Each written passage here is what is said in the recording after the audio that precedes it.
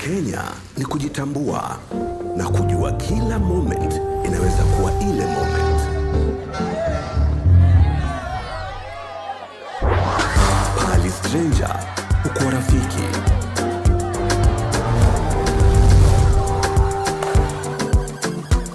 Tunauza na kuinspire. Tuko connected kutoka mashinani hadi kwa streets, na tukitokea tunatokea wote. Wakati tumefika hapa, bali tunaenda ni mbali zaidi. Hapa hatungoji, tunasonga nayo, na kesho kama leo tutakuwa pamoja. Popote ulipo, Safaricom.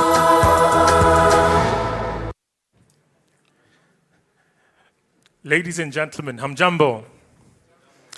Ladies and gentlemen, hamjambo. Allow me to bring the room to order a bit. And I made an earlier request. If there's an empty seat in front of you, kindly scoot to the front. Kindly. We're expecting a lot more people, and we'd like for them to find space and to not feel shy, because there'll be room for them. So kindly, if you don't mind, just scoot to the front. Just go to the front. Let's make sure that we have enough room at the back. So a very good morning and a warm welcome to each and every one of you here at the Michael Joseph Center, and also those joining us online for the Safaricom Spark Accelerator Cohort 2 Demo Day. You're in the right place at the right time on an excellent day. You know, the DJ was regaling us with some interesting tunes, reminding us that it's Friday as well. So hopefully, you know, we climax the day in an excellent way. So today, 9 extraordinary startups and 9 startup teams that have spent the past few months literally building, tweaking, pivoting, reimagining their businesses will be standing in front of you on the stage to show you what the future of Africa looks like.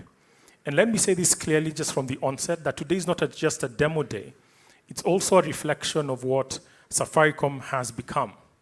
We are no longer just a telco, we are now a techco, a technology company that is able to give different platforms from M-PESA, My One App, our cloud, our APIs, and our network that reaches over 50 million customers.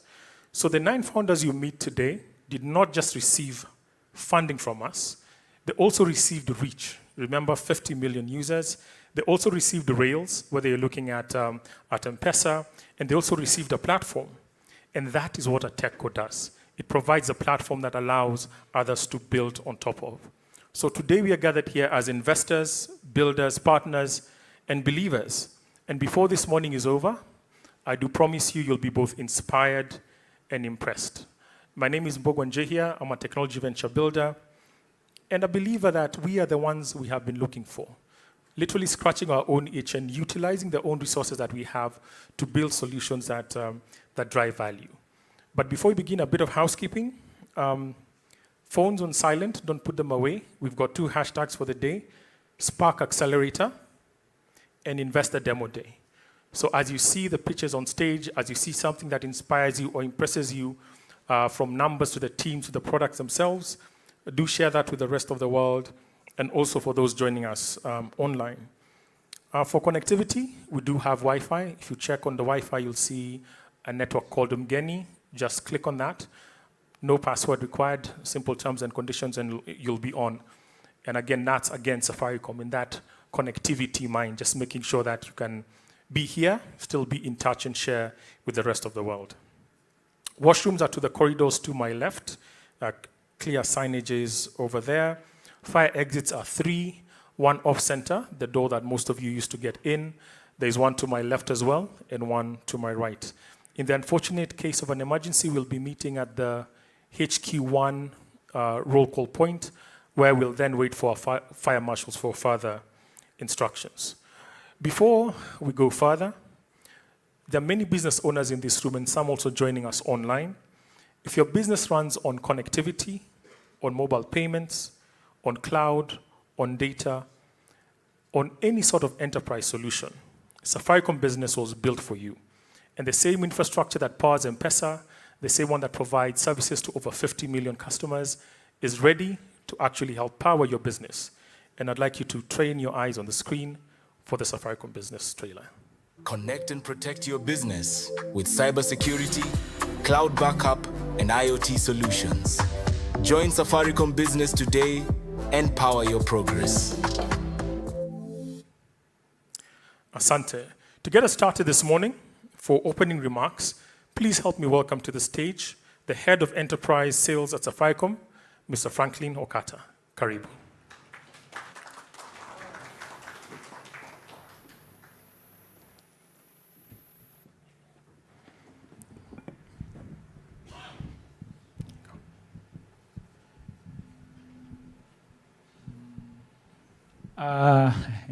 Good morning, everybody.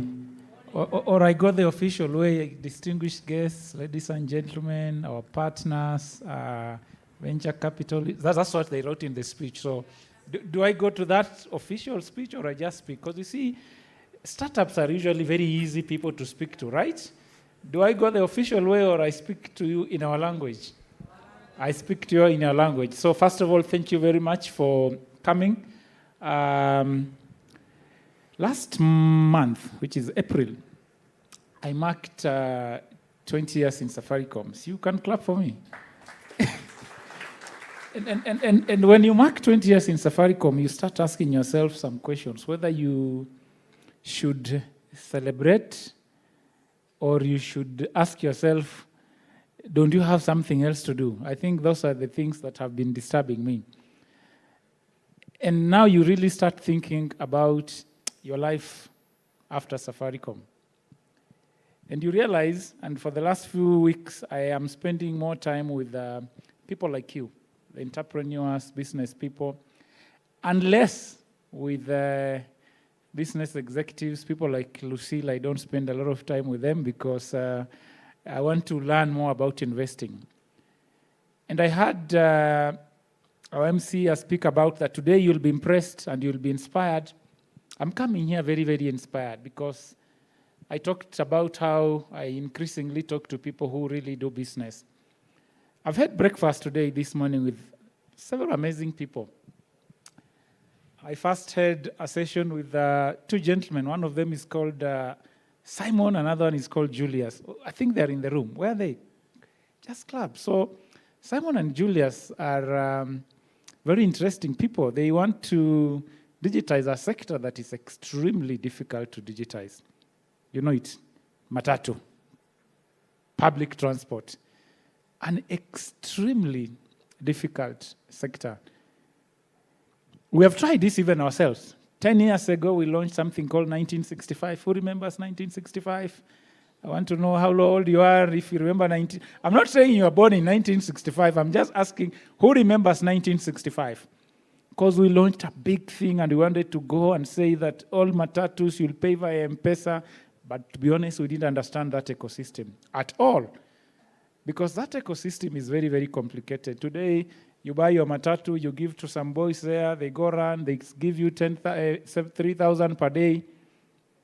If you are saying all that money comes to you, then you have no idea who pays the police, you have no idea somebody called a makanga, you have no idea somebody on the stage, the crew. They are funny names for them every estate. So I could say a name, but that's not how they are known. Over the few years, then we realized Pochi seems to work for them very well. You know how Pochi is, because if you have given your car and you have asked, give me 3K per day, it basically doesn't matter how that money is collected. And that's why you'll go to a matatu in the morning, you get one Pochi number, you go at 10, you get another one, you go in the evening, you get another. So we have a solution, but we really haven't sorted the problem. What has Simon and Julius done? They've done something very interesting. They create a wallet, and with that wallet, you come in, you pay your fare via M-PESA. In the background, it divides the money. Some money is sent to the owner, another is sent to the driver, another part is sent to be used for supplier payments. You want to pay the garage, you want to pay fuel, you want to, all those small payments, which is an amazing solution. Today, they have about 500 matatus per day, but they're also trying to do something else, which is intercity, how is it called? Parcels. You want to send something to Naivasha? A lot of the buses you see around here do a lot of those stuff. So it takes a lot of grit to think about resolving a solution. Then I had another session with another gentleman who calls himself a jack of all trades. I think that guy has done every kind of business you can ever think about in this country. Where is Maurice? Maurice is there. And these guys have interesting names, by the way. Simon and Julius call themselves Gopay, right? So Gopay. And then Maurice was totally different. He has done everything. And today he inspired me because he challenged me.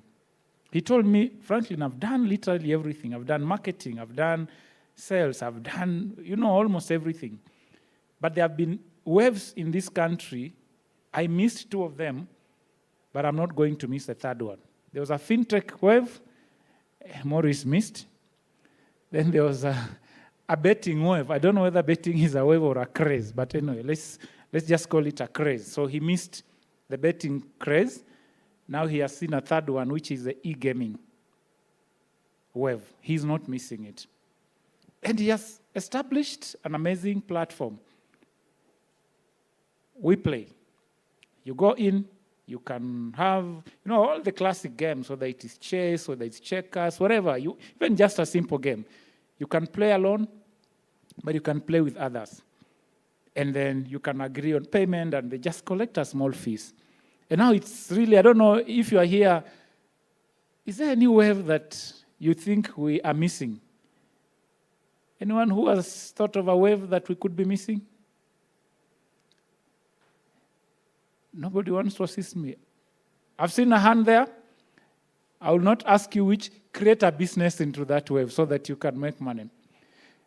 And look, all of them, whether it is Gopay or We Play, over the last few months, we have been working with them very, very closely, whether it's with the Empesa team or our consumer business unit in terms of ensuring that we can have them hosted on our apps.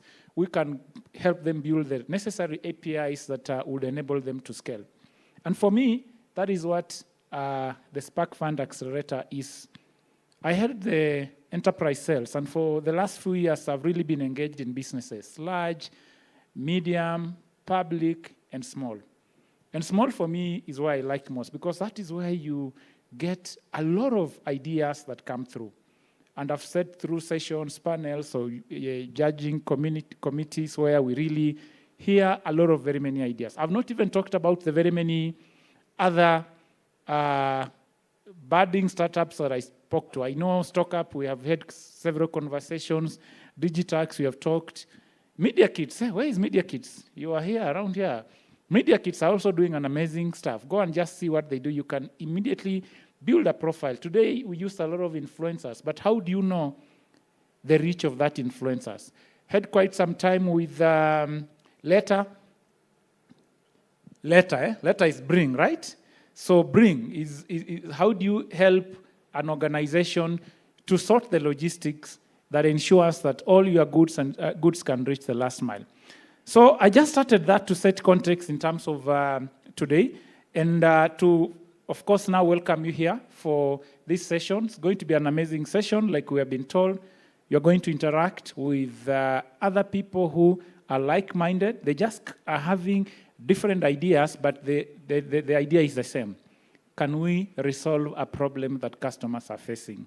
But more importantly, you're also going to have an interactive session where there are venture capitalists here. You can sit here and be able to present your idea so that other people can listen, other people can ask questions, and it helps you to build. I consider this a celebration of 3 things. Bold founders. If you hear what I talked about, Julius, Simon, what I talked about, Maurice, those are bold founders. They sat back and they thought about ideas that they can change. Transformative ideas, and we're also going to hear about the future of Africa innovation. As Safaricom, and you heard it very clearly, we are moving from being a telco to a techco. It's a story we talk about every day, but it's not something we can do alone. We will only succeed if we work with a lot of the entire ecosystem. If you look at every organization I spoke to, for example, they need internet at the very basic. They need some form of payment at the very basic. So you have internet, then you have payments, which will provide through our connectivity solutions, and we provide payments through M-PESA. Then how do you start building the other technologies that then enable you to resolve the customer issues? So that is why Spark Fund is very important for us. You will see in this second cohort a lot of startups in several areas. Fintech, just ignore what Maurice said, that it is a wave that passed. It did not. It still has a lot of relevance today. Embedded finance, creative economy pillar, SME digitization, and logistics. And you'll see the program has a lot of things around. We'll have insightful discussions. We'll have exciting startup pitches and perspective from other players within the industry. And I'm just inviting you to take your time today and listen and see what you can pick.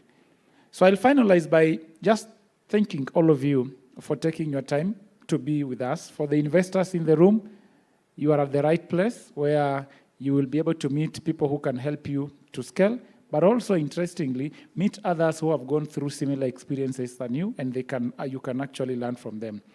To everybody else joining, we really look forward to great conversations, partnerships, and opportunities. And we really look forward to, when we meet here a year from today, we will really be celebrating a lot of success. So with that, I want to take this opportunity to thank you very much to this demo day, and looking forward to great success that will be reported in a few months from time. Asanteni sana, and thank you.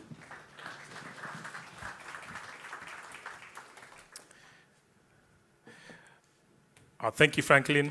For a second there, I thought we'd close right after he's done. You know, he went startup by startup and just did the pitches for them, right? So I would have come on stage and told you, Franklin, hapo kidogo, in Swahili we say, anamwaga mtama. Like, these guys have been incubating, they've been building for all this number of months, and we need to give them their time on stage to shine and tell us in their own words what they've been building for us and for Africa. Now, the Africa innovation ecosystem has a small number of people who truly bridge that gap between policy, capital, creativity, and code. And our keynote speaker this morning is one of them. She's the managing director of iHUB, Africa's leading creative innovation ecosystem enabler. She co-founded iHUB's creative economy practice. She sits on UNESCO's expert panel on cultural expressions. She has consulted for the World Bank. She has advised national governments across Africa, the Caribbean, and Europe, and was a Rockefeller Bellagio Center resident in 2023. As a trained network engineer, she does understand technology. She also gets policy. She also gets the economy. She gets the artist, and she gets the entrepreneur. Please welcome on stage, Managing Director, iHUB Africa, Ojoma Ochai. Karibu. Thank you so much.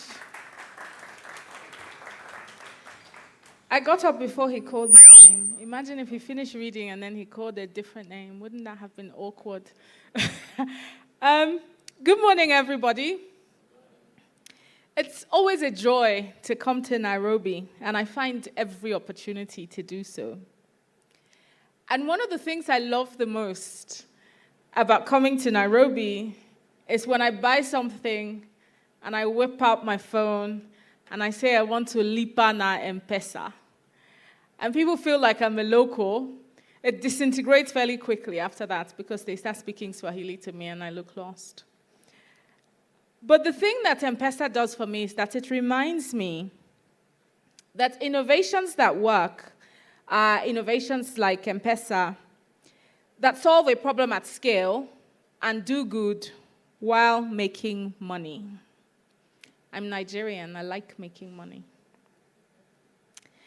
So back to M-PESA, you all know the story, perhaps even better than I do. A partnership that has been enabled by Safaricom, our hosts today, and thank you very much. The story has been told many times, so I won't repeat that story. But what I want to highlight, because we undertell that part of the story, I think, is the part that I think is relevant to my keynote and the reason why we're here today. And my main thesis is that, in my view at least, M-PESA did not become M-PESA because the product was clever, or because the country was ready, or because the regulators were unusually brave, although all of those things are true. I think M-PESA became M-PESA because at a critical moment in this country's history, in this continent's history, a multinational with global engineering depth, with a regional operation with on-the-ground distribution muscle, and a public purpose funder willing to absorb early risk, decided to share the rails that they have. And that has already been talked about this morning by the MC, by Franklin. And I think the thing that's so powerful about the M-PESA story is that these guys did not just commission a startup and walk away. They didn't write a check and say, see you in 4, 5, 10 years for an exit. They did something quite rare, I think. They put their infrastructure, they put their balance sheet, they put their reputation in the service of an experiment. And 20 years later, that experiment serves more than 60 million customers across multiple African markets. It has spawned an entire fintech industry. It has reshaped financial inclusion. It has quietly underwritten and supported the rise of dozens, maybe hundreds of companies, including companies in the cohorts that we'll be seeing today. That, to me, is the most important business case study to come out of Africa in this century. And I don't think we've fully learned that lesson. Because what M-PESA demonstrated is that when multinationals lend their scale and their infrastructure to local innovation, the result is not incremental. The result is profound, like M-PESA is today. It doesn't produce just a better product. It produces a whole new category of economic activity. And the returns in revenue, in market position, in regional advantage, in social outcome accrue to so many more people than the people who are at the table when those products get built. And so if I bring this to 2026, iHUB is Africa's leading innovation and creative ecosystem enabler. We've got offices and hubs in Nigeria, in Kenya, in Rwanda, in Namibia, in Togo. We support entrepreneurs across something like 50 African countries.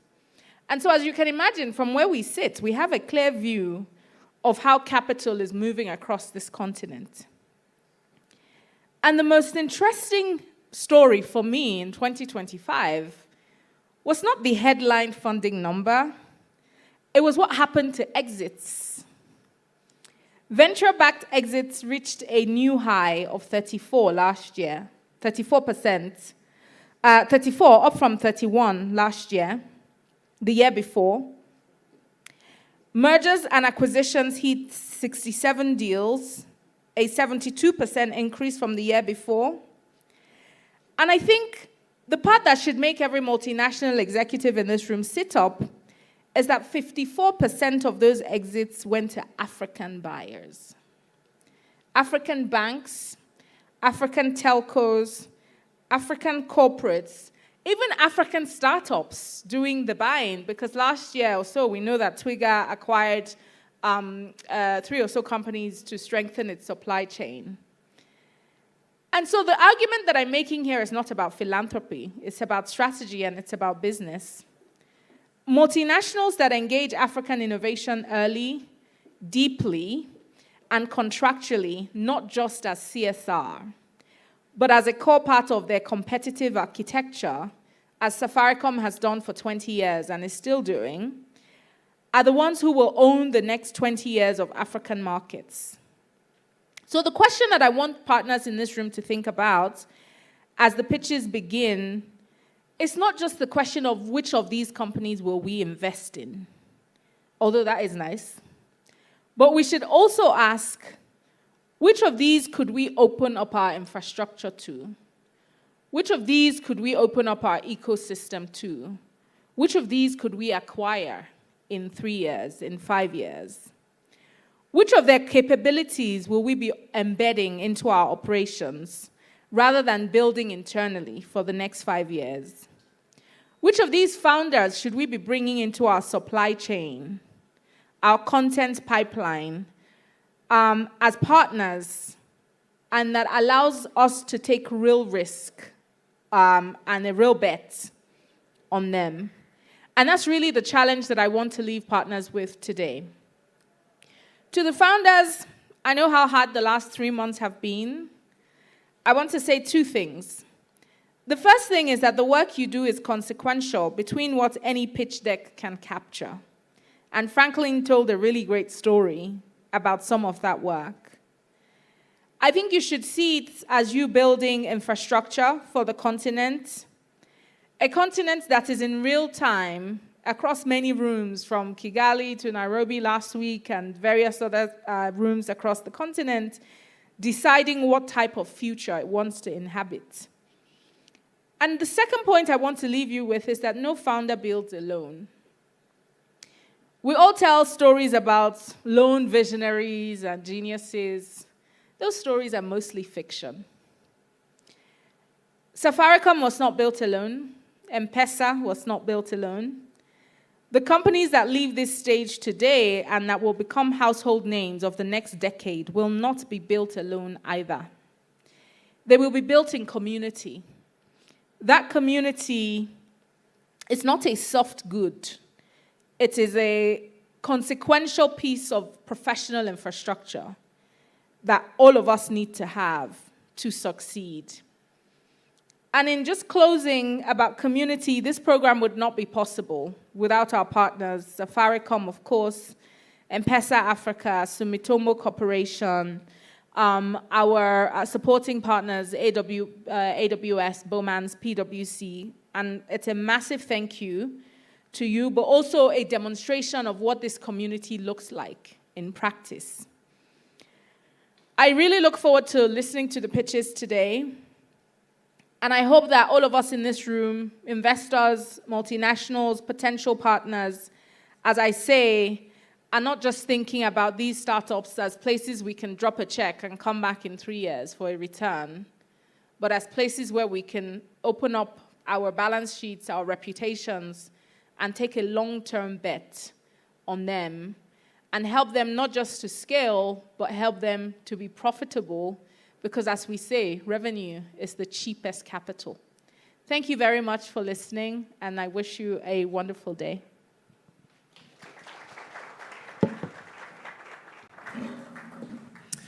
Thank you, Ojoma.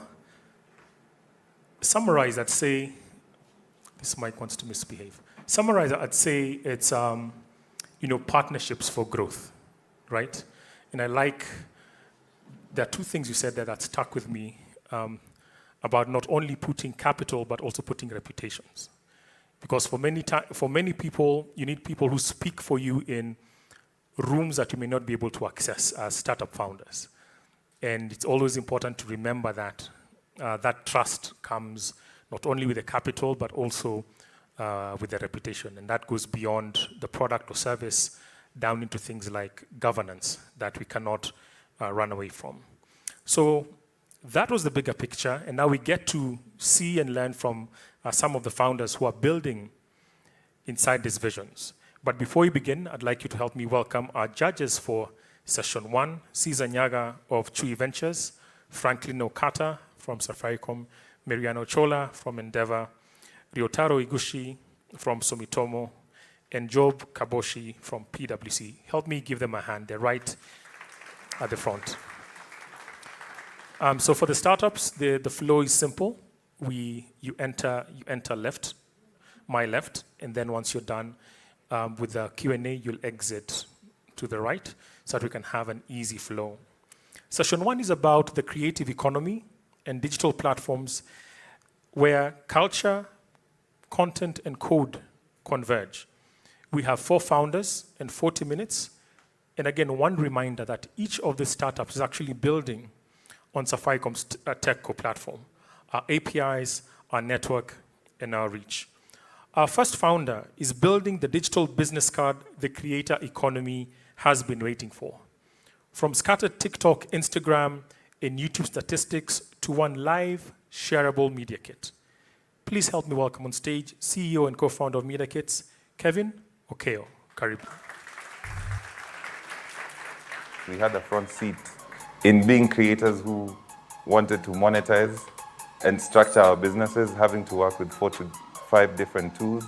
So we felt, having felt the pain firsthand, and creators around the world still feel the same pain.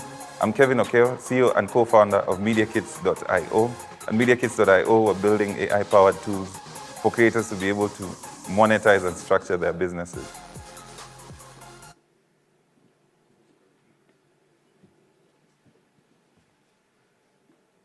Morning, guys. You could have been anywhere in the world, but you're here with us, so I appreciate you. I'm here to take you through the Media Kit story, where we're building the future operating system of the creator economy. And we're simply building AI-powered tools for creators to be able to manage their businesses. Okay. I'm a creator. I have a YouTube page that has over 100 million views. And through that, it's been able to power some of the podcasters and DJs you know, most notably, The Roaming Chef. And as we found an insight, talent gets you spotted, but it's the structure that actually gets you paid. But managing the business at the good company, and also my creator friends like Ombachi, you notice the structure involves running the creator business with 4 to 6, sometimes 10 business tools. So our solution is simple. We aggregate all these tools into one experience, one operating system. We have automated media kits, which now operates the same way LinkedIn is for the call at jobs, workflow tools that simulate more or less a Microsoft Office, ChatGPT, and Claude, and then eventually we'll have digital wallets that simulate a Stripe for creators. So the result is, when creators use our tools, they move from the old way of doing things, they gain credibility, brands get transparency, and when businesses trust more, it reduces friction, reduces admin, and then creators get more opportunities. So our business model is simple. Creators pay for workflow tools, analytics, insights to be able to unlock opportunities, and brands get to pay to access verified data and manage creators. And eventually, since we're a payout layer, since we're a reporting layer and invoicing layer, fintech rails will follow next. And our business model is two-sided. We get a freemium journey for the creator, but then when they get to use the platform more and more, they get to pay $10. And for businesses, agencies, and big brands, we have an operating system that they can use to discover, be able to audit, be able to find the right creator for the right campaign, and also manage the end-to-end admin that happens. And we all know the undeniable market opportunity. Creators are literally Africa's new digital workforce. There's 55 million plus content creators in the digital economy in Africa, 300 million globally, and right now it's a $2.5 billion market. Our traction has been in 8 months, 40,000. In 5 months, 14,000 organic users from 140 countries, and an agency pipeline that's over 100,000. So it's showcasing what we're building is something that the world needs, agencies need, and also small businesses need to be able to spark the creator economy. Being part of the Spark Accelerator program has been really impactful on our journey. We started off joining just 2 months old, 1,400 users. And right now, you look at us, we've had expert-led mentorship across products, fundraising, governance, credibility that has unlocked partnerships, customers, investors, and also we've been able to 10x our growth still with zero marketing dollars acquired. Next week, at a time like this, we'll be on another stage representing Africa at the Latitude 59 conference in Estonia. We were invited to the Grammys, but visa issues had it. You already know. We've been able to also partner with our cohort members, Digitax, to get content creators to be able to be compliant. I worked with BAL Africa, Nairobi City Thunder. We have a wallet partnership with Equity. We'll work with M-PESA and Safaricom on our wallet as well, and to reach the creator economy and impact them further. Worked with startups like Ando, and also have a partnership with Tanzania's biggest media agency called Clouds9.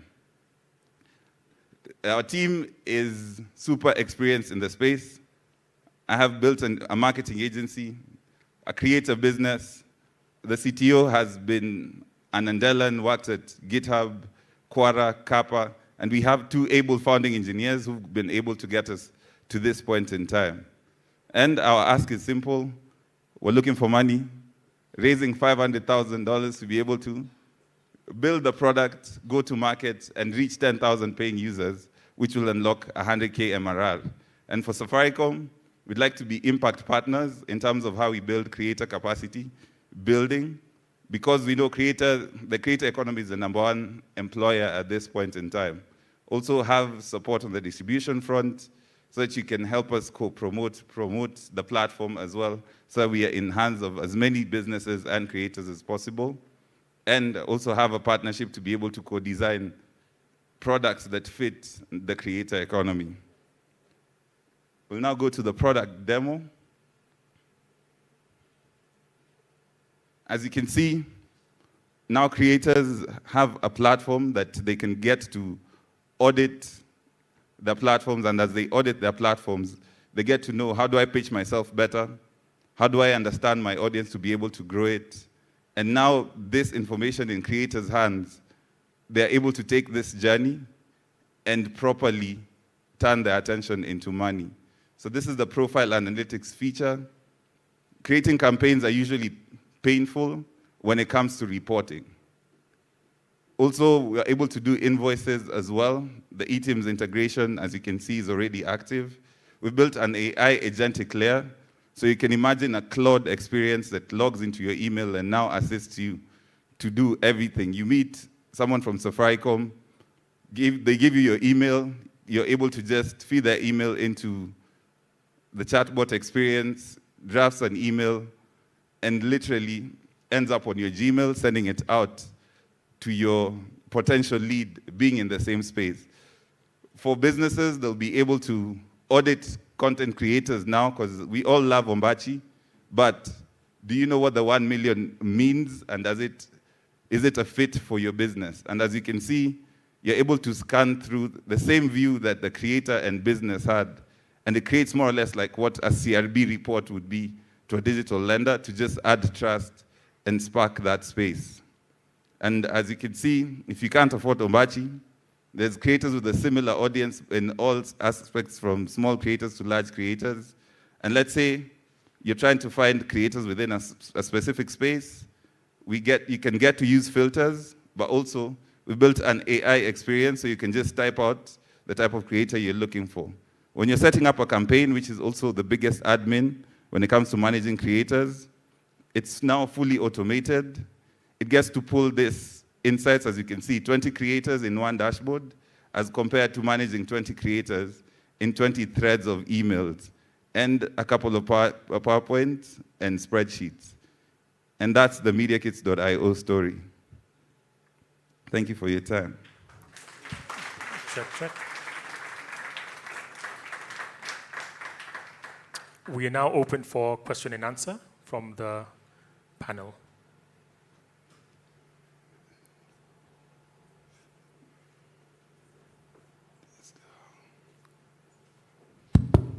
Oh, thank you very much for your good presentation. Thank you. And yeah, so during the program, I am glad that after you enter the Spark, you observe the massive growth for your business. This is a good thing.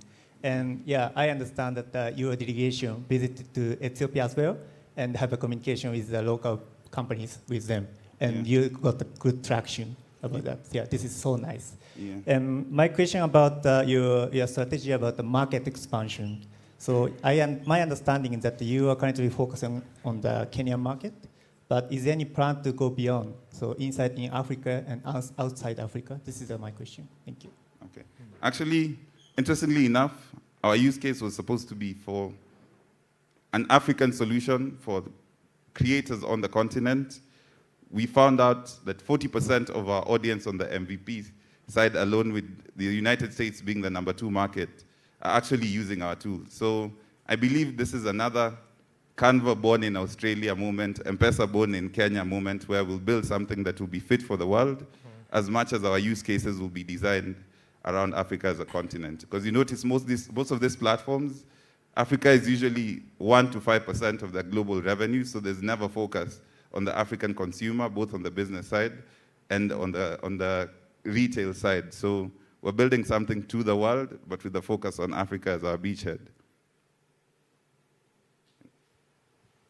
Great. Thanks, Kevin. Great pitch. My question is on the fee, especially for brands, the enterprise fee. Does it survive once the brand is in, like they can DM the influencer directly once they see their media kit? How do you defend yourself against that?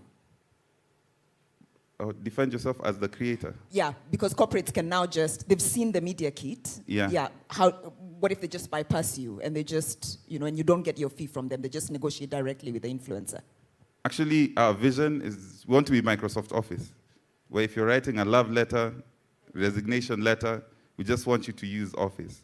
So we want to be an infrastructure layer for any business, marketing agency, or brand that needs to assess and work with creators. And for creators, a suite of tools that can now help you monetize and manage your business so that you're presentable and more attractive to businesses. So long as you get your subscription, we want you to win.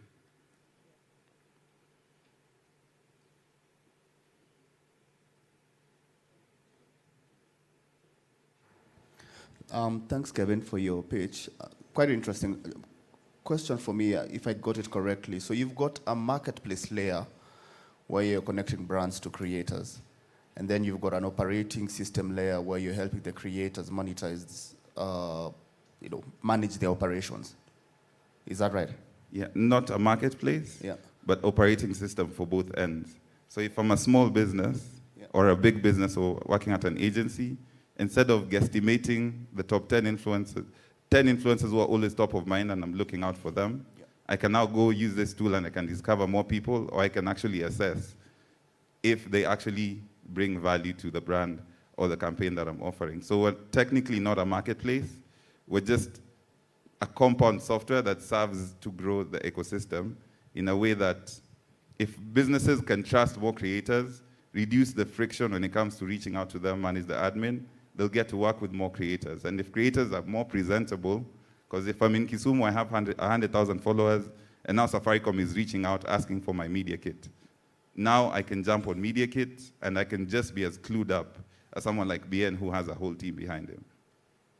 Yeah, but you're still connecting creators to brands in that sense. Maybe you're not charging for it. Yeah, not charging for it. Yeah. There's a small portion that would be, now with Get a Safaricom, and that ask for a managed service would make 25 to 20% in terms of the grant's transactional value.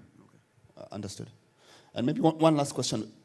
How are creators managing and brands managing this? And maybe connected to that, who do you see as your competition? Maybe not with the complete stack that you have, but in different ways. Okay. Who do you see as your competitors? But to answer your question in terms of how creators are living right now, they're living off templates on Canva and PowerPoint. They're living off filling out invoices also on Canva or what they get online. They're doing screenshots to end up on a PDF before they send it out to a brand, before they're paid. So we're technically reducing the admin that comes into their lives, so everything just takes seconds. And also, we've added an agentic layer. So the same way people are interacting with Claude and ChatGPT, it means now a creator has a Claude and ChatGPT that's within the context of their business. So it means our competition on this other side is literally Canva, but then a creator will spend an hour or two on Canva just designing their media kit or designing a campaign report or sending out an invoice through QuickBooks. So our competition is the fragmented toolkit layer that creators have to pay multiple subscriptions for, and would say maybe in the managed service space, where we'd be competing with someone like Wowzy for a Safaricom account to offer the managed service. But that's 20 to 30% of our business. Yeah, Kevin, thanks for the pitch, well taken. Maybe I want to get a sense. You talked about users in 140 countries and how you're then monetizing that. And then maybe talking to that, how this journey that you're aspiring towards of 10,000 users, who are you targeting mainly? Is it the creators or is it the corporates? What kind of blend are you really aspiring towards? I would say this is currently the MVP. We've not even said we've gone to market. So the next phase is now a minimum billable product. So you can imagine in 8 months, getting users from 140 plus countries. It means creators around the world are trying to figure out how can I get tools that reduce my admin on one side. So when we go to market, our goal is going to get to, now we've gotten to 14,000 users who are using it for free and we're learning from them. How can we now get 10,000 who are actually paying? And you notice what happens with media kits. One side happens to be a driver for another. I'm a business, I receive Kevin's media kit. And then when I see, I'm actually impressed that it's presenting the information that makes sense. When I click on it to see what this media kit platform is, I have a solution for brands, and it's showcasing now I can get more people like Kevin, and I can manage 10 Kevins in one dashboard, and now it's super easy. And for scale of a company like Safaricom, we've built an intelligence layer where now you can even run competitor analysis. Let's say you are competing with Airtel. You can do a competitor analysis and see how your influencer campaign operated against theirs, and what can you do better through an AI layer. So everyone is our customer, and everyone drives the other. So if you found Ombachi on our platform on the brand side, when you send a message to him, he'll be told, you were discovered on this platform called Media Kit. So it creates like a loop that the other inspires growth on the other, and that's how you get that bounce of effects. Like we have an agency that resells agency software across Africa. So it means that partnership that we're signing right now, if we're in all these agencies, when agencies are managing all these creators, they'll see that they're being managed off this platform. So they'll just join it because it makes their life easier.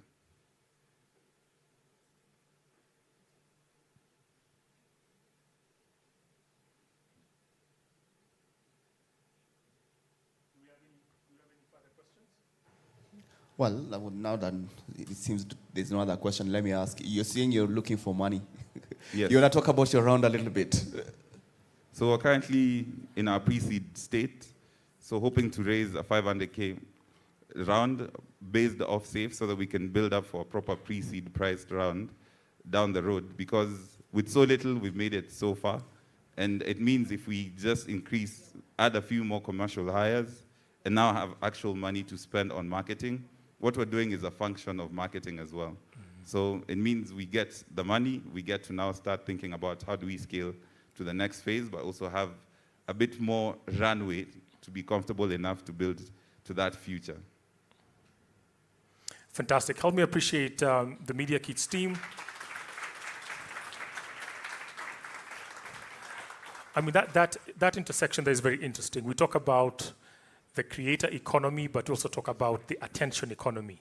And unfortunately, for the emerging markets for which we are part, there's a dearth of solutions there. Like it is, brands are struggling, and literally everyone in this room is a creator, right? You'll post something, whether it is 10 people who like it, or if it's like Ombachi who posts something and you get millions, all of us generate attention, and it's a high time we are able to then monetize that, across the continent. So some great numbers there from Kevin and team who are literally turning the creators' scattered social media presence into one shareable and live media kit.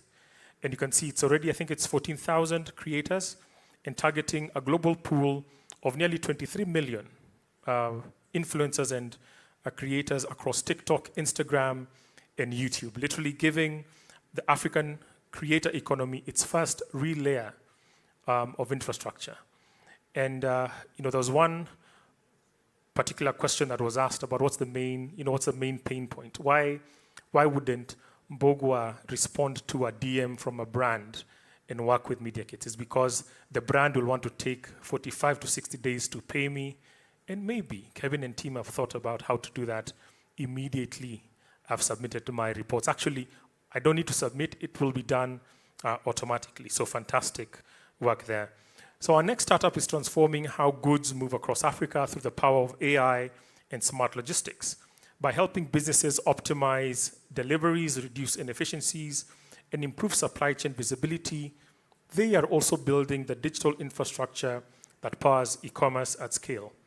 Help me welcome on stage Leta AI.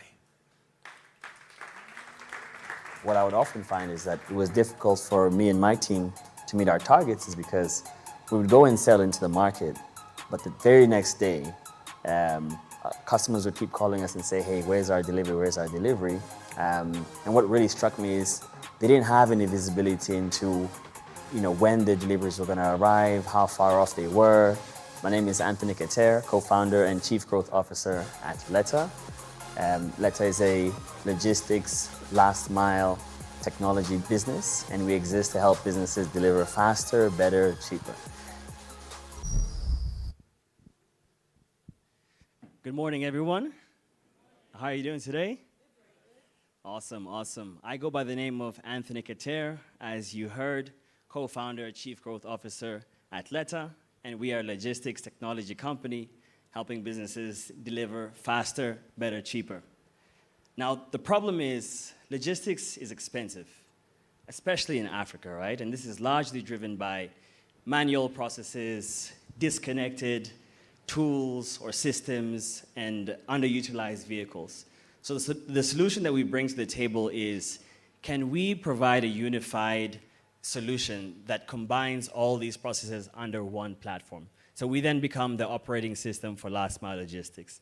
So the idea here is, can we first help businesses digitize their logistics, automate those processes, and then help them optimize to save their costs, and then grow over time. So a quick insight into the leadership team that drives this organization. I'll start with Nick, who's our CEO and founder. He's over there. If you can wave your hand, please. So really sets the North Star for the organization, leads the management team. And interestingly, he's worked at 2 startups before out of the US, and those 2 have actually exited. So there's a lot of leadership that he brings to the organization to help us really be best in class. And then we have Kiprono Maritim, who is our CTO, and I'll say is our MVP. So he leads our product organization and our engineering organization, and has built world-class solutions for organizations like World Vision and Total Energies. And myself, really the commercial engine, most notably known for driving the expansion of Leta across 7 markets. So to give you a glimpse into who we are as an organization, we're a Kenyan business, headquartered here in Nairobi, so our offices are just down the way on Wayaki Way.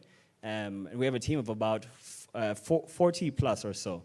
But we are Africa first, so we're not just employees from Kenya. We have some teams in Ghana, some teams in Uganda, some teams in Nigeria, and really we're pulling talent from the continent to solve the problems for the continent.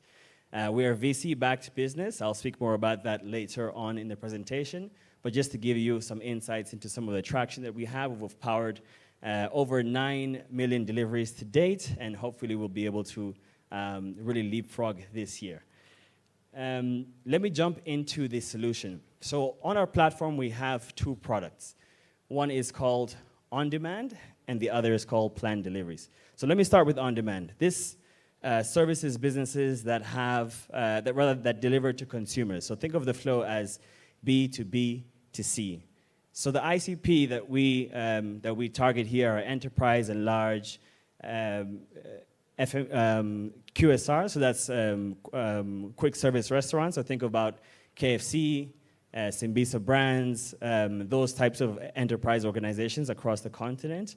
Grocery businesses, think about your Quick Mart, your Naivas, your Carrefour, alcohol delivery, pharma delivery. That's really where we focus. And the challenge that they have is they have hundreds of deliveries that come into their stores, and they have to manage the dispatching, the tracking, the entire process across that, that supply chain. And so we come in to help them automate the dispatching process, as well as automating the communication to their customers in real time. So you no longer have to say, where is the rider, where is this customer located, what order is going in this package. That's all done in the background through our solution. And so that's why they buy. Now, to speak about the other products on our platform, this is planned delivery. So think about businesses that deliver to other businesses. So our ICP here are FMCG manufacturers and distributors. And the biggest challenge they have is they have thousands of orders that come in to their ERPs that need to be delivered tomorrow across the country to supermarkets, mini markets, bars, kiosks, restaurants. And they have to plan and plan how are these consignments going into their assets and then being delivered on time to their customers the very next day. So we help them automate that planning process. So instead of having a planning team of about 5 individuals trying to figure out what consignments are going into what vehicles, our software does that in the background for them, and they're able to then focus on maybe monitoring what is the activity of these deliveries across that day. So planning that process, but also helping them sequence their stops from, I'm starting at the warehouse here, and then I go to customer A, B, C, D. The idea here is, can we help them arrive on time to the customer? This helps them reduce returns, and then also stop attrition, right? So the idea here for both our products is create a better experience for your customers so that they can essentially grow. If I think about the competitive landscape, we have competitors on the continent as well as international competitors, and we think about them in these 4 different buckets, right? So are you Africa focused? Do you have a technology stack that manages your deliveries? Do you have complex routing embedded in your solution? And do you have local execution? So really the first 3 buckets, we compete, I would say, with both of those competitor groups, but where we really win and stand out is our localized execution. This comes down from understanding, the nuances of different markets to the integrations that we have, including payments and also into those ERPs and order management solutions. So really, we are a seed stage business. So to date, we've raised about $9. And we're currently not raising. Our last round was last year. It was a $5 million round led by Google, but also very strong participation from Chewy, amongst others. And right now, we're really kind of focused more so on execution. So maybe to kind of segue into why we're here, is really because of this Spark program, right? So I'd like to just sort of share a vote of appreciation to everyone in the Spark team, across all the organizations, iHUB, Sumitomo, Safaricom, M-PESA, PwC, to give us this opportunity to be on this stage, because without that, we wouldn't be looking at what I'm about to take you through right now. So we've been given the opportunity to be a part of the M-PESA business app, where now over 500,000 merchants will have access to express delivery at a click of a button. So what you're seeing right now is the onboarding process. A merchant opens their M-PESA business app. They click on the delivery in 30 minutes category, and they click on the letter icon. And this is the onboarding process. No contracts, no where's my rider, no how do I do this. In less than 1 minute, you have access to express delivery across the country. So we're just going through a very simple verification here. In a moment, we will be inside the application. There we go. So the view you're seeing here is a merchant that's actively already using the solution. So you can have multiple deliveries going on at the same time across multiple locations. And what we're going to do here is set up our first delivery. So we just key in the recipient location. We already pick up your existing location because we are connected to Google Maps. Once you put in those details, you receive a quote. You add the details of the recipient, so that's their name, their phone number, similar to how you would do it on Uber when you're calling a driver, etc. But now this this level of simplicity is going to be exported to all these merchants. So you key in your details, review your order, and you don't have to exit the platform to go and pay for this delivery. It's connected to the business's M-PESA till number. All they need to do is put in their PIN,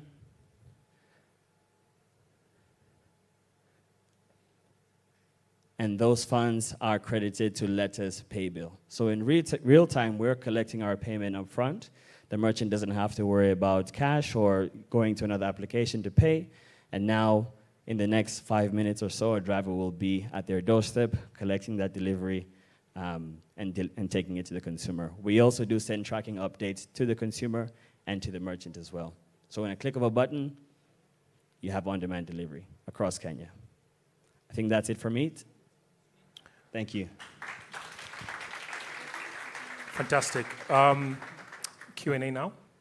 Judges, I think we have only 5 minutes, so also chop on that one. May I? So thank you so much. So last 1 mile delivery is a social problem, so this is quite have impact project. Yeah, thank you so much.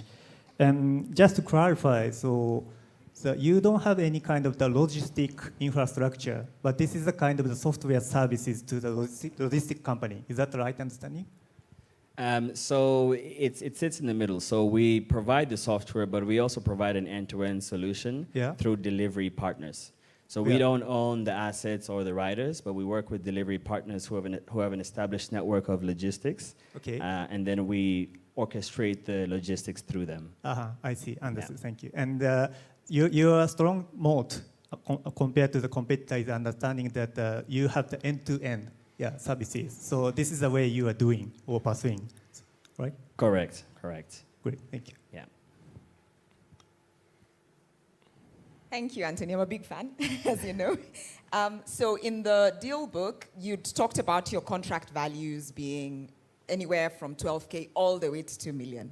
So that's a really big spread. Where's your ARR currently concentrated on that, and what's the sales cycle like? Because I know it's hard to get some of these enterprise clients on board. Yeah, what does that look like? Yeah, so right now, our go-to-market is concentrated on top-down, so enterprise and large. We tried to go it the other way around, but we thought we didn't really have the right solution to achieve that. I think now we do through enterprise partnerships like Safaricom.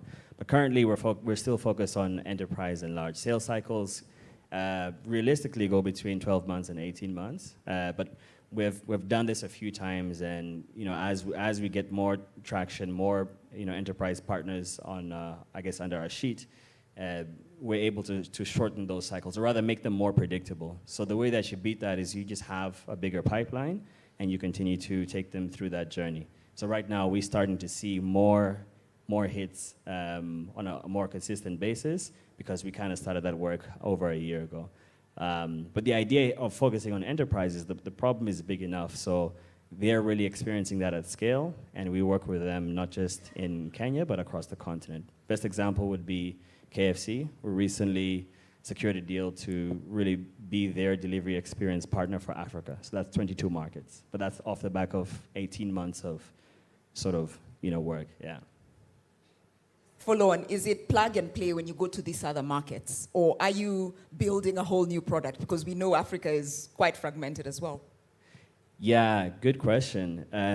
So early on, we had experience of building in Kenya, but then very shortly after building for Zimbabwe as well.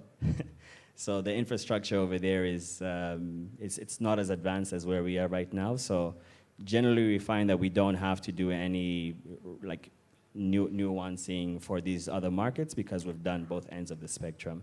Of course, the nuances come in the integrations and really where we stand out. So localized payments. So if we're working with a DPO in Kenya and Uganda, but maybe we're using Paystack in Nigeria or Ghana, but we already have these partnerships, right? So the idea here is, what are the ideal markets for us? Who are the ideal customers in those markets? And then let's start having those conversations so that when we start to execute, with our enterprise contracts, we can then continue to go down the line.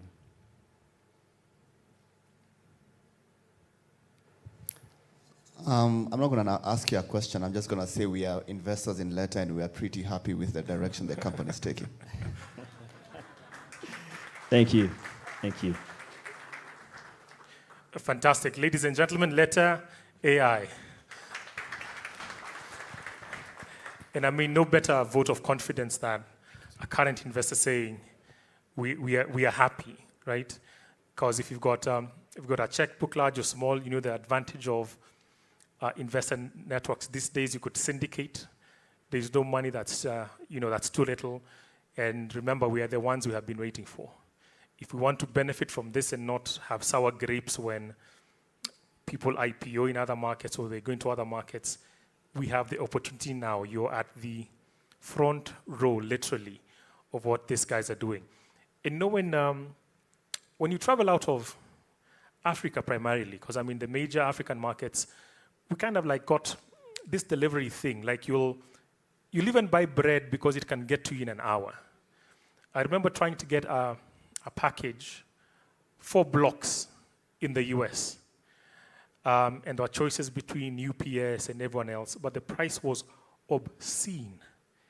I'm like, do these guys know that I can get a Nduthi guy to get my thing from point A to point B? And Nairobi is small, right? So 15 minutes max, you can be anywhere in Nairobi, whether you are the package or you're actually sending something through. So sometimes we sit in our markets and we don't quite appreciate what we've got going for us. And it's a high time we do that. Now, just a quick show in the room. How many are under the age of 30? How many are under the age of 30? You know, guys who... Okay, they are the minority in the room. So if you did not know that 70% of Africa's 500 million smartphone users are under the age of 30. So probably most of you didn't get on there and get on a game or doom scroll on something, but they do. And they want to play, they want to compete, and they want to win. To tell us about this opportunity, please help me welcome the founder and CEO of We Play Arcade, Maurice Juma. Karibu. If you look at the esports tournaments in Saudi Arabia and the prizes given to the winners, we thought about a way of how can we bring this closer to the normal users through the mobile device. My name is Maurice Juma, founder We Play Arcade, a mobile social and esports platform that allows players from around the world to battle on multiplayer games and make money and earn rewards while at it. Good morning, good people. My name is Maurice Juma, CEO We Play Arcade, the home of mobile esports. So, as you could see, we are a mobile-first social esports platform that allows players to battle it up on multiplayer games, participate in tournaments and challenges and earn while at it, right? So it's play to earn and basically monetizing your skills and at the same time just offer economic empowerment. So when you look at the gaming ecosystem, right? Mobile gaming right now has gone mainstream and it's a huge source of mobile of entertainment. On the other side, esports as well is shifting, it's evolving. So we're moving away from just PC and console gaming into mobile gaming, right? And with all this growth, there's still some challenges and there's still some gaps. The mobile market gaming is still fragmented. There's no still skill-based games. There's lack of social and community-driven community gaming. And of course, still, there's no tournaments of classic games. We can't just go and have probably, yes, there's chess tournaments, but tic-tac-toe tournaments, word search tournaments, etc., pool tournaments, etc. And when you look at the intersection between esports and mobile gaming, that's where We Play sits, right? And we've built this infrastructure to democratize mobile esports that would allow anyone, anywhere to participate in competitive gaming and make money while at it. And basically, in regards to mobile social gaming, just make friends while at it, chat with each other and grow the economy. So with building this infrastructure, we've solved this problem, bringing together, having a all-in-one arcade, monetization, allowing users to earn from it, social gaming network, and competitive tournaments applied to the platform. So I'll just give a few seconds so that you can just scan this so that you have a feel of the platform. Okay, I'll just jump into the video as well. So this is how our homepage looks like, right? Must say the platform is beautiful. You have your access to your games. The homepage gives you access to features. This is how the gameplay look like. This is one of the games. You're matched with users as well. This is like a sample games. Currently, we have 30 plus games on the platform.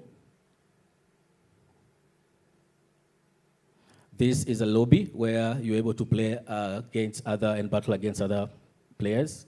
You can access through airtime or coins. We also have streaks for engagement and retention to just ensure that people are hooked to the platform. We have rewards, so we give points to users who play on the platform. This is like a KFC voucher you're able to redeem. Element of mobile social gaming, you're able to create friends, you're able to chat with friends.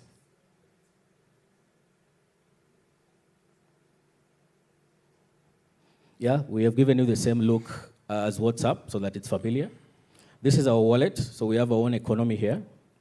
You're able to top it up to play in the games. You're also able to redeem your money after you win. This is where you have your ledger. You're able to look at your transaction, and the profile where you look at the leaderboard and how you rank. Yeah, so I think you can scan also the same QR code from our booth.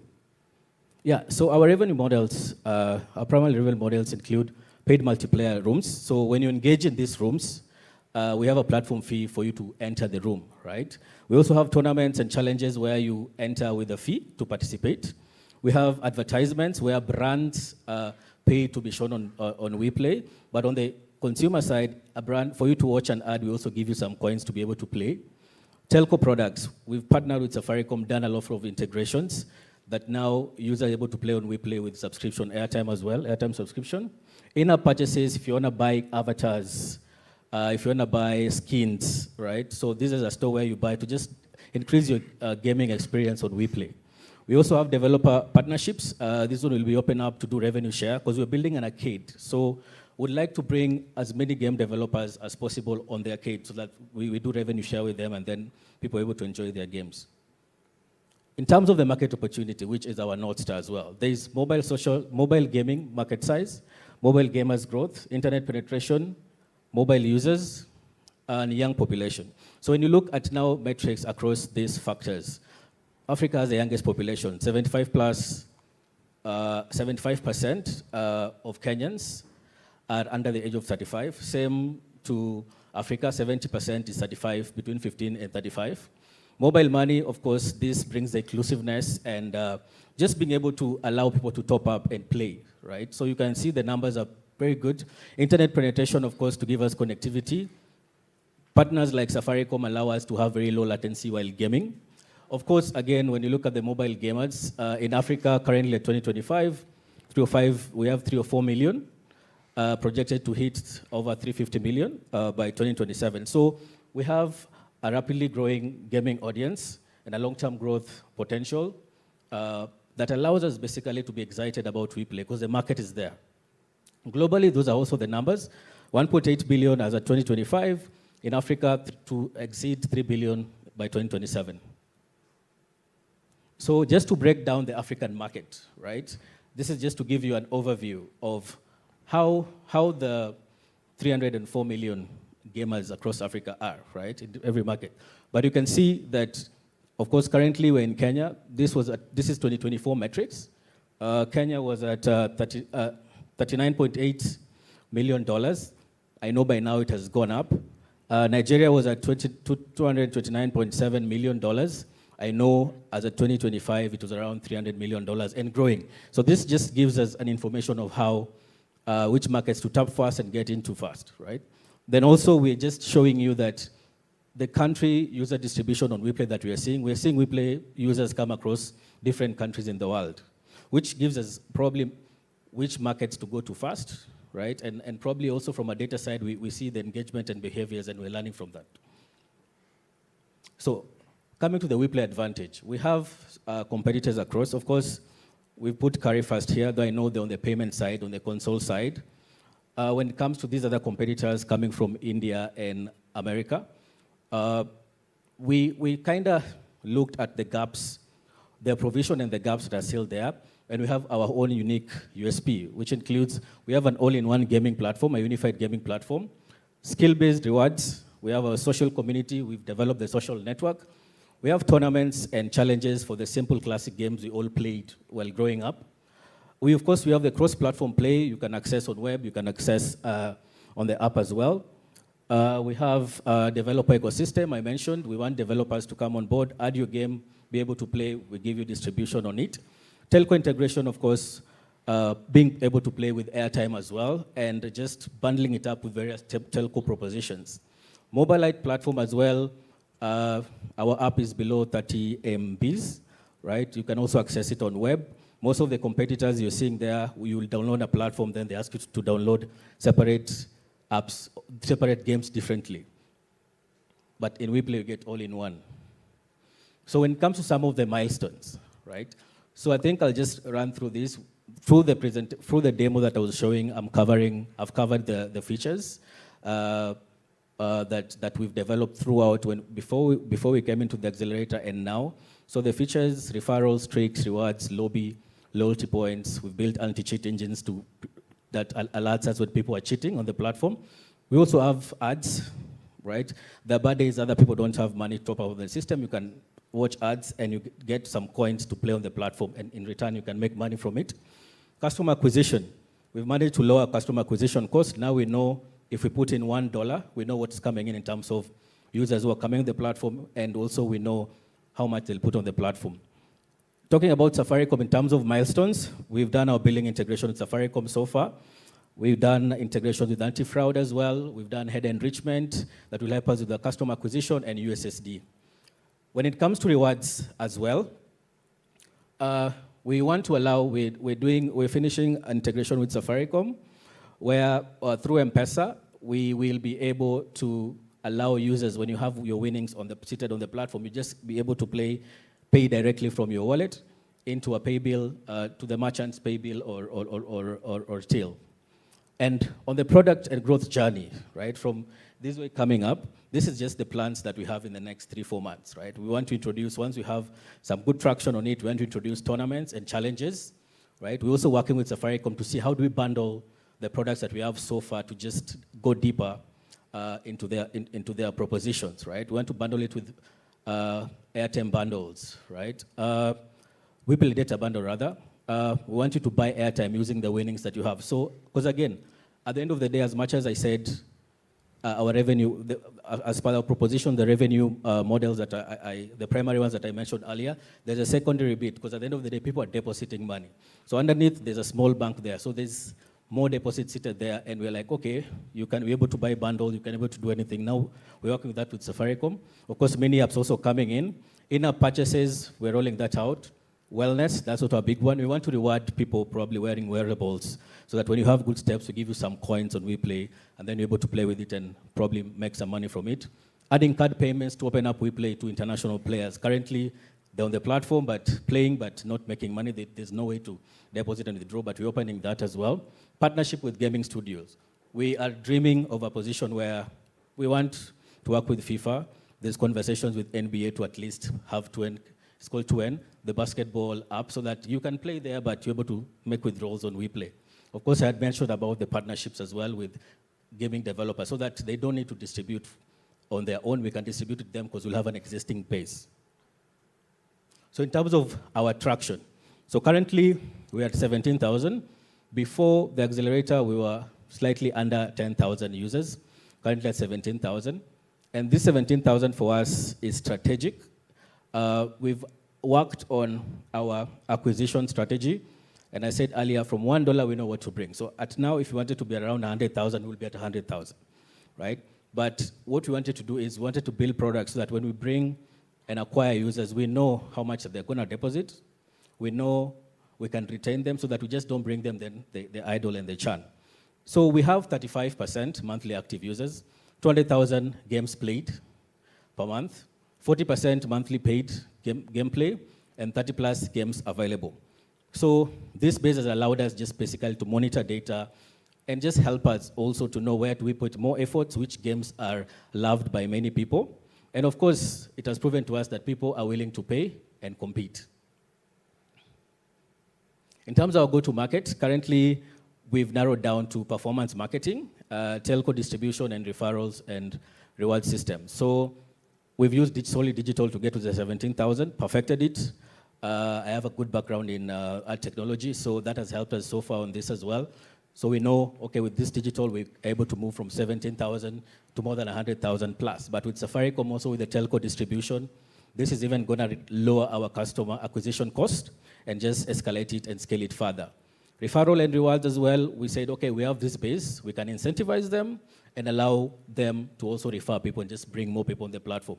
Our next phase is, of course, the influencer collaboration and on-ground activations, just to allow people experience we play on the ground and just have the believability. On the influencer side, just create some virality to just put us out there. When it comes to the We Play team, I think I've been building products, tech products for 15 plus years. I'm also the product design and architect behind the product. We have our COO in charge of scaling our operations, partnerships, regulations, and policy. Yash is leading our tech team and the engineering team. Lavin, that handles also marketing lead, that handles our retention and customer acquisition. So when it comes to our ask, we have a strategic collaboration with Safaricom, which we've been able to achieve, bringing all these integrations, doing all these integrations with them, being able to buy products on WePlay or coins using airtime as well. Now we're at a state where we are on commercial rollout readiness, right? And I think the next stage with us is just packaging this for the market and using the data that we already have with them. And on their side, also looking at traffic that they're able to push on the platform and just seeing how do we move forward. And our biggest ask now is just being a Safaricom go-to gaming partner, right? So that they are able to have their own gaming proposition or a gaming partner that allows them to basically have the play to earn that is missing on the market so far, right? And basically, after we achieve some level of traction with them and then the scalability also makes sense, now we're able to open up probably other conversations when it comes to raising. So when it comes to our partners, Safaricom, M-PESA, of course, payment and connectivity. We have MediaPal and the Google Ads Manager. These power the advertisement side of the platform. SureGifts, GiftPesa activate the rewards side. People are able to redeem rewards from the points, using points. Solfest, Blankets, Sauti Sol, these have helped, they help us with activation and the culture side of just trying to push the brand to the young people. Carrefour Naivas, Amazon, of course, these also power the reward side. We have Amazon gift cards. This is just for players who want to play outside the country. Of course, cards are coming. Then after playing, when withdrawals are a problem in those markets, they're able to use Amazon gift cards and just use the winnings on their wallet to purchase on Amazon. We have Gopay, Paystack, and Honeycoin. Of course, helping us with the payment rails, but at the same time, we're having conversations with them regarding stable coins, as we have coins, just to allow money move on the platform. And yeah, that's us, and thank you for your attention. Thank you, Maurice. Judges, your 5 minutes, start now. Yeah, maybe I can go fast. Thanks for the presentation.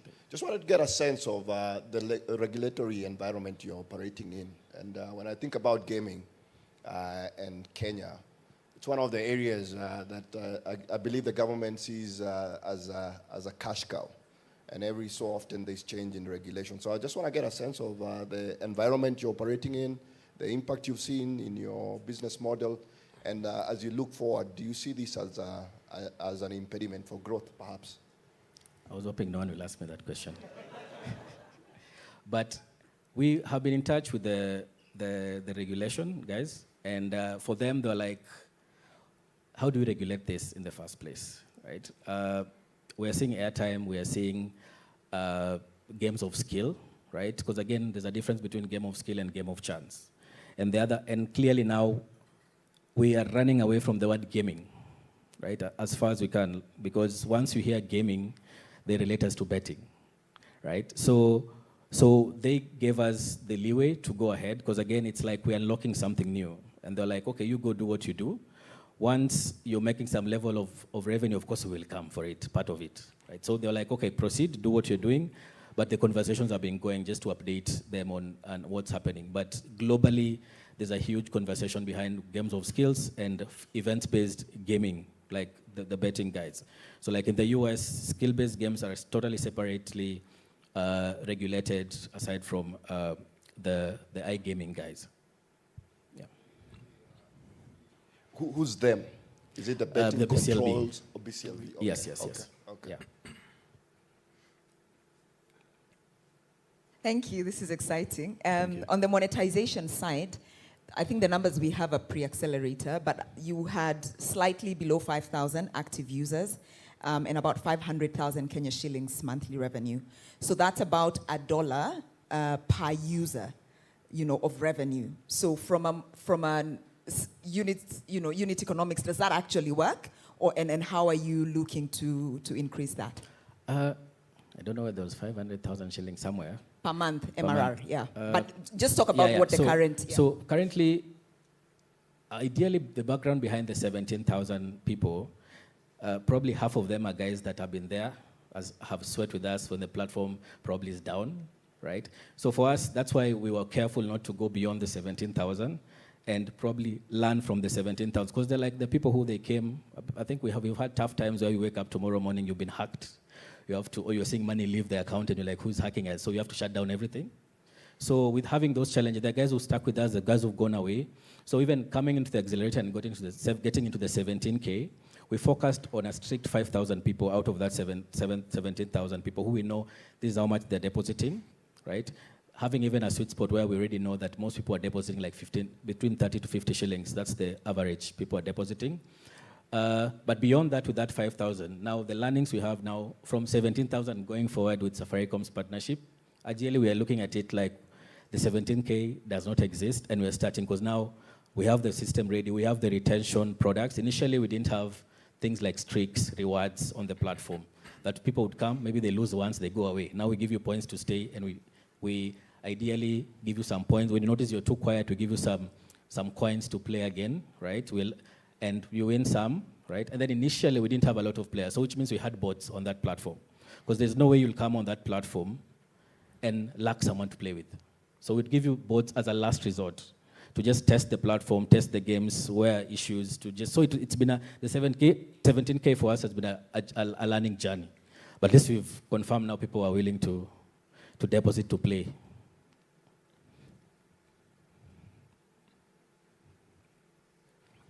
So thank you, Maurice. And in order for you to keep attracting the customers or expand the customer bases, I think the killer game is, the sourcing of the killer game is quite important. And I was wondering how you realize that, but during your speech you say that the developer partnership or cross-platform play, is that kind of the solution you keep sourcing the good games in your app? Yeah, so we keep sourcing. Of course, we look at using again the 17,000, we look at the games that people love the most, and that's where I put our attention on. But on the flip side, we're also working with Safaricom and other players just to see, okay, on your network, which are the most popular games? So that those are the games that we add on the platform. And then now we work with it, and then we push it to the users. Yeah, then in terms of sourcing, of course, we build some of the games on the platform. We've licensed some of the games as well. And the next stage now is with a proper base. We now go to guys like FIFA. Now we're like, okay, we have 1 million people that we want to monetize. Can we bring that or integrate to allow them monetize on our platform? Yeah. Fantastic. Ladies and gentlemen, we play. Thank you. Thank you. Thank you, Maurice. And I don't know if you had a chance to scan that QR code. WePlay's UI is one of the most delightful I have seen in a long time. Like you land there, and it's like he said, it's beautiful, and he said it. But it's well done, it's intuitive. If you go in there and someone tells you that, where was this built, and you said anywhere else in the world, it could actually fit that, because we have this thing, especially when you talk about design, that we just borrow from each other. Because I liked the way this guy's UI, UX looked. I kind of like just adapted. But WePlays is fantastically done. I think there's the QR code. Let me just move aside for you to scan it. Whether they make the money from here or out, it's welcome. Interestingly, why Kenya is, of course, a great market for this is you do know we have one of the world's longest times on social media, right? Or online, not social media per se, but online. And I think is it 4 hours or 6 hours? It's a crazy number for people just to be online. And of course, gaming is one of the things that you're able to do. So kudos to the team. Over 200,000 games played monthly is no mean feat. Next on stage, we have a solution that touches more than 100,000 Kenyan livelihoods each and every single day. From loyalty points to fuel on credit and accident cover bundled into one platform that quite literally moves the economy. Please welcome from Oye, Tendai Kuvea. Back in 2020 when COVID hit, the key insight that I gained was that if you want to build large businesses, you have to focus on key and core demographics and solve that problem. Hi, my name is Kevin Mutiso. I am the CEO of Oye Platform Solutions, the Boda company. What do we do? What we've built is a one-stop shop for bodas. If they want fuel, if they want airtime, if they want data bundles, if they want loans, if they want insurance, even if they want their underwear. Oye is where they get it because we are the Boda platform.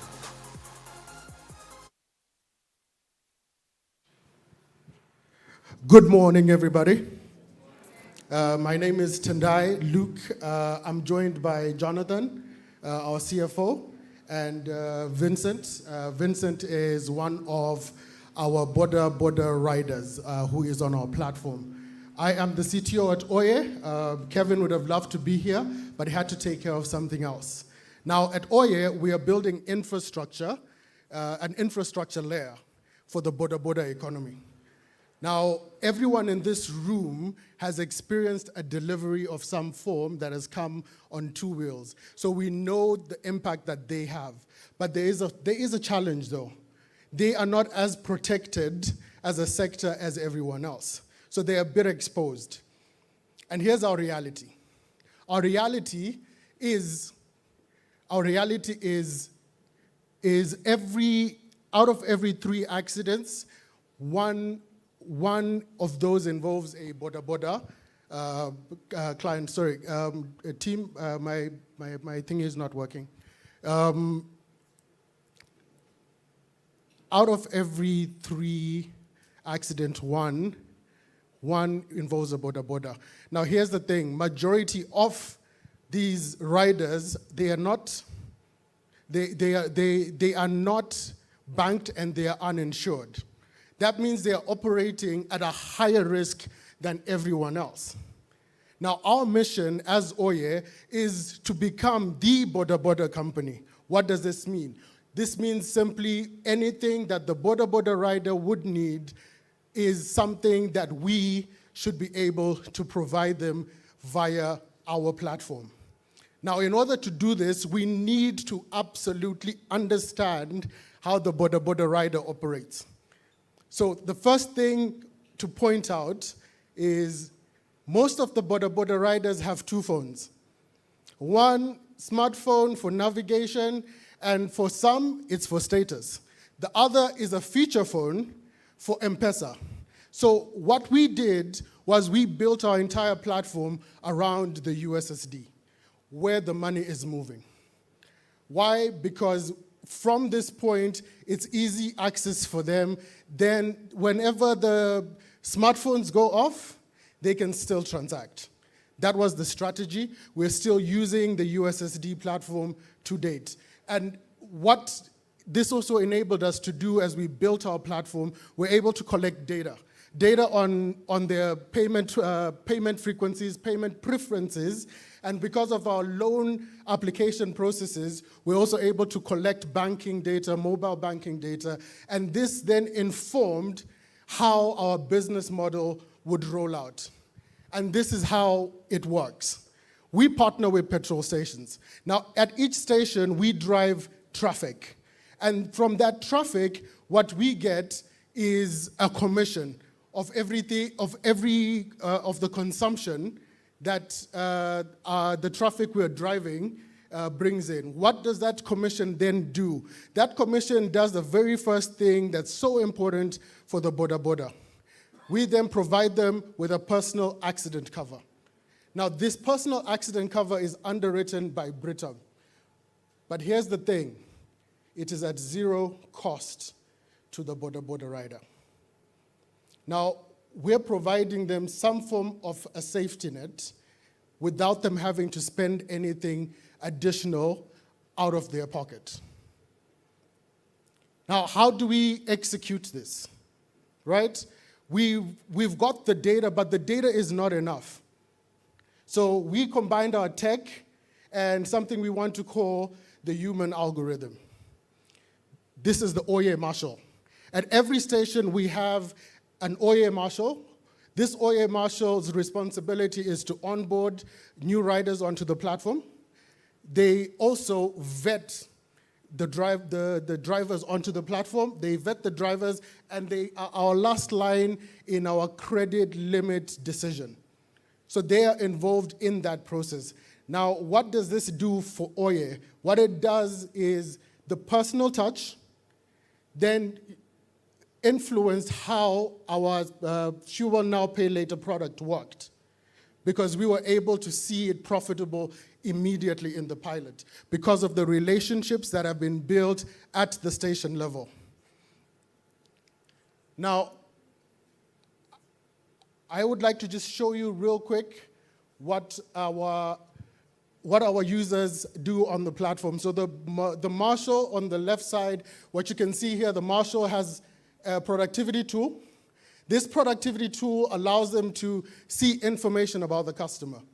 Now, beyond seeing the information, they also capture transactions. They see the current status of their insurance, and they're also able to see the loan status. If a particular customer has a loan, it will pop up. Now, this has been part of the process for us to be able to ensure that we are able to collect. And then on the right side, what you then see is the customer interface, the USSD. This is a quick example of a registered customer already accessing the different services on the USSD, but in this instance, this is applying for a loan. So once the fuel station code is verified and validated, the PIN is put in, the money is sent directly to the petrol station, not to the boda boda.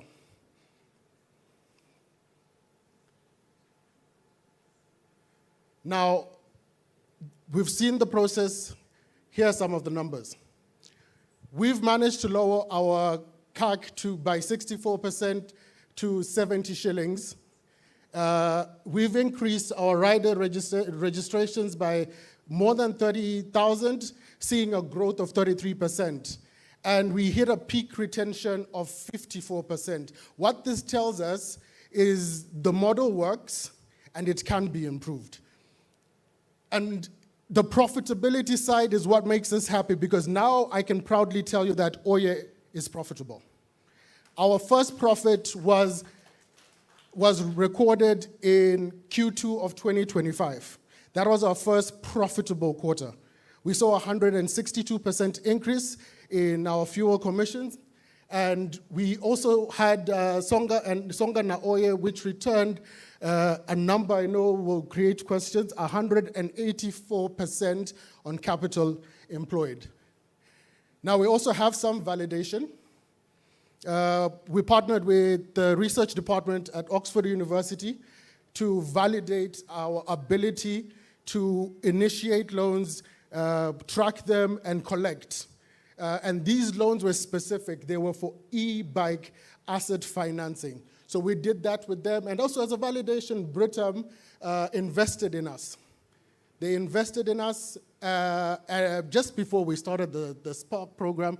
And we've also been able to get our licenses that we need. Now, this is a story we love. But I love it more because this has a social connotation to it. When we have our partner NTSA come together with us, we do what we call open days. Now in open days, we're bringing together into a neutral space the border riders and the authorities. And for the Kenyans who know, you know that's usually oil and water situation. But we're able to do this because mainly we want to build trust in the ecosystem. But most importantly, we want to also build trust with the customer. So when we do this, we also encourage that trust. And we know that when we have credibility as a startup, then we will be able to scale. What does that mean? That means we'll have more border riders being able to trust us. This is part of what we're planning to do. By end of this year, we should be in 100 locations. Next year, we plan to add an additional 260 on top of that 100. And we are interested in something called the Border Belt of Africa. We will start exploring that from next year. And we also plan to go to Asia. And ladies and gentlemen, I'll tell you what this tells me. It tells me that Oye has the potential of being a billion-dollar business. This is the team, the operations team. These are the guys who run the day-to-day. We don't have the marshals on this. This is our advisory board, a very, very strong board. And these are some of our partners. And we're hoping that we'll find more partners in this room that will be able to appear on our future decks. Now, what's the opportunity? The opportunity is simple for us. We're looking for partners who can come on board with us as we scale to grow. Now, I know that sounds ambiguous and open-ended, but there's so many different things that we see in the ecosystem that are necessary for us to grow. And now I want to just invite Victor just for a very quick short, just for him to tell you about his journey with us as Oye, and then we can do some questions.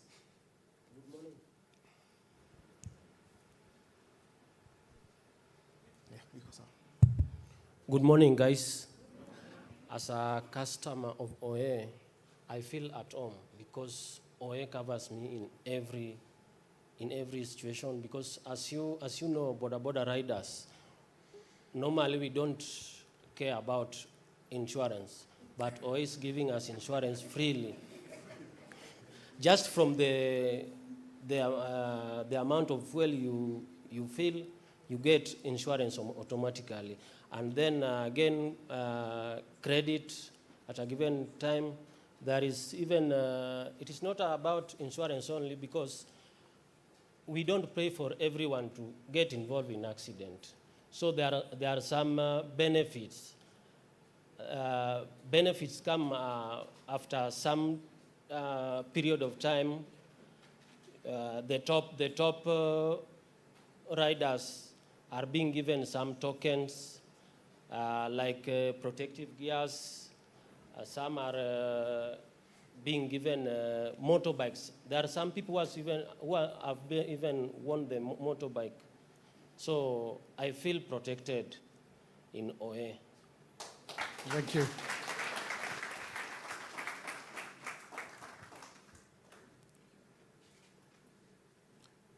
Right, I guess questions now?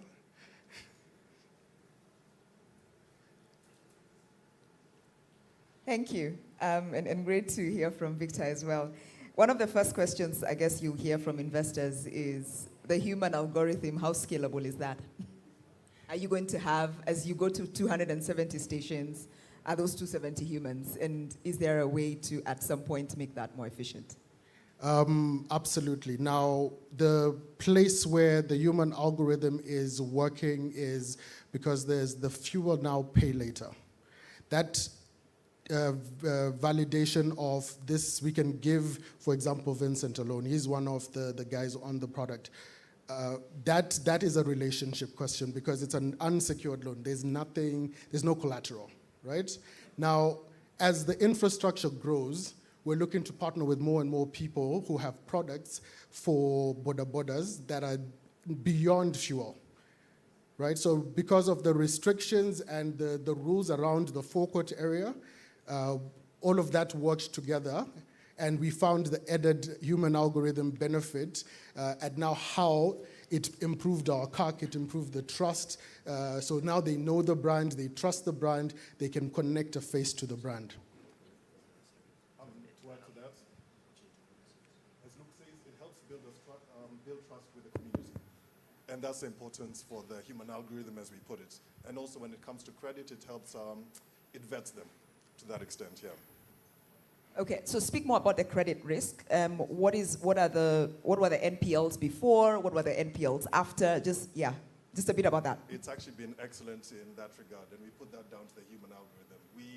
We're actually at 100% recovery. It was only when we're transitioning we had a few defaults. But yeah, been very beneficial as a whole. Yeah. Thank you. So thank you. Before question, I'd like to say thank you, your team, and especially for the CEO, Mr. Kevin, in terms of the contribution the Spark Accelerator program. So not only participating actively, but also you CEO is giving the advice to the other members, and also having the kind of the special event in Ethiopia we have. So this is so appreciated. Thank you very much. My question was about the business model. So I understand that you are providing the free insurance to the drivers.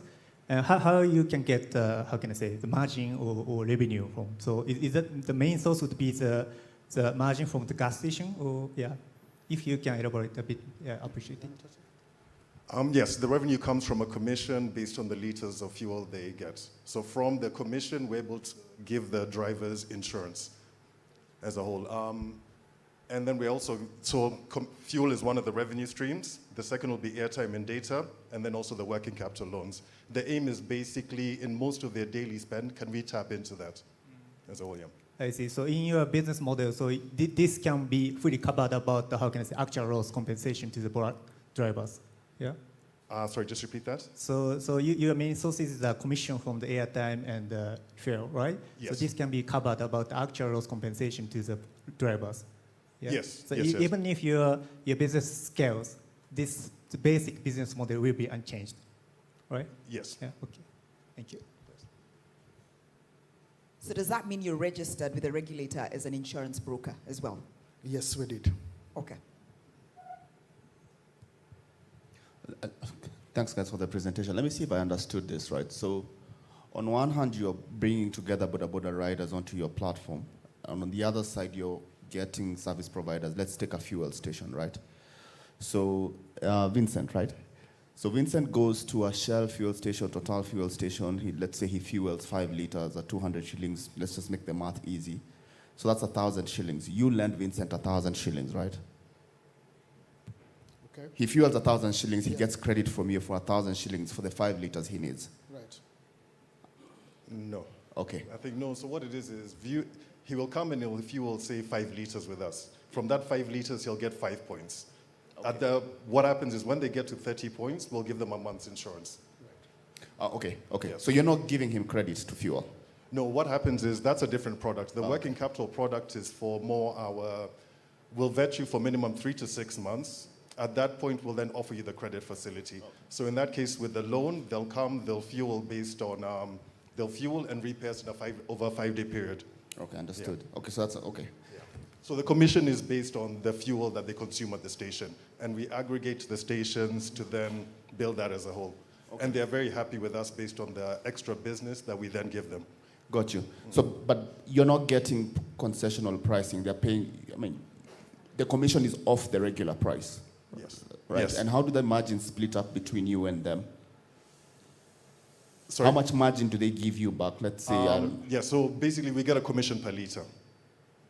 And that'll be different back. So I guess they'll get their share, we'll get a share of that. Fantastic. Help me appreciate the OA team.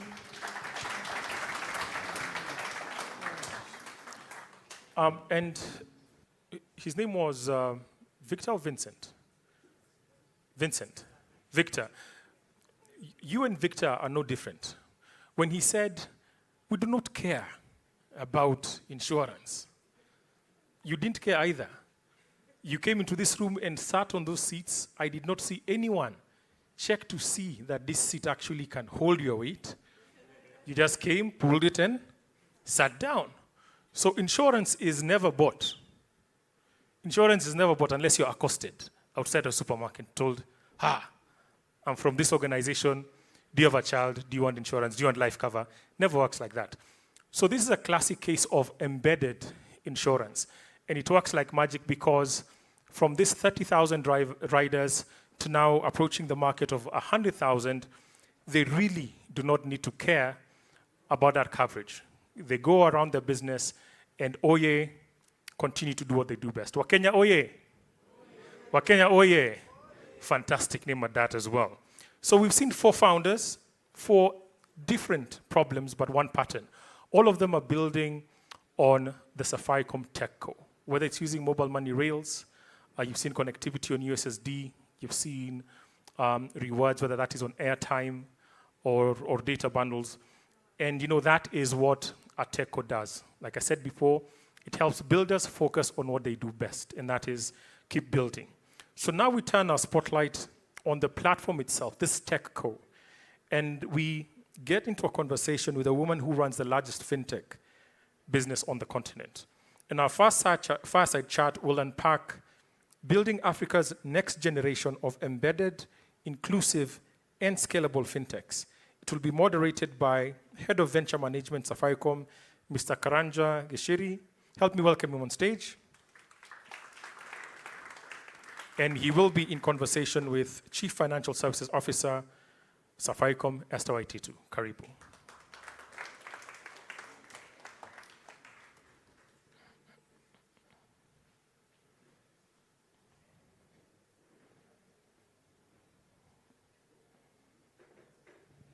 Good morning. Hey guys, bana. You're in Safaricom in the house of, or in the home of M-PESA. Good morning. Very good, some better energy. Well, thank you very much first for making the time to be here this morning. More importantly, thank you very much for coming out to support our startups and our ecosystem at large. And it's a pleasure and delight hosting you as one of the key organizers for this event. Now, with us today, the product needs no introduction, but perhaps the lady does also not need an introduction. But it's a pleasure today hosting Esther Waititu. She's Head of Financial Services here at M-PESA, here at Safaricom. And more importantly, also is in charge of not just stewarding today's business, but also charting the way forward. So, karibu sana, Esther. Thank you very much. And welcome to the home of M-PESA. He didn't make a mistake. He thought he did. Excellent. Now, it would be amiss of us starting this conversation without talking about what you've been seeing in the press, One Up. I'm not sure how many of us ranted online. Maybe the word ranted may not be the right word, eh? Gave us positive feedback online, eh? I think just feedback. But would love to start off with that, and perhaps Esther giving us a sense of what is One Up and what's the vision behind it, and how can startups, not just in the room but also those listening to us online, participate in this noble initiative? So great. So good morning, everyone, and once again, welcome. One Up. We got lots of feedback. And many of you here are fintech companies, and you know that whenever you're doing a lot of the experimentation and doing your testing, you go through certain cycles to make sure that the solutions that you're delivering are, of good quality to roll out to your customers. But before I go into that, let me explain what we're looking to do. As we embed ourselves in all your day-to-day transactions, we truly want to be your lifestyle provider. And in providing your lifestyle, we've understood some of your behaviors. And based on the behaviors that we've understood, and in any way for any product to scale, you need to deeply understand your consumer's behavior and build around that. So previously, we had M-PESA as an app where you could go in, do all your financial services transactions, and in that, it was our super app, which then was a home or bringing in other participants, other businesses, so that it becomes a pathway in which consumers can actually meaningfully engage with service providers in order for them to perform and do whatever tasks they need to do. But separately, we also had My Safaricom app. Yeah? So many times you'd say, are you on the super app? And then everyone would say yes. So let's go and let me tell you about ZD, which is one of our wealth management solutions.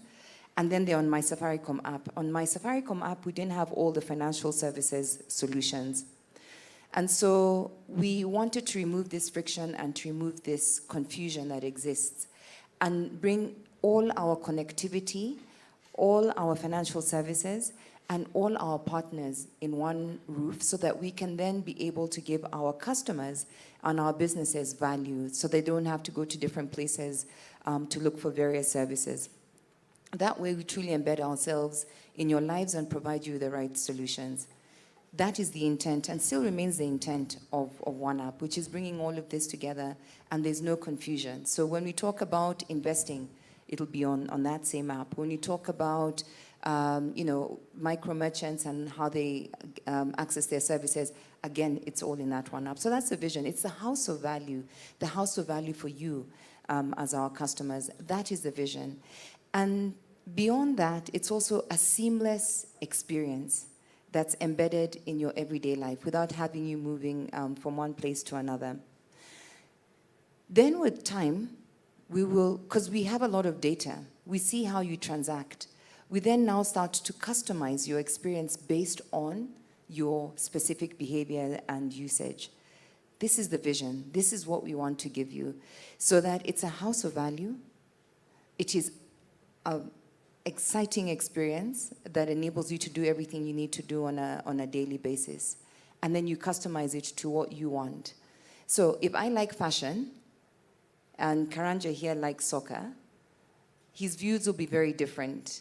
I perhaps will have Vivo, which is one of the mini apps in the super app, and you perhaps would have one of the gaming applications that shows up. So it gives you that ability to customize it based on your specific needs. That is the vision. So what happened in April that didn't allow us to land this vision in the way that we wanted to land this vision? We were in that space of looking to test. And unfortunately, we auto-upgraded a number of our customers. And as we're still going through a lot of the testing, we acknowledge that. And as you've seen today, we have accelerated, especially the areas of friction. But let me also speak about one thing that is really important about the app, your safety and security. Fraud is a very, very big issue. Social engineering. So one of the enhancements that we did in One App is to make sure that we're protecting your wallet. So you'll see there was an introduction of a one-time password that validates that you are receiving and you're the one who's enabling the transaction. That is for your safety. The only way we can validate this is to know that you have a SIM card or a Safaricom number. And so that validation, as we're keeping you secure through the one-time password, also validates that it is you, the SIM card holder, who is actually doing that validation.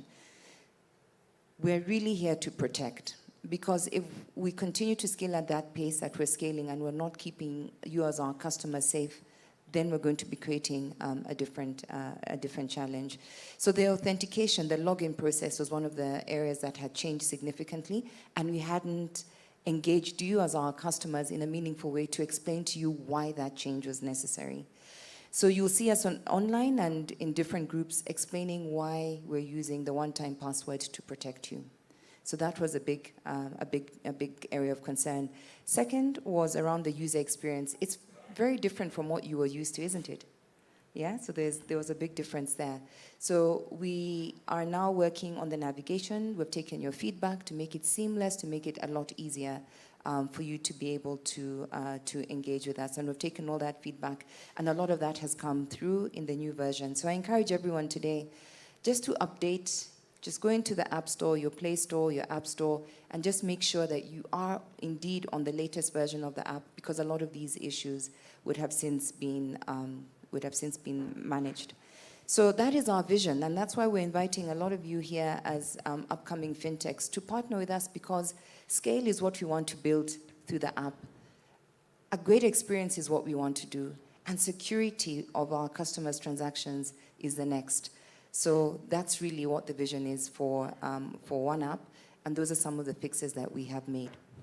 Well, thanks, Esther. And just talking of vision, we've talked of the vision of One App, but broadly speaking, and you look at financial services in the context of our vision of our FY30 strategy, which is to be Africa's leading tech co. Where do you see financial services, or M-PESA in particular, being in the future, and what role would us, as fintechs and partners of Safaricom or M-PESA, play in that broader vision of M-PESA in the future? Great. So we've entered the chapter where we're saying this is M-PESA 2.0, meaning we are now looking into the future, adopting different technologies to make sure that we're delivering the right level of service for our customers. So in our vision, and as we seek to simplify your lives further, there's a role of embedded finance that then comes into play. So how do we embed simple solutions like access to credit? And our journey on that has really started off with where we were with Fuliza. Today, as you're making a payment, you're not thinking about, am I getting a loan? You're simply thinking about, I need to complete this payment. And as I'm completing the payment, there's an option that allows me to complete without having money in my wallet. How do we also do that for you and your saving? So, for example, you look at ZD, we have a functionality that says, for every transaction that I make, and I've set mine up to say, it's 100 bob, but 10% of whatever I'm spending that I'm paying into a till or into a pay bill, let me save 10%. Yeah, so it's automating savings. And what we have seen as we embed these types of solutions is that we've seen that the growth that's coming through on the savings side, when it's contextualized and you're not actually doing an action to go and remove money from your wallet and put it into your savings, but there's a deduction that's happening and you've set up the rules at the very onset. We're seeing people's savings starting to grow and growing at pace. So it's going back to the rules and the disciplines around finance, which is consistency. How do you make sure you're doing something consistently and effortlessly that allows you to then grow? So embedded finance and embedded solutions is the next chapter of growth for us. And it's very difficult to do this on USSD. And I know I saw the team that was OA who have done a great solution for borders. But for us to embed a lot of these solutions, you need the technology that enables it, and that's where the app then becomes hugely relevant. The next chapter then also becomes, how do we empower you to make financial decisions with the insights that we have seen when you're using the app? What are we seeing that you're doing on an ongoing basis? And how can we give you a dashboard? How can we advise you to say, actually, Esther, you really want to go to the coast for your holiday, but you're like 5,000 shillings behind, and we're seeing you're going to be spending X. So perhaps you can increase your ability to save by 10%, because all of us need a guide, yeah, and some of us need a prompt. So those are some of the things that we're bringing into the ecosystem to say, how can we help you to achieve your goals in ways that are seamless and easy for you to interact? On the business side, how do we give you tools to manage your business? So for the border rider, how does he know how much he's collected in a day versus how much he has spent? A very simple P&L that says, here's what you've spent, here's what you've made. Actually, you're going to run out of cash tomorrow, and there's an opportunity for you to then access a TASI loan so that you can make sure you have fuel for tomorrow. So we truly then start to become the companion. And a lot of this can only be done by leveraging intelligence. So if you're not using AI to drive a lot of this and to power a lot of these engagements, given the scale that we have, then that becomes difficult. So it's also embedding intelligence in a lot of these solutions so that we're able to then deliver this vision that we have for businesses and also for consumers. Thanks, Esther, for that very clear vision. Around embedded finance, that seamlessness and almost like a robo-advisor that tells me what I'll be in future, what I need to do in the coming days, but also tools for businesses or even startups to manage their businesses. Quite an amazing vision, and embedded and enabled by AI across those three. But just talking of the fintechs and areas of partnership, as Safaricom or M-PESA in particular, partnerships has been a key pillar of how we've been able to succeed, right? From the people who take us into the market, our dealers and agents, to the partners who enable us provide these solutions.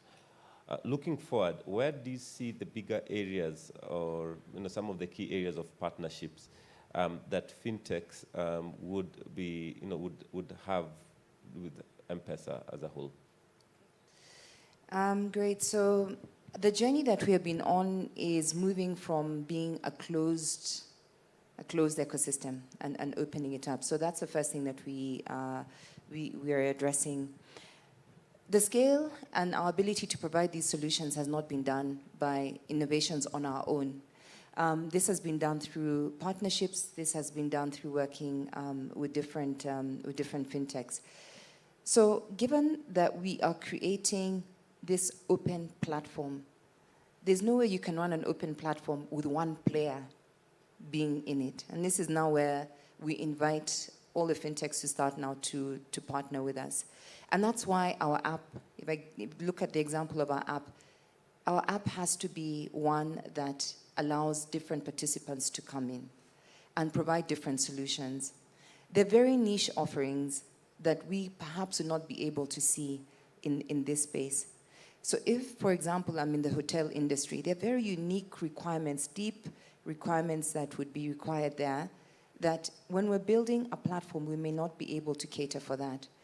But for the fintech, who's deeply embedded in hospitality, they're able to provide those solutions.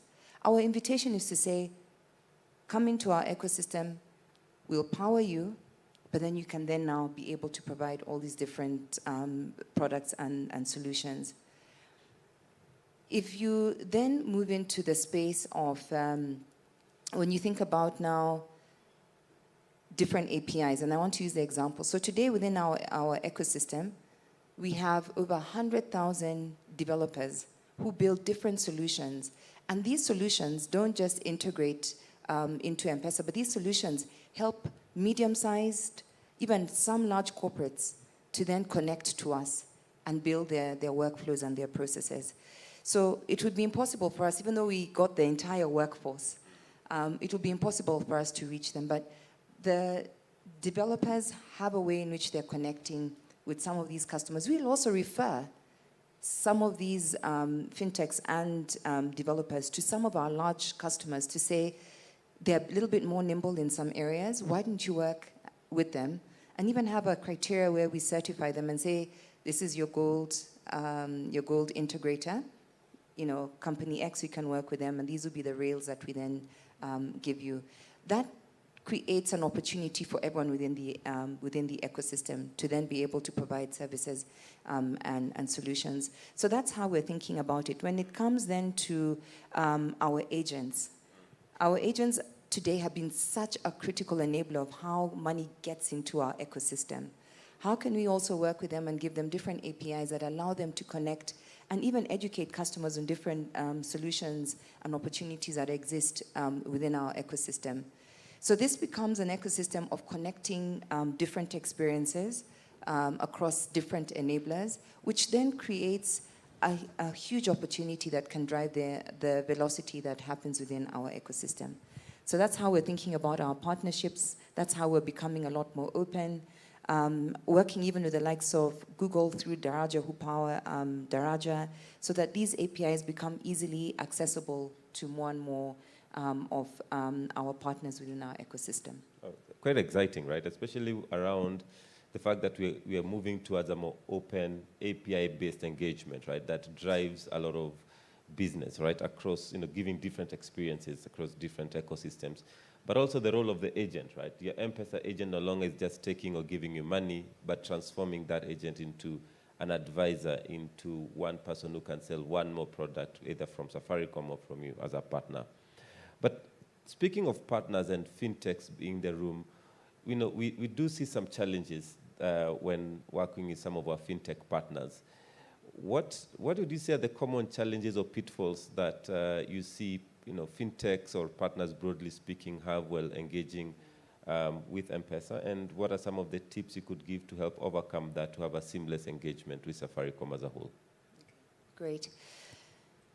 So let me start with the advice and then see how we can then work that backwards. So the first thing is always being clear as a fintech what problem you're looking to solve. Yeah, just clarity on the problem that's being solved, because the technology comes on the back of that. So being very clear around what the problem is and how we're looking to solve that problem is a very key aspect at the onset of any engagement. So just that clarity in terms of what problem we're looking to solve becomes the first thing.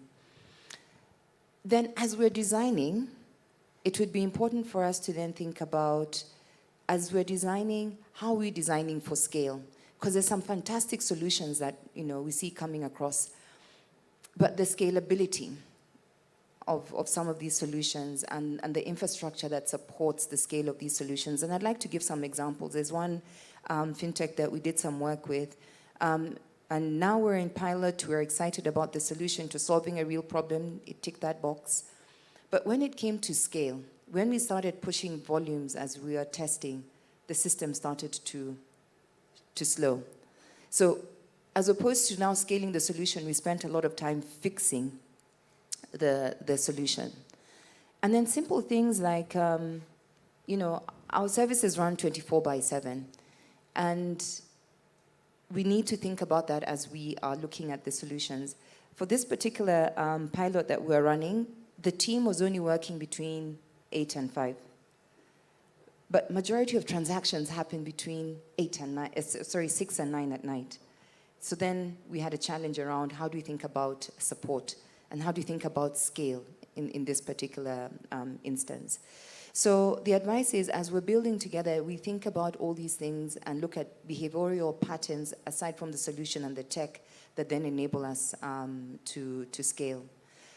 Then the business model. We can do all these great things, and then how does a business model stack up? How do we think about IP? Yeah, there are many instances that people have said, oh, we've come to Safaricom and Safaricom has taken our idea. So how do we think about IP? We have these conversations up front. Yeah, and because of that, then you now start to think about then how does the business model then work? How do we share costs? Who owns what? What role am I playing? Because in this, and I'm seeing Job here, there are tax implications. Yeah, there are huge tax implications in terms of then how we think about these models. So the model could be perfect, but there are unintended consequences around how you think about regulatory considerations. Who owns the customer? Yeah. So these are some of the things that we work through with the fintechs as we're working together to say then ultimately how does this then now show up, and how do we then deliver together? So I'd say those are the big ones that we need to think about when we're working with fintechs and scaling out new products, because of the key areas that we've seen huge differences starting to come up. And speaking of IP, I see Bowmans in the room, and one of the things we've partnered with also is actually just a broader engagement around IP and IP protection, right? On our end, you'd be surprised how much engagement and training that we have, but we also take IP very seriously, all right? To the extent possible, ensuring that we do protect what's your right, but also engage in a meaningful way. And I'm glad that through this structured Spark program, we're able to have that deeper engagement to ensure that even for the early stage companies coming to work with us, we are fairly clear on the same. But Esther, you've mentioned a very interesting point around regulatory issues, right? And it could be broader legal regulatory, but to use a phrase. And the fintech space is a highly regulated space. And you could imagine the kind of responsibility you carry, given the scale of the business at Safaricom. So just reflecting on that, what are some of the bigger regulatory challenges that M-PESA or Safaricom, broadly speaking, let me narrow to M-PESA. Right, what are some of the bigger regulatory challenges M-PESA is facing today that would be common to some of the fintechs in the room, and how are you working with regulators to address them? Okay. So the big one is consumer data protection. Yeah. So how do we protect our customers' data? Remember, they're now entering into different solutions. So even though you're using our platform, they may have consented for their data to be shared on our platform, but then we are working with another partner. So how do we keep their data safe? And the privacy laws are actually quite clear and quite stringent in terms of how we engage. So we have to always continuously work and manage our customers' data and make sure that we're not in breach. And that's one of the key regulatory risks, I think, that we face. You can even see some of the steps that we've taken where we're minimizing data. So today, if you send money, the recipient will never see your full number. We're going to be taking that forward to businesses and making sure that when you pay at a business, they also will not be able to see your full number, because we're protecting your data. You've got a right in terms of how your data is viewed, how your data is accessed. And so as we're building our products and solutions, and within the industry, we need to grapple with how do we provide these services and solutions, and how do we leverage each other, but still keep our customers safe. So that's one of the key areas. I think the second one would be around digital identity, because a lot of our fraud is really being driven by social engineering. And so your identity, your online identity, how do we think about KYC? How do we manage how we are identifying you as an individual? Whether it's biometrics that we're using, right? Whether it's your phone number that we're using. But we have to continuously innovate in this space of digital identity. And the regulators are becoming quite tough with us. If you think about the KYC, the anti-money laundering regulations that are coming through, for businesses, when you're thinking about who are the ultimate beneficiaries of this business, yeah, that becomes really, really key. And how we start to identify and work within this ecosystem so that we're serving the right customers and we're transacting with the right entities that we have signed up to work with. The third one, because the digital landscape has no borders, right? It has no borders. When we're transacting physically, you'll say, okay, now I've entered Tanzania and the currency has changed. But when I'm transacting online, I'm inevitably changing currency. Yeah? When I buy something on Amazon, when I buy something on whichever other platform, I'm actually entering into different FX jurisdictions. Yeah? So understanding the cross-border interoperability then becomes one of the other regulatory frameworks that we have to think about. How does that FX move? What are my rights if I'm unable to complete a transaction which I'm entering in, which is cross-border in nature? So these are some of the things that we need to consistently then think about and continuously evolve and say, what frameworks am I working with to protect my customer, yet be able to provide this digital service and solutions on an ongoing basis? So those are the three, I think, key areas that I'd say we really do need to think about as fintechs and ensure that we are designing to cater for those. Thanks a lot, Esther. Very, very insightful, and thanks a lot for your candor as well, right, in terms of even the challenges you face on a daily basis. But as we come to a close, Esther, just your thoughts around this Spark Accelerator. We're getting into season 3 or our third cohort. Just some thoughts on the Spark Accelerator and some advice to some of the startups in the room or those aspiring to join the program. What to look out for, what type of partnerships would they have with M-PESA, and broadly speaking, your advice or tips to anyone out there looking to start a business. Great. So first of all is to commend all of you who have participated in the Spark Accelerator. I think it's a unique privilege for you to actually be able to get into the accelerator. And it is my desire that the tools that you have picked, whether it's around how you think about the business model, whether it's the type of technology that you're being exposed to, whether it's even how you think about marketing and selling your business. I think those are such unique opportunities that many, startups do not have an opportunity to get, and they learn as they go. So my real advice would be, take the insights that you have received and grow this engagement that we have, right? I sat through, I think, all of them in cohort 2 when the pitches were being done. And we have invited you even into our spaces where we've said, where can you build with us? What can we do? When I think about, and there are a couple, I think there's OE, where we have a joint partnership with a mutual partner with Britam. Yeah. We have also then, extended a border proposition. Yes. So you're actually now starting to embed yourself in areas where we're looking to grow. So we need to do a lot more of that. And let's not lose the connection. Let's make sure that in the areas that we're built and scaled together, we can continue to grow together. And that's both ways, on your side and also on our side, to make sure, because when we were selecting who was coming in, we looked at where we want to grow. We looked at our strategy as M-PESA and said, these are the guys that we want to work with in the long term. So you actually embedded yourself into our strategy. So we're looking at all the solutions that you're building as potential partnerships as we build this open platform for us to scale together. So it's to continue to work together. Let's keep the engagements going. It's also to challenge. Yeah? None of us are too big to receive a challenge. None of us are too big to receive a challenge. So give us that feedback and let's build together.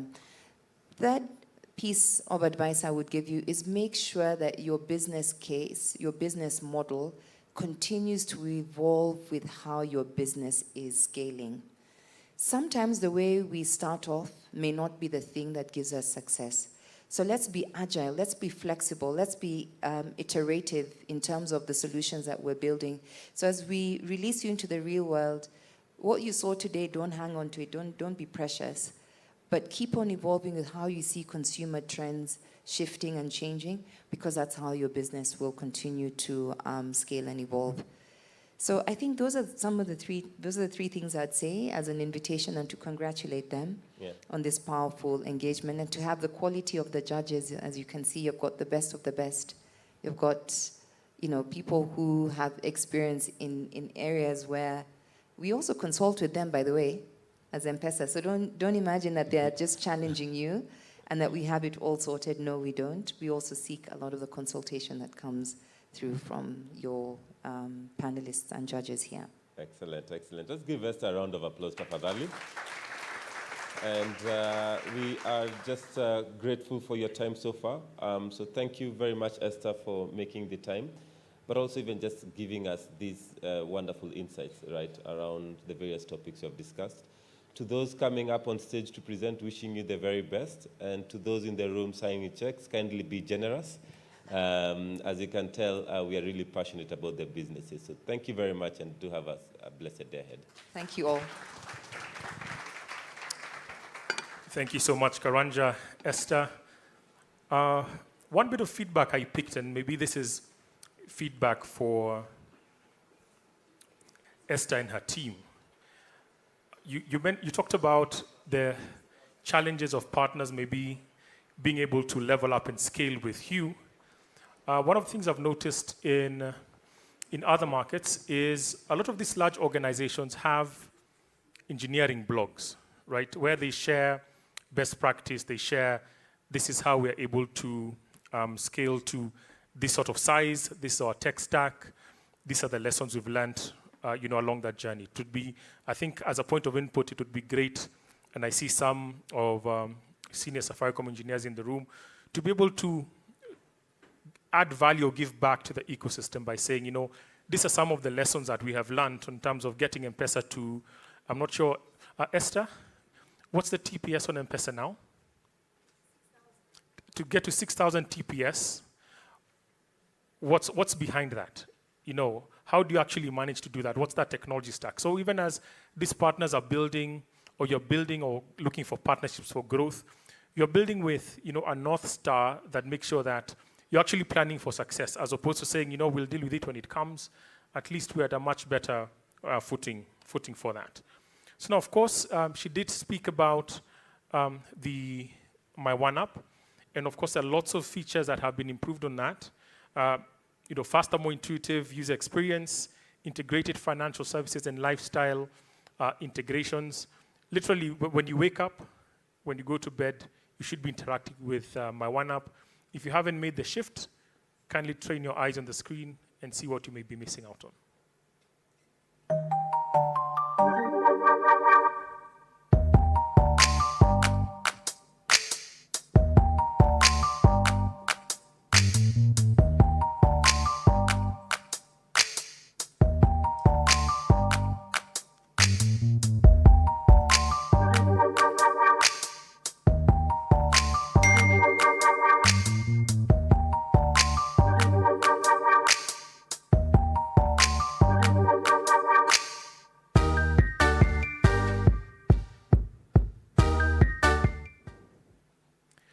Fantastic showcase there.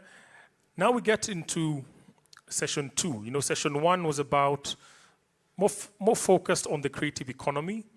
And what you're about to see now is more on the operating system. So we're starting to see integration into payment trails a bit more deeply, some of the SME tools that are being built, compliance that we've been talking about, literally what we call the plumbing of the digital economy.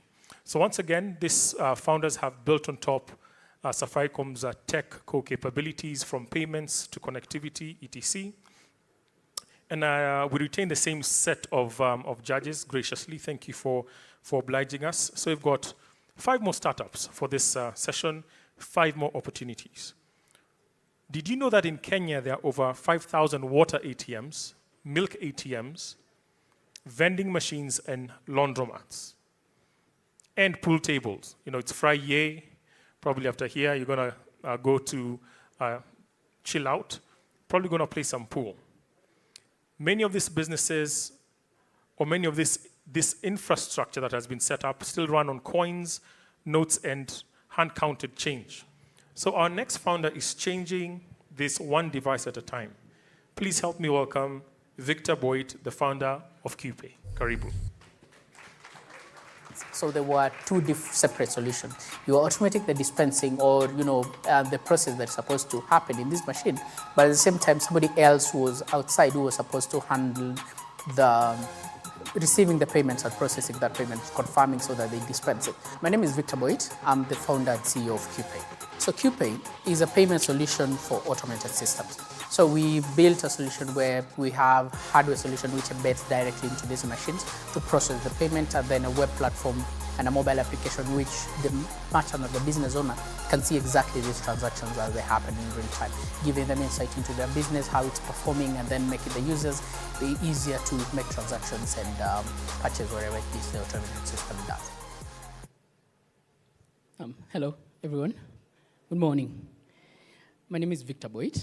I'm the founder and CEO of Gopay. So most of you have water. You receive water in your offices, don't you? For the dispensers. So probably somebody delivers it, or you've sometimes gone to these places where this water is being sold from. You've also played pool, or at least if you haven't, 1 or 2 people who've played.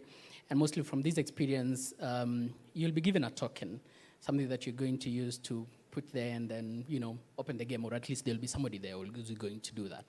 Now, we notice that a lot of these businesses that operate like this, somebody has to manually do that. It's an automated system, right? It's not meant to, there shouldn't be somebody else who's also handling, making this work. And then there's a big problem there because somebody will come with that coin. There'll be somebody who will have it, put it into that vending machine and then dispense. And then sometimes some other person will probably pay with M-PESA, right? And then in another situation, then there's other payment methods, for example, that they'll use. And then now you as the business owner, you can't see all of this. So you have, you've received this amount of money today, and you can't see where exactly this money is coming from, and you don't have those solutions. The solutions that currently exist are meant for businesses which have somebody there, which have somebody who's manning them. So Then there's also the problem of visibility. So yeah, people have been putting coins in there. You've gone there, you've removed this money that in this vending machine, and now how do you know what you generated last year? So things like those vending machines, the water ATMs and such, which are common along in the estates. So these business owners, they can't really say, I have a business which is worth this amount, because nobody can really tell, because it's been going to maybe M-PESA, some other time being in cash. So that was the problem that we saw, and that is how we built Qpay. So the biggest challenge was, how do we get these machines? Because at this point, they are semi-automated. Now, the payment solution is what has not been taken care of. So with our experience with hardware, so we built hardware. The solution that we have right now involves 3 parts. So there is the main platform, which is the core system. This is where the hardware is able to communicate to confirm that the payment has been made. And this is where this core platform is where we integrate these payment service providers. For example, now in Kenya, because primarily M-PESA. So, and then we have the application layer. This is where the business owner is able to see how much have I made, how much have I generated, what is the performance of the business across, how much money have I got from cash, from M-PESA, and all of these other situations. So, and then there is the hardware itself now, which is plugged directly into this. So the hardware is able to even actuate this, so that if you're playing a game of pool, then it can process this payment directly on the device and then able to start the game. If you're vending water in that situation, then you can pay directly to this machine and then dispense the water for yourself. And this device is able to do this directly. So that is the general solution, what Qpay is, and what we are building towards. So I want to do a demonstration on how that looks like as we move into how the market opportunity looks like within the country.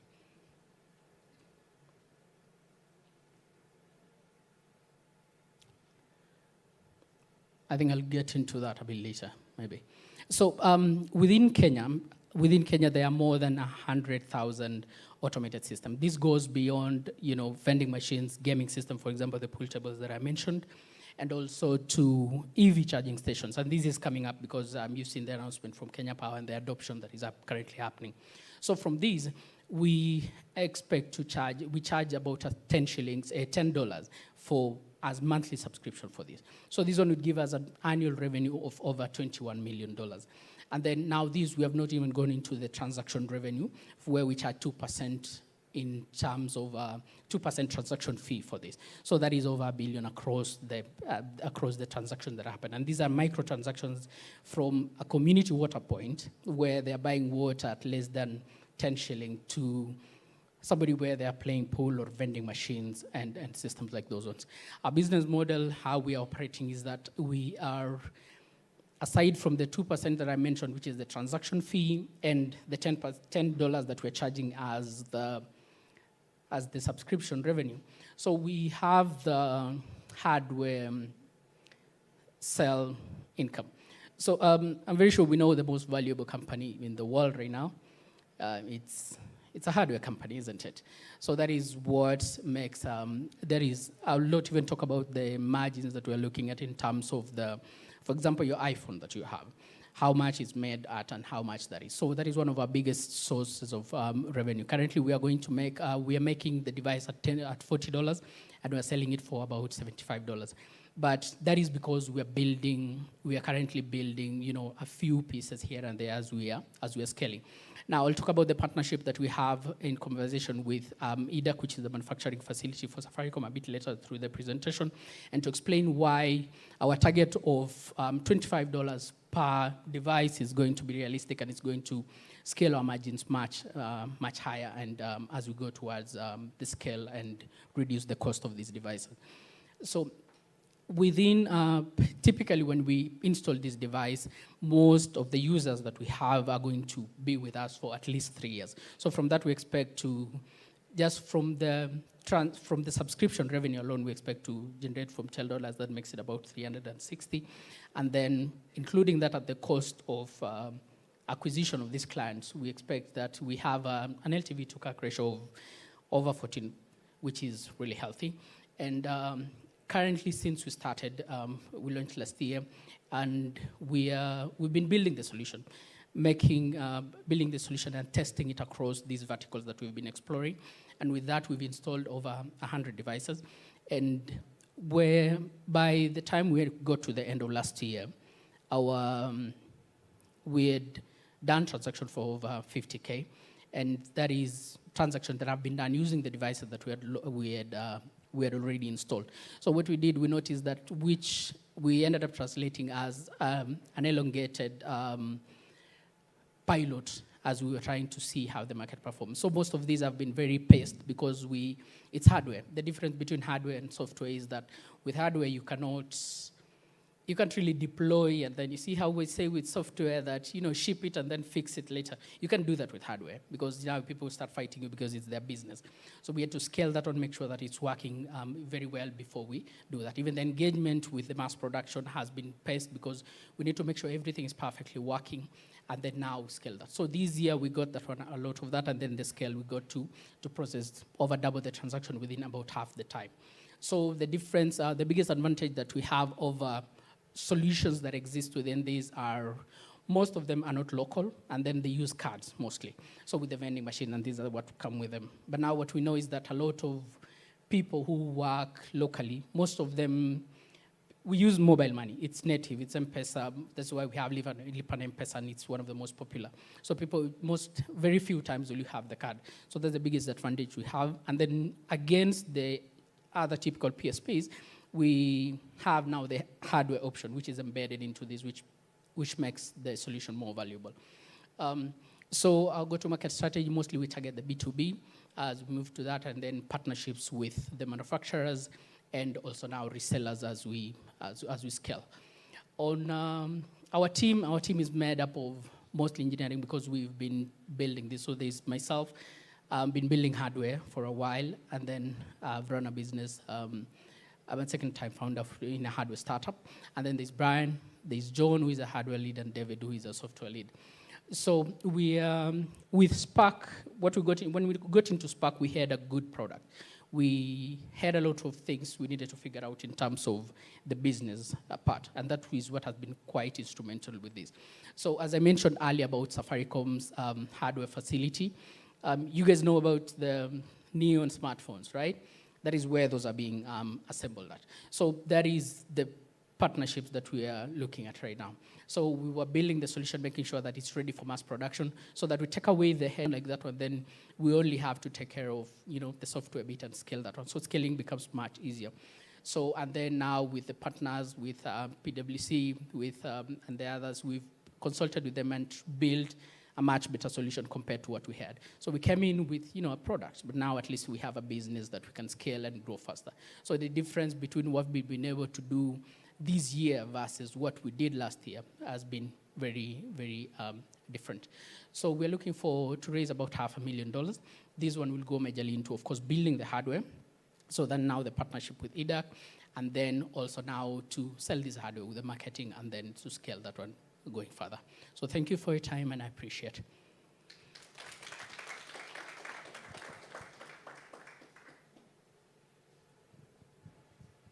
Oh, so this is the product video. So that is the water ATM. That is our device, the white thing there. So you can see you're paying directly with M-PESA, and it's being processed directly on the device. And then now somebody is able to dispense. This is a coffee machine. So there's another variation of the same still within the solution. So the commercial coffee machines, so we've installed that one. So those ones are installed a bit different because you don't have an interface. It's just plugged in at the background and processes your transaction, and you can buy your coffee directly on your own, directly from your phone. So you can see that, and it credits the device already, and now you can purchase your beverage. And then we have the pull tables. Those ones we are familiar with. So with the pull tables, you pay directly to the device, and then, for example, there we are scanning a QR code using the One app. So it worked very perfectly here, as you can see, and it's able to dispense. Thank you so much.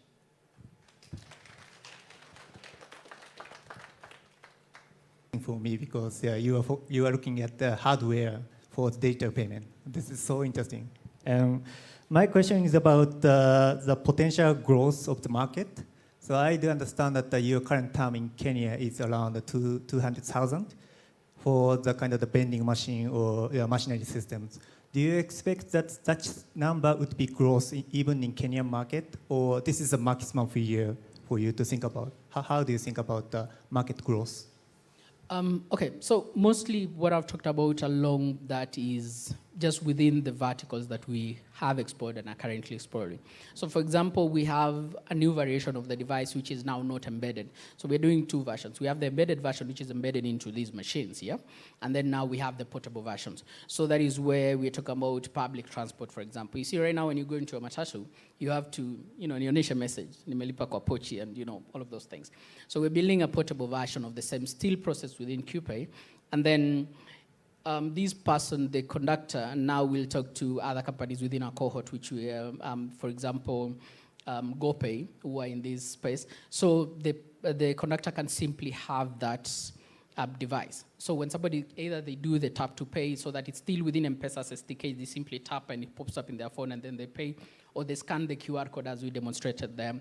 So now that one is a much bigger market as well because we are dealing with over 100,000 machines. We're talking about also access control, for example, with Airbnbs, which we are looking at. Now with that, where you can simply just pay and then you get access to this. If you're paying for a day, for 2 days, so it simply locks out. So now we're talking about another 100,000. So simply the 200 is just within the verticals that we've explored, and then there's much more growing and across Africa now after we move out of the beachhead. Thank you. Yeah. So Victor, one of the things that caught my eye when you showed the kind of capital you're looking for was legal compliance. Yeah. Do you want to maybe give some color to what you have in mind in terms of it featuring as one of the things you want to fund? Yeah. So since we're dealing with hardware, so there is a lot of, number one, which is certifications around the same. So there's the CE certification, the FCZs and whatnot.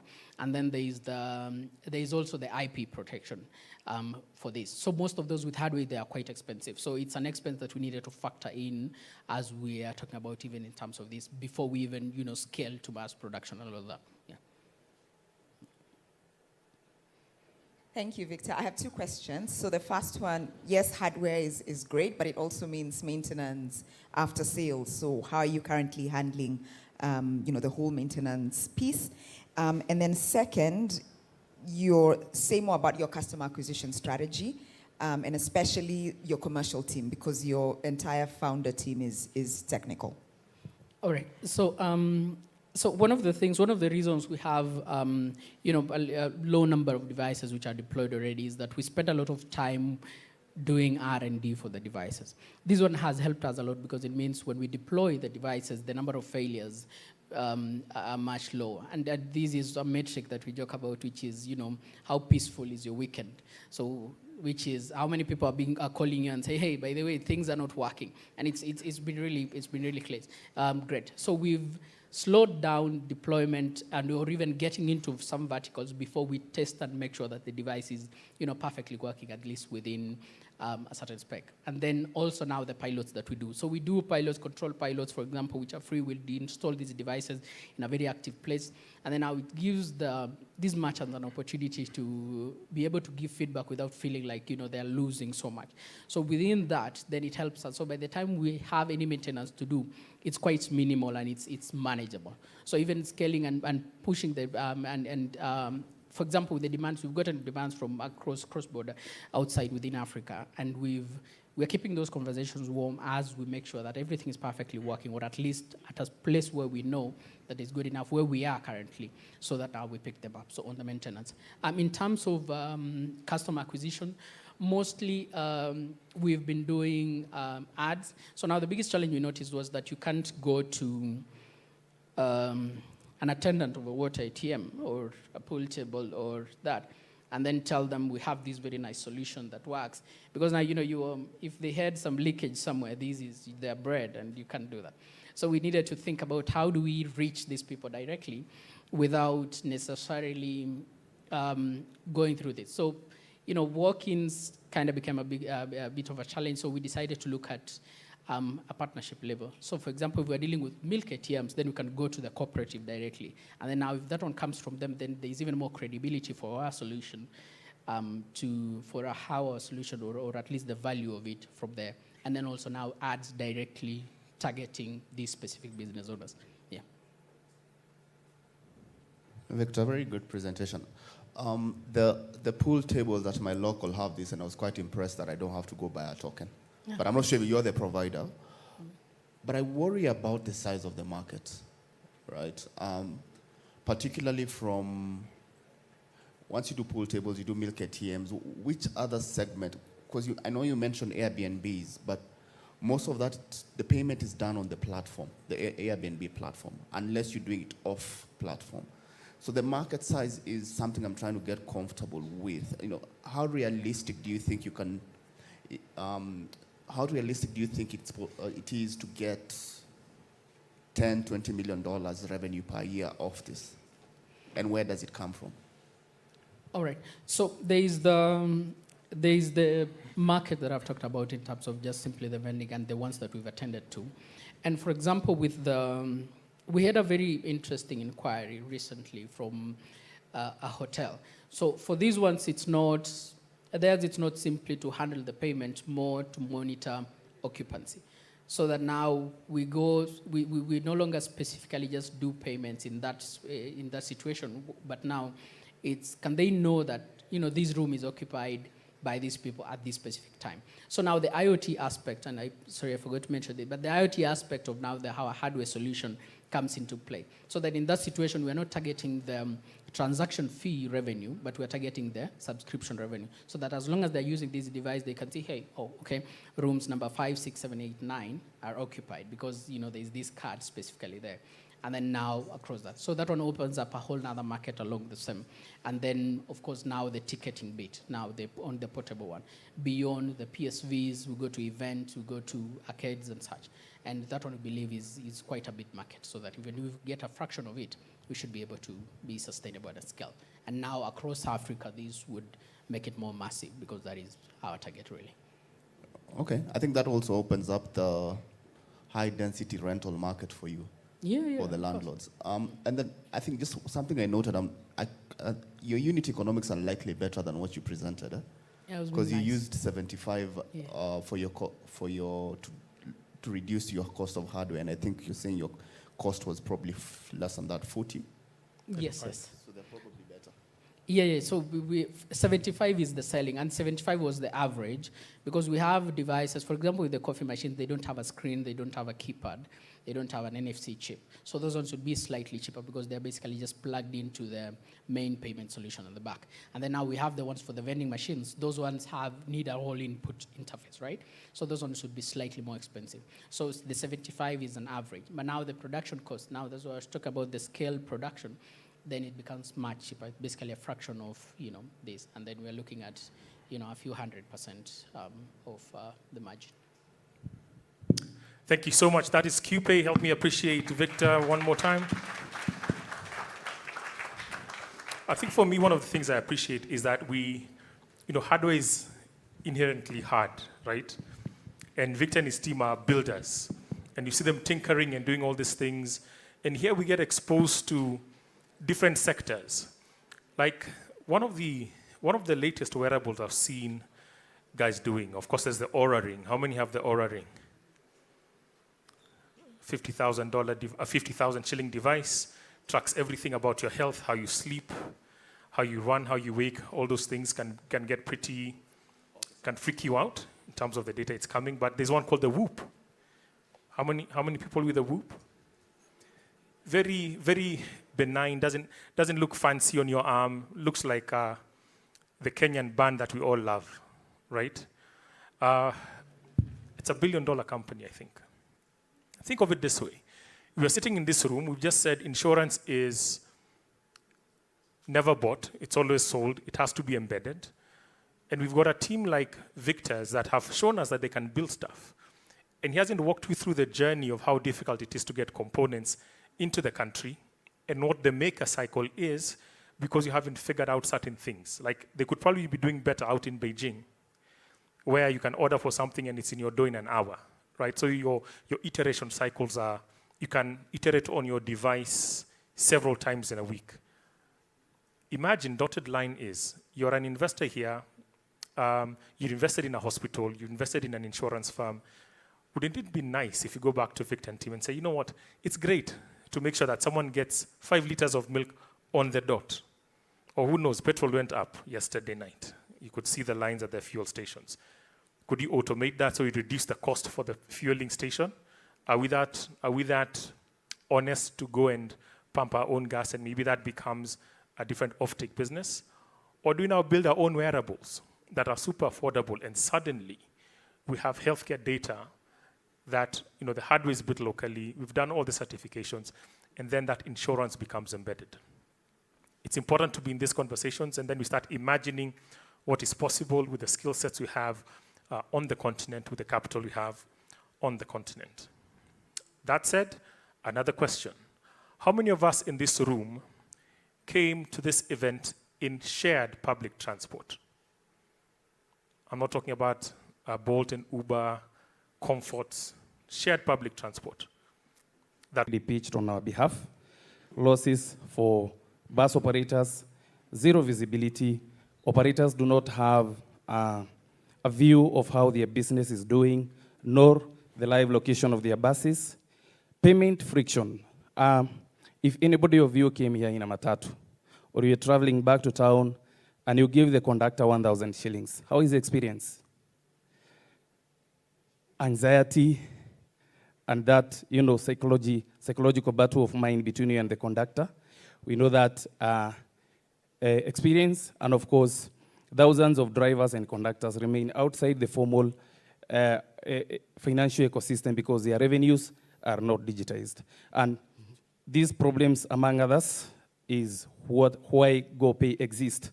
And Gopay is the operating system for Africa's urban mobility, and how we actually execute our solution is we digitize fare collection, we provide advanced bus booking. This was very popular about 2 years ago with Swivel. Many of you know it. And since Swivel exited the market, we are slowly closing that gap by providing advanced bus booking across many routes in Nairobi. We've bundled our solution also to include logistics, and for that, we provide live parcel tracking. So how does the market look like for Africa's mobility? In Nairobi context alone, we transport around 5 million commuters travel in and out of Nairobi every day. In the national context, the industry is around 3.5 billion annual recurrent revenue. That is Kenya. Of course, we have that number of matatus and that number of PSVs. But in the African context, it is expected that between now and 2032, there will be about 2.5 billion Africans. And 70% of these comprised of young people. That means there will be demand for technology-enabled mobility systems. Our business model is very easy. It's a B2B2C because we serve our commuters through the operators, and we charge a service charge per vehicle per day. We also earn a transaction fee per every parcel sent. And in the very near future, we will introduce a SaaS model for third-party integrations like the insurance, banks, telcos, and government. Our competitive landscape, this is how it looks like. We all do digital payments, but we do better in intra-city, short distance travels. Today you could board Gopay from Westlands to Nairobi, make your fare payment without any friction. Our cross-circle wallet is a proprietary algorithm of Gopay, where the telecom like M-PESA gives us the money collection and consolidation. Gopay comes in as a rail to distribute these monies, and we are providing services to 500. These 500 buses are active every single day on the Gopay platform. We are leveraging the partnership from telcos like Safaricom. You know, most of our customers use M-PESA, and to this effect, we've built 2 products with Safaricom. Number one is custom enterprise level APIs that enables operators to access their money in real time without friction. And we are providing now to the operators, live tracking of their buses, fuel monitoring, and driver identification.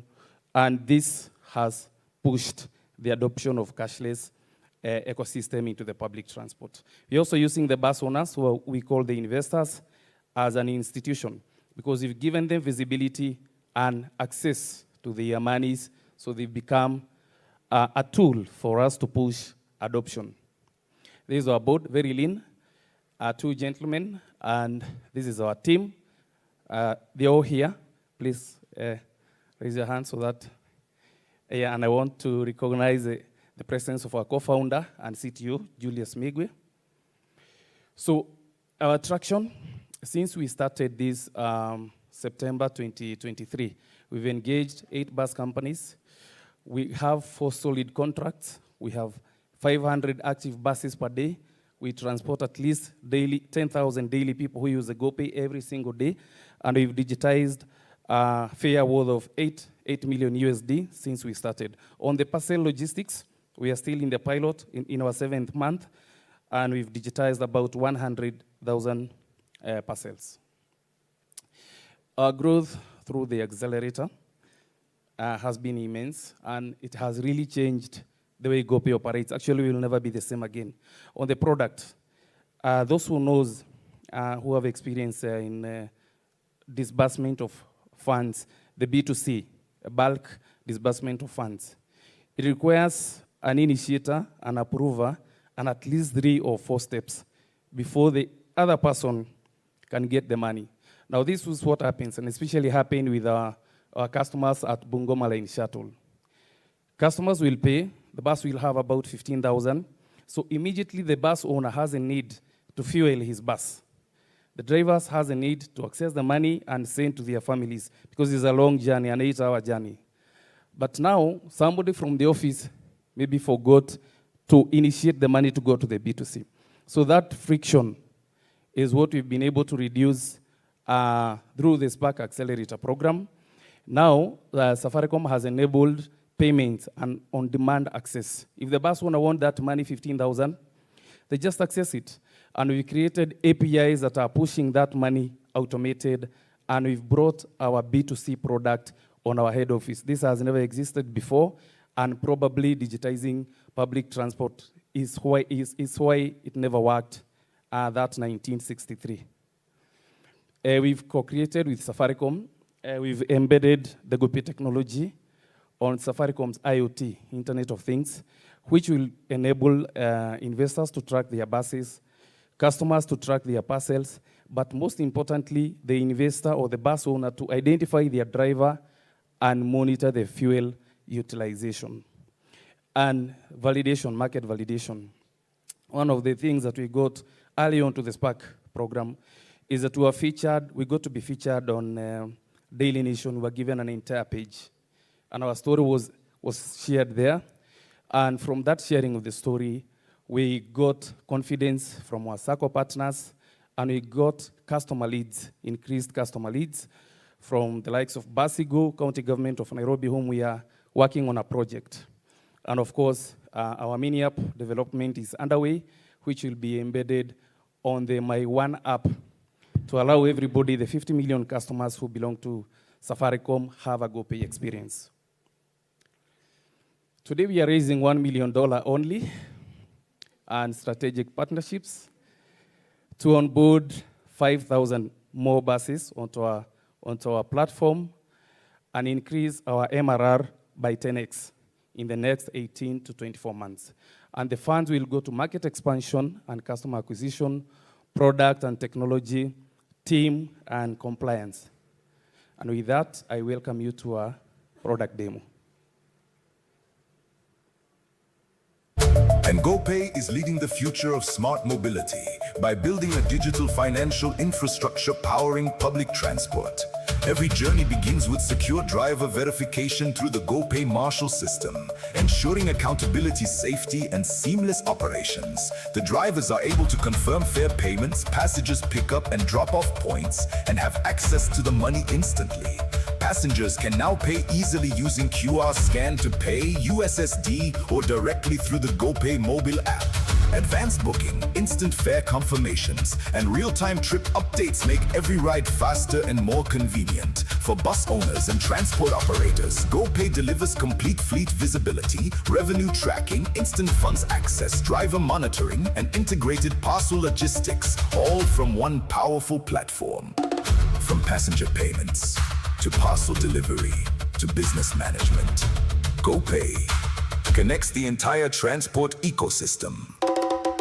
We are now evolving beyond payments into full platform leadership, insurance premium collection partnerships with leading PSV insurance companies, telecom integrations enabling IoT connectivity and real-time fleet tracking, asset financing performance monitoring for financial institutions, smart mobility intelligence powering data-driven decisions by the regulators for cities and transport operators.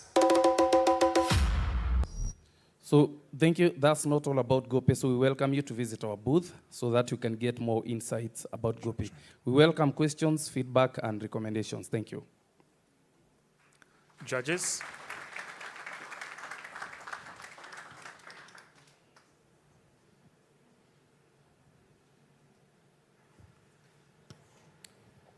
That's a really good presentation.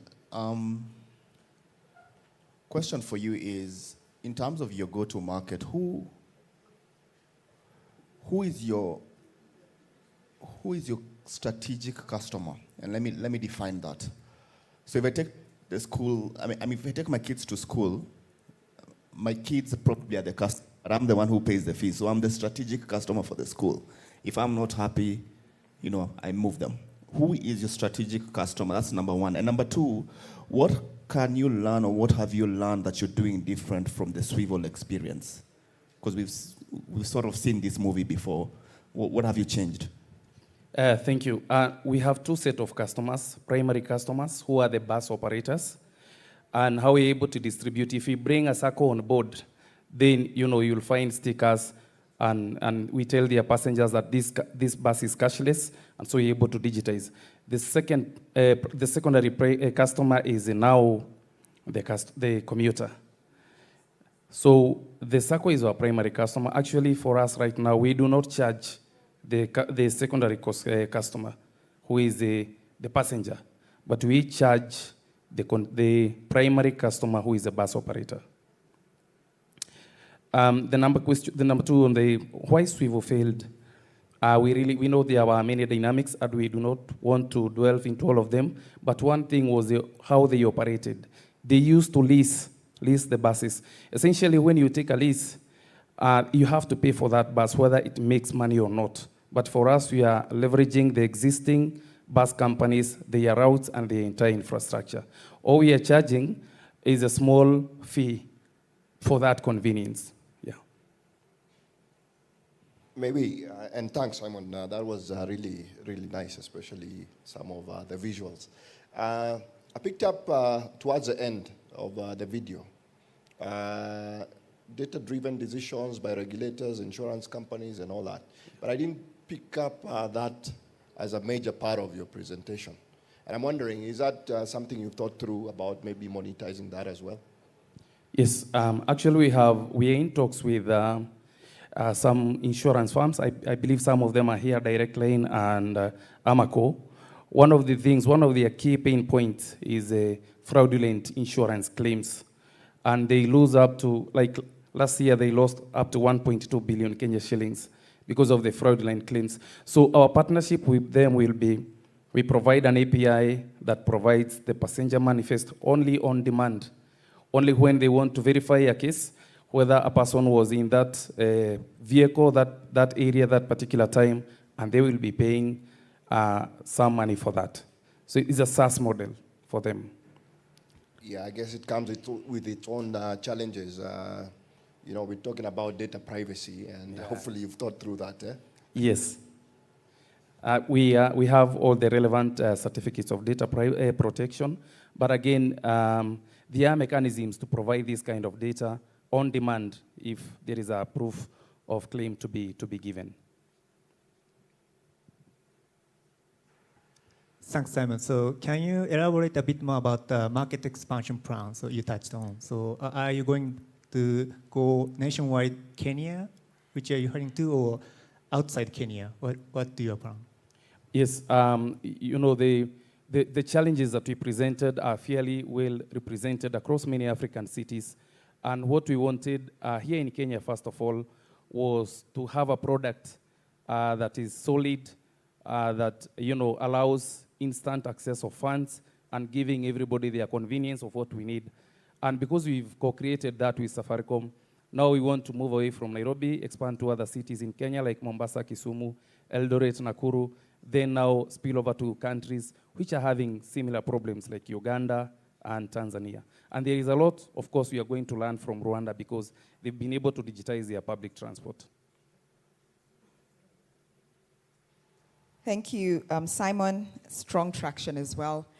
I think, so my main question is, what is the core product and what are value-added services? Where are you putting, because I've heard a lot of things, fuel, tracking, you know, where people are getting on and off. What is the core product and what is value-added? And then the second, the reason Swivel had their own buses is because you can determine behavior. So there's also a lot of behavior change that needs to happen with the existing buses. They don't leave the time, they don't have a schedule. So how are you going about that, you know, behavior change, given just how informal the mobility market is? Thank you. The first question, our key offering is a digitization of fare. And that comes now with giving we are digitizing to give the passengers convenience, but to give the bus owner visibility of the business. So that is our key offering. And the other added advantages that come with it now, like our co-creation with Safaricom, if we tell him your bus did X number of trips, your expected revenue is this, but what you have is this, those are add-ons, and we will be able to charge more for that. So that becomes like secondary revenue models. In terms of how Swivel used to operate, you know, Swivel was heavily funded, so they were able to, as they were learning the behavior of the drivers and conductors, they had that latitude or runway to continue running the business even if they were not profitable. But the demand actually came from when we introduced the Gopay passenger application for Super Metro.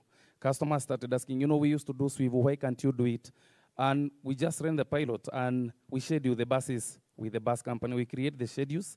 In the morning, it runs from around 5:30 all the way to 8:30 a.m. And in the evening, they start at 5:30 all the way to 7. And they've been working. We've been piloting with routes going to Westlands, Upper Hill, Thika, Mala, Kitengela, and Ngong. And it's been working.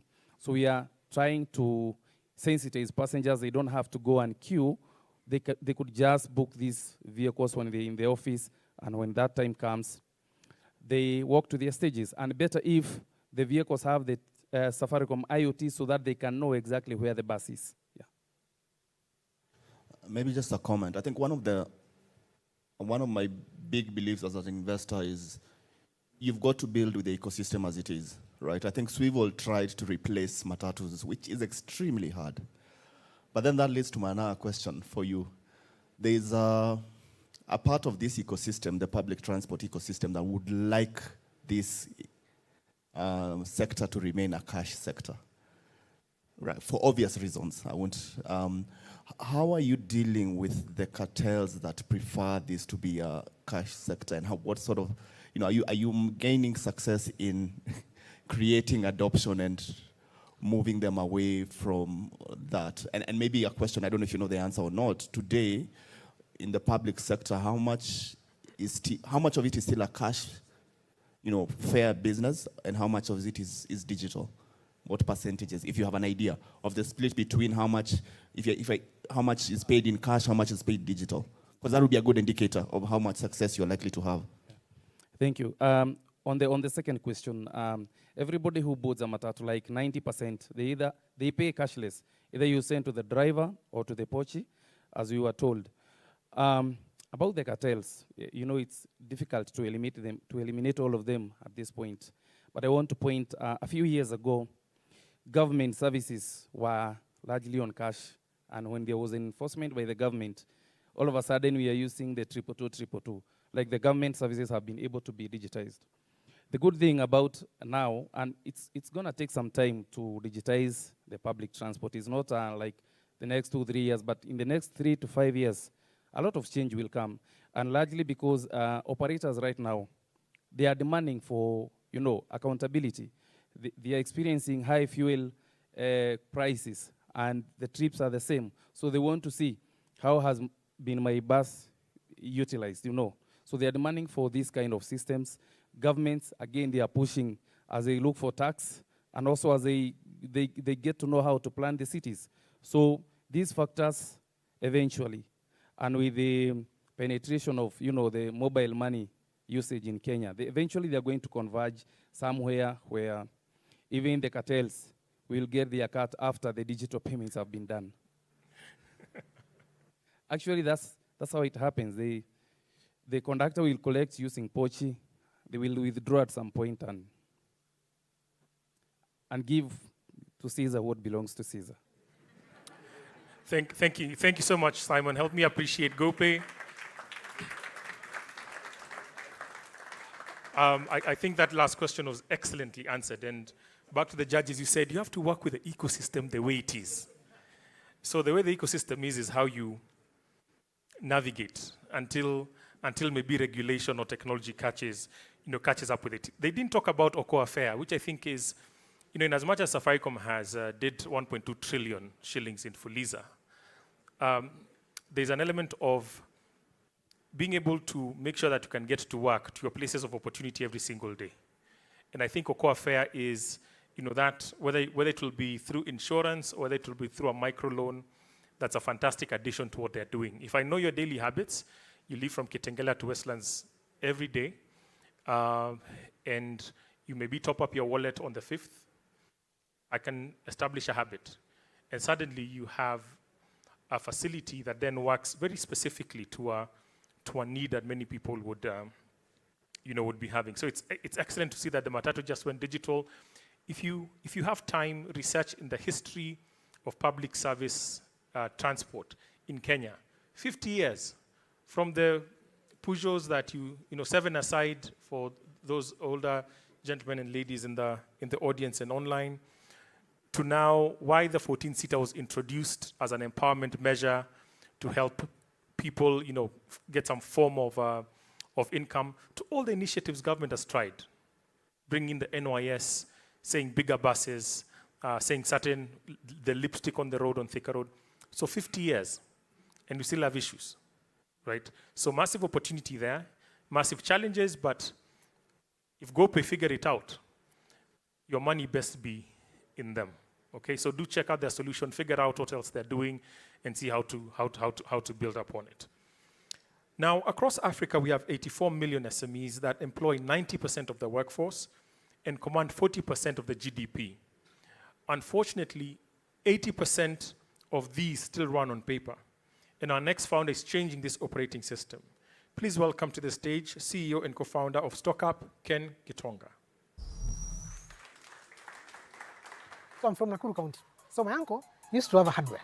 And you see, like any other African man, he had multiple businesses. But every time he was away from the business, when he came back, the stocks were in a mess. He couldn't account for the sales, for all that stuff. My name is Ken Gitonga. I am the co-founder and the CEO of Stockup. At Stockup, we are building Africa's retail operating system to digitize over 100 million businesses.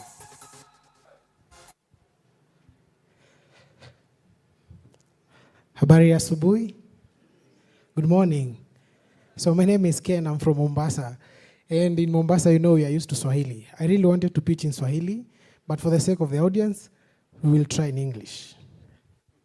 So, across Africa, we have over 100 million businesses. And the market is massive. And that's why at Stockup, we are building an AI-powered retail solution to digitize this sector.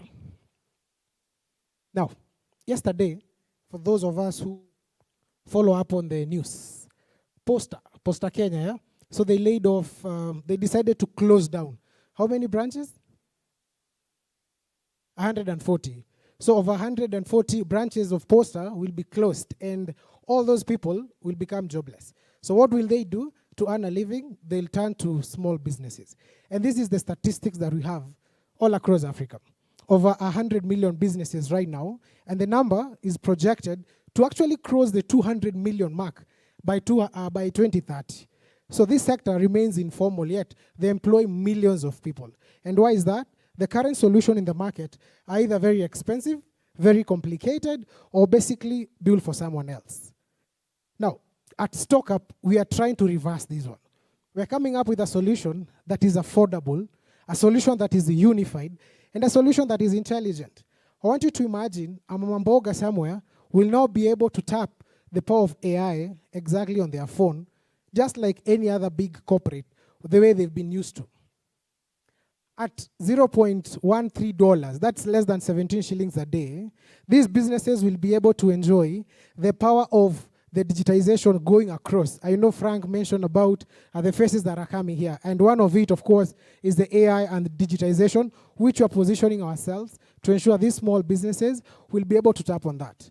And on the unification part, right now, so many businesses will have like 5 tools. So one to order inventory, the second one to manage the operations, the third one to sell online, the other one to file for taxes, etc. Now imagine a solution that will be able to cover all that. And that's exactly what we're building here at Stockup. So our solution, unlike many others, will be able to work across any device. So either you have a phone, you have a laptop, you have a computer, you have a tablet, you should be able to use the app effortlessly. And this one will come very handy for that store somewhere in Eburu, Gilgil, or a particular water seller somewhere in Makoko, Lagos, or even a pharmacy down in Blantyre, Malawi. They should be able to run effortlessly using our solution. We are not just building another application. We are not just building another software out there. We've seen quite a number of them, and we are trying to reverse this one. So we are building as an SME infrastructure that will be able to rely on payments, ordering, credit scoring, and quite a number of other things that these businesses need, yet they don't know. The boda guys alisema about the insurance that many of them, they don't care. Same case to the small businesses. But now through Stockup, we should be able to give them this effortlessly from their phone. Through the program, we've commuted from Mombasa to Nairobi for the last 22 weeks. And one of the things that I was talking to Karanja is we've seen our revenue go up by 56%. This is purely by just being associated with Safaricom. So that's really big. Number 2, we've been able to identify at least 7 different revenue streams, which we should be able to explore going forward. And lastly, when we joined, we were just another point of sale. But today, we are building an operating system that will be able to power the infrastructure of the SME sector going forward. Now, subscriptions, which is exactly our main model, is just the entry point. So once the SME or once the Mamamboga joins the platform, now they are able to tap into other layers that we already have. Think about a small business and they want to access Fuliza for Biashara. Now, unlike the current model whereby it depends on how the transaction comes in and out, with Stockup we are able to credit score them correctly based on the level of inventory that they have, based on the debtors, the creditors, based on the margins that they're making, and quite a number of other things that will help the provider to scale them or to basically credit them correctly. Apart from that one, we have quite a number of other things that we're planning to offer them, and all of them will become a revenue stream in one way or another. Our GTM, we are very keen on partnerships. Today, Safaricom powers close to 1 million businesses. Same case to banks that we have in the region, either in Kenya, across Uganda, and so on and so forth. So we are looking at a partnership with them, and also the distributors, the Coca-Cola, the Unilevers, the P&G. All these are partners that are really working closely with quite a number of MSMEs that we hope to achieve a partnership together with them. As well, we have a model we call the agency. So the agency, or what you call the affiliates. So these are people who recruit businesses around them, and in return, for every subscription made, they get a commission out of that. So, fully bootstrapped, working off from the revenues, we've been able to serve at least over 5,000 businesses across 50 countries. 23 of them are in Africa. we don't see Stockup as just another Kenyan solution alone. We're looking at the Pan-African solution. Also, we've been able to at least attain 52% of our revenue outside the country. So this was for 2025. And in 2026, we project that that should be around 60%. The goal that I have is going forward around by 2027, 2028, no single country will be accounting for 40% or more of our revenue, should be less. That one, of course, we know whatever happens in Africa in terms of political and all that stuff, we want to be safer on that. As well, we've been able to process at least 30 million sales entries in our system. And since 2024, we've been sustainable. Not really profitable, allow me to use sustainable for now, we will see why. So we are not alone in the market. Quite a number of other businesses are already there. And this is exactly where we are positioning ourselves. Stockup is turning out to be at the center of either inventory, that is ordering of inventory, the point of sale, the marketplace, the AI, or any other tool. Right now, all these, I'm sure they are notable names that have been in the business. So we want to position ourselves as a layer at the center of it all. We are a team of 5 people. With a combined experience of about 35 years and above. And all of us, actually, we are here today. We had to literally close the office to come. We hope to expand this number, yeah? So how we are seeing with Safaricom. So Safaricom is on a mission of digitizing the MSMEs. Safaricom is on a mission, of course, of embedded financial services. And naturally, Stockup is sitting at the center of this. Through the data that we have, or the data that we hope to get from all the businesses, this will become very vital with Safaricom. And with our AI, which I'll be able to show in a while, we should be able to actualize this dream with Safaricom. So we are looking to raise 350,000 USD as our pre-seed, safe, that easy, so that we can expand the team. At least I don't have to do everything else. And then we also grow the product and at least get a number of customers that we can test run some of the projects that we are coming up with. And therefore, it's a call to anyone in the room, the shareholders, the stakeholders, the investors, the partners, to join us in this journey of digitizing the MSME sector. Because the question is, if not us, then who? And if not now, then when? Let's do the product demo. So this is how our platform looks like. It's very easy. So you can check about the inventory. So anything, how you see your inventory, your stock value, and anything else around that one, you should be able to see that one here. So you can order from your supplier. So in case you have a supplier in the room, so you should be able to see the suppliers. And then through our Stockup AI, you're able to basically sort your suppliers who are giving discounts depending on the distance and quite a number of other factors. Our Stockup AI will be able to analyze that one and get it back to you. So we have the customer, the sales and the customers part. So we call it more like the POS. So this is where you have the list of your customers on credit. You can manage your customers. You're able to send them emails and anything else that you need, at least to inform your customers just from your phone. So we have our e-commerce. This is where a store is able to set up their online store through 2 or 3 clicks, yeah? So we call it the order pop. This one you're able to start selling immediately. So you have a store with us, immediately it turns out to be an e-commerce. And from there you're able to share the link all across your social media. We have our analytics and the insights. So this is where now our AI start doing the magic. We have the numbers. We know how much you're selling. The AI is able to tell you which items are running low. The AI is able to actually predict and recommend all the things that you need to know inside your store. So this will be very, very vital going forward. And lastly, about our Stockup AI. So this is what I once told Karanja, whereby we want a small business can be able to take a picture of the inventory, and then the AI will read that one and upload. As well, it can analyze all your reports, give you the insights, and anything else that you need all across in your business. And lastly, this is how they pay the subscription. So this has been our current model. So we charge the $5, about 500 bob, to use the Stockup. So that's about Stockup. Thanks. Fantastic. Over to the judges kindly. So thank you so much for the presentation. So the daily payment for 0.13 US dollar per day is quite cheap or affordable for the businessmen. But I want to ask how you can realize that, how to execute such kind of low price services to the customers. It's true, it's very affordable because you see our clientele, the guys that you're targeting, they are very price sensitive.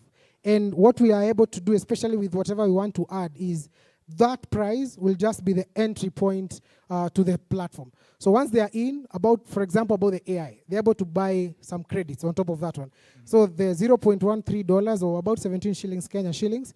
So they pay that one, and then about the tokens, maybe they'll pay for another 0.5, and then for something else, like they start selling online, we get a commission from that one. We do delivery, we are engaging with the Leta team, we get a commission on that one. So the subscription is just the entry point, and then you're able to build on top of that one, yes.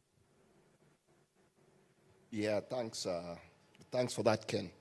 The one thing that caught, again, my attention was you talk about operating in 50 countries. You call yourself a Pan-African outfit, 50 countries. That's basically over 90% of the African countries. Is that so? So maybe just give us some color as far as that is concerned. 52% of your revenues generated outside Kenya. So then one would sit back and say, why are you really set up in Kenya then? And also maybe give us a flavor of where your largest market is. Thanks. So for the 50 countries, yes, you see that's global. I mean, Africa has 54 countries, yeah? So for Africa is about 23 countries, specifically 23 countries. So the 50 is other markets as well. And mentioning we are Pan-Africa is because Africa is our target market. This is where we feel, the way someone mentioned about over the 75% of the continent is young people who definitely, once they lack the jobs, they'll be able to start business. So we are focusing on Africa. And about why we are based in Kenya is, Kenya as an individual country is where we make our most revenue. About 45% actually as of where we are today. So outside Kenya, we are in Tanzania as well. So in Tanzania, we have a module or a model that we call the agency. So this is where more of like a franchising. We partner with you, someone who really loved Stockup, and we decided to do a pilot with them. So what we did is they are now running Tanzanian market, fully powering the marketing side. They have the marketing budgets and all that stuff. And that's why me and my small team, mostly we've been at the background trying to power everything that's happening in the front side. But now going forward, once we get the resources, yes, I know Kenya will become definitely the #1 market going forward. So the franchising, is your revenue, or the revenues you're showing us also including the franchise revenue? Agreed, yes. Tanzania actually as an individual country, as of 2025, it accounted for about 29.5% or thereabout, individually as a country, yes. Okay. Thank you. So 2 questions. The first one is, this is a very crowded field, tools for MSMEs. Why are your customers choosing you? What's your defensibility from the Zohos and all of these guys? And then second, you also, in the demo, there's suppliers on the platform as well. So are you onboarding those? Is there a take rate? What's that side of things from a revenue perspective? Okay, thanks. So #1, as you mentioned, exactly as I've shown, is the field is crowded. That's true. But if you are keen, it's crowded based on a different segment of the quadrant.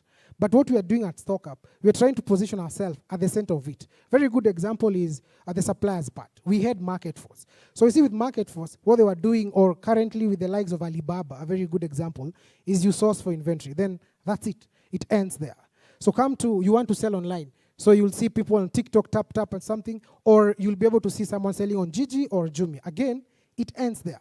Then you want to manage your inventory and operations. You have another Zoho POS, and then it ends there. So how we are positioning ourselves, and actually our moat is we want to be at the center of it all. The way the MC Mbugua mentioned is that we are now at a level, I'm sure Safaricom is an example how they are doing the one-up. We are now doing, again, a one-up, whereby we can onboard suppliers, back to your second question. Then we partner with them. They have quite a number of distributors. Look at Coca-Cola, with over 600,000 merchants all across. So if you can work with partners or the distributors of Coca-Cola so that their merchants are able to order directly through our platform, they get the inventories, then they manage the operations, and then at the same time, they're able to sell online to their customers. So what we've done is we've taken all the merchants, we are trying to have them on a single platform. Now, with the numbers and the data, there's a lot you can do with that one. The magic now starts happening. Actually, we are really praying and hoping and really working hard to ensure at least 5 to 10% of the retail sector, of all the retail business happening in this country, one time in like 5, 10 years today, will be happening exactly on our platform. because Safaricom is powering this. All the payments, they can do that one from the same platform. And there's a lot that we cannot be able to tap into that one, yes. With our Stockup AI, we are able now to really, really make a lot of the big data inside the platform once we have the numbers.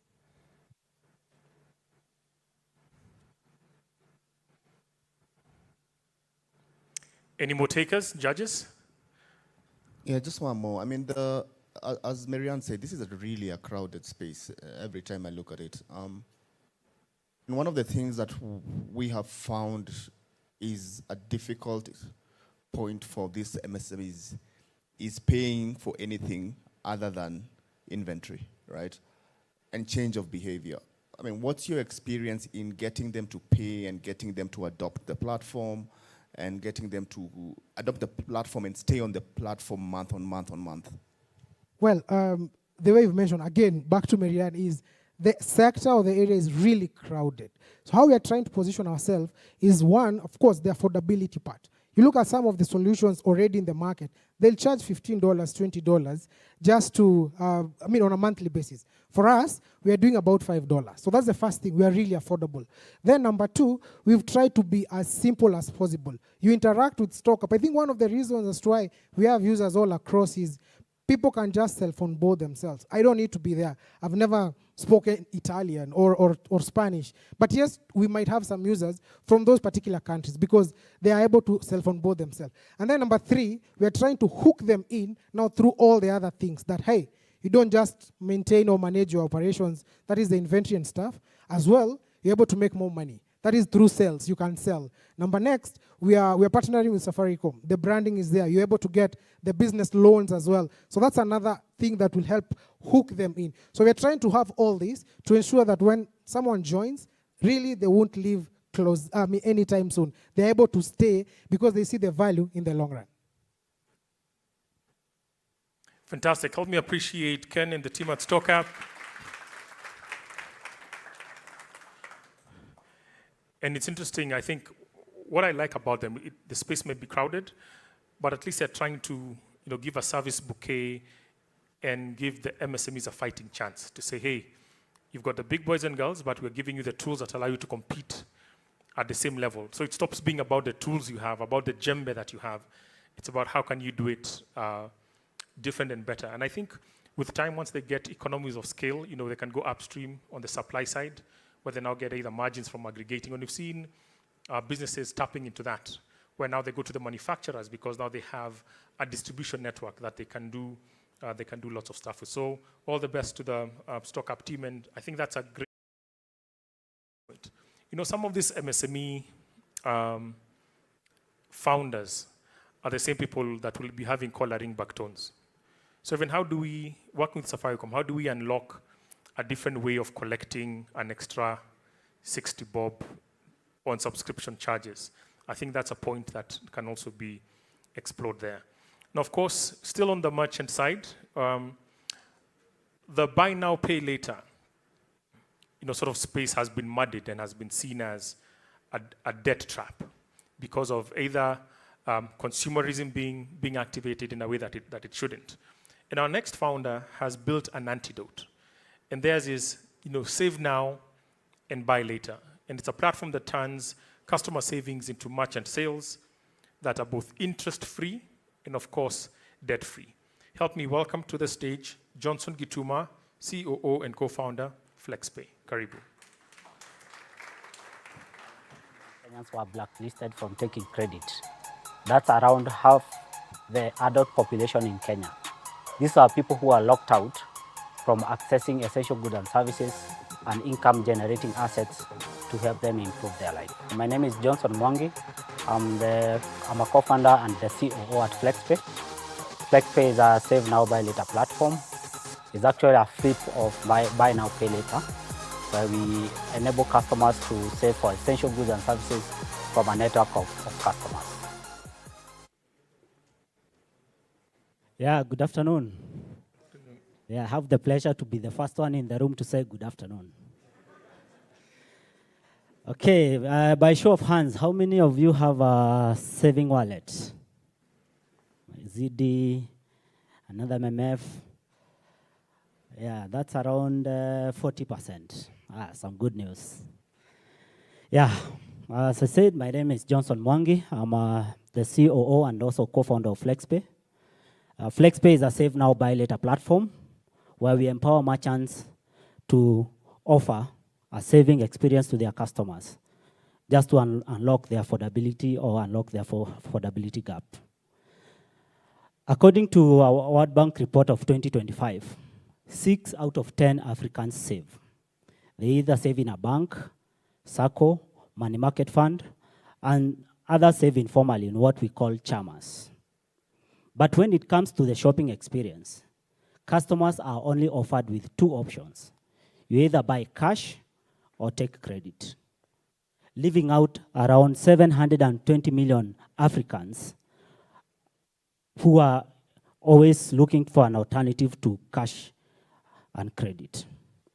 Just to put it in better perspective, over the last 3 years, buy now, pay later has experienced around 35% in default.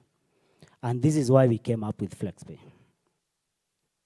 So FlexPay is a save now, buy later platform where we empower customers to save for essential goods and services from the merchants that they love without debt, interest, or penalties.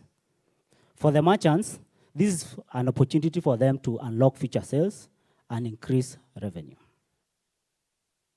So how it works? So it operates in 2 ways. There's the offline front and the online front. So for online, a customer walks into a retail store, let's say it's a supermarket. They identify the product that they want to buy. Let's say a fridge is costing 50K. They have 1,000 in their mobile wallet, M-PESA. They'll deposit that 1,000 bob. Once they do that, they get a confirmation message from our platform that they can deposit that through an USSD or through the app. Then we help the customer to track their savings over a period of time by sending reminders, and we track that all the way to completion. For online, we integrate our Save Now, Buy Later button. Just below where we have Add to Cart, we have now the Save to Buy button. Also, the other features we have on the product is customers can crowdfund from family and friends to help them meet their goals, and they only check out when they are ready. So we are looking at a $500 billion market across Africa. But for the markets that we have done our research, we have been into South Africa through the Techstars program. We have been into Nigeria through the Google Launchpad. And we have a lot of calls from Uganda because of the e-bikes market that is really growing in Uganda. So that is a $75 billion market. In the next 3 years, we are looking to unlock around $900 million in GMV. So how we make money? We have four ways that we make money. 5% commission charge on merchant. So we don't charge customers. So for customers, they earn cashbacks, and also we are also working with Safaricom on how they can start earning interest, 10% interest. So there's 5%, there's 10% that is coming up. As you are saving for your next shopping, let's say you're buying an item which is 50K, you can check out when it's 49,500. Where customers love us is because we charge them a penalty of 7%. And the reason they love that penalty is because we help them to remain disciplined. So if you have set a goal of 50K and you cancel, you have only paid 1K, we will charge you 7%. And that's why they love us, because FlexPay helps them to become disciplined. And lastly, we charge a 0.5% dollars on our withdrawal fees on the wallet. So we are happy to announce that last year we clocked the $1 million mark. So we have been in the market for quite some time, since 2017. We had to relaunch in 2021.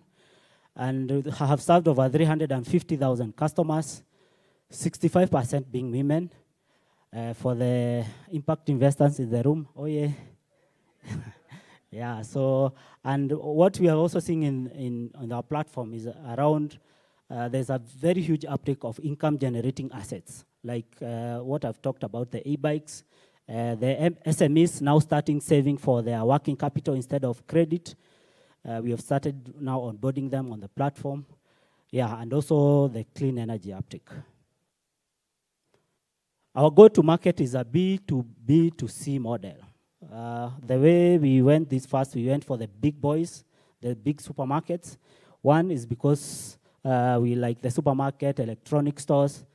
It's easier and cheaper for us. Cost of acquisitions per customer is around $4.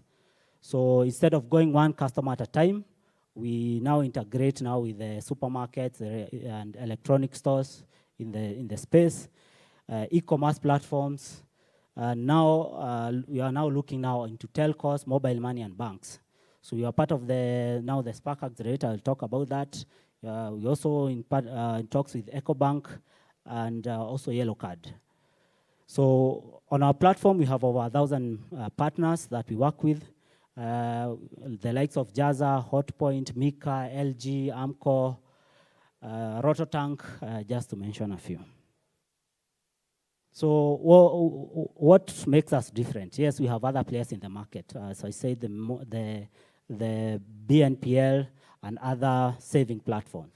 But what makes us different is because, one, we are merchant embedded. So where you shop, you can actually easily open a savings account and start saving. Two, we offer cash rewards. We negotiate for our customers up to 1% cashback when they check out.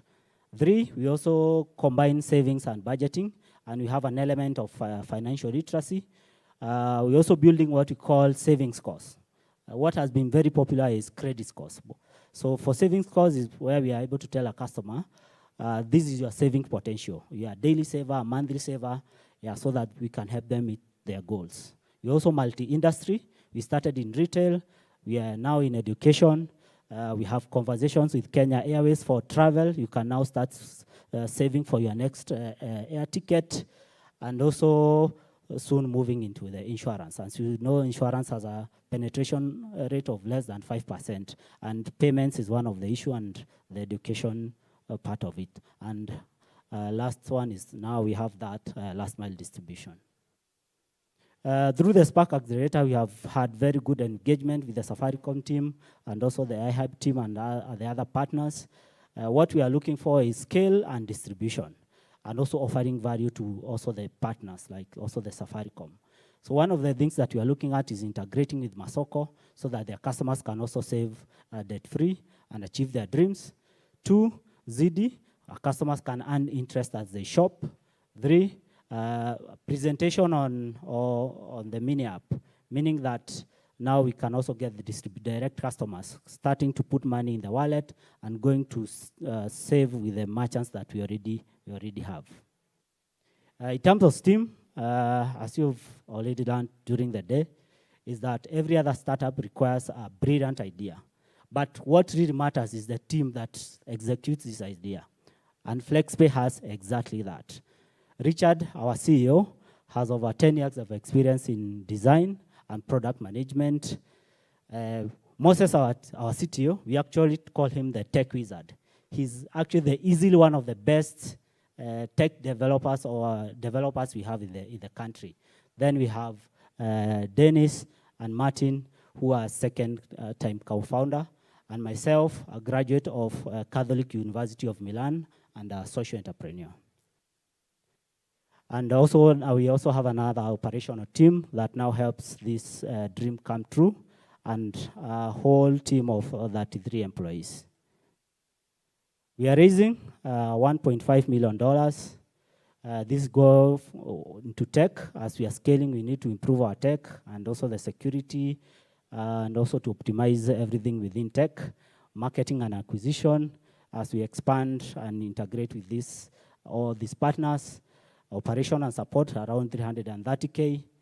B2B sales, as we also looking to hire in the space of B2B and also in the finance, being that we are fintech. So in the round, we already have 700K invested. That has happened between December and now, when we are during the program. And actually one of the checks has been written by our partner bank. So for the investors, we still have room to accommodate you, but it might be too late. Okay, so please join us as we unlock this $500 billion market. Thank you.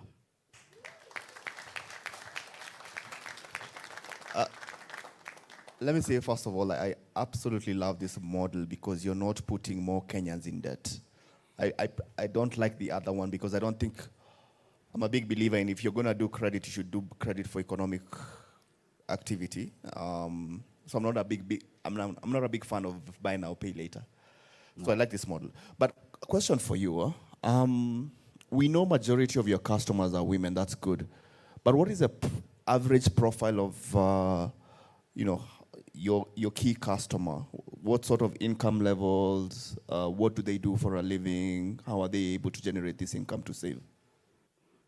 Okay, so we have two types of customers. The one is the working class. These are people who are earning between 50K up to 50K around on average. So that is now for the working class. And what we see mostly during the end of the month, we see that spike when they get their salaries. But you find that the salary that they're getting is not enough to buy a product on a one-off, because the average ticket size for us is around 22K. So they would not sacrifice the whole 50K for a purchase. Then we have now the what we call the daily earners, or these are SMEs who are earning on a daily. These are people who would earn, for instance, 1,000 a day. They may be doing a small business or a boda. Yeah, those are the two kind of customers.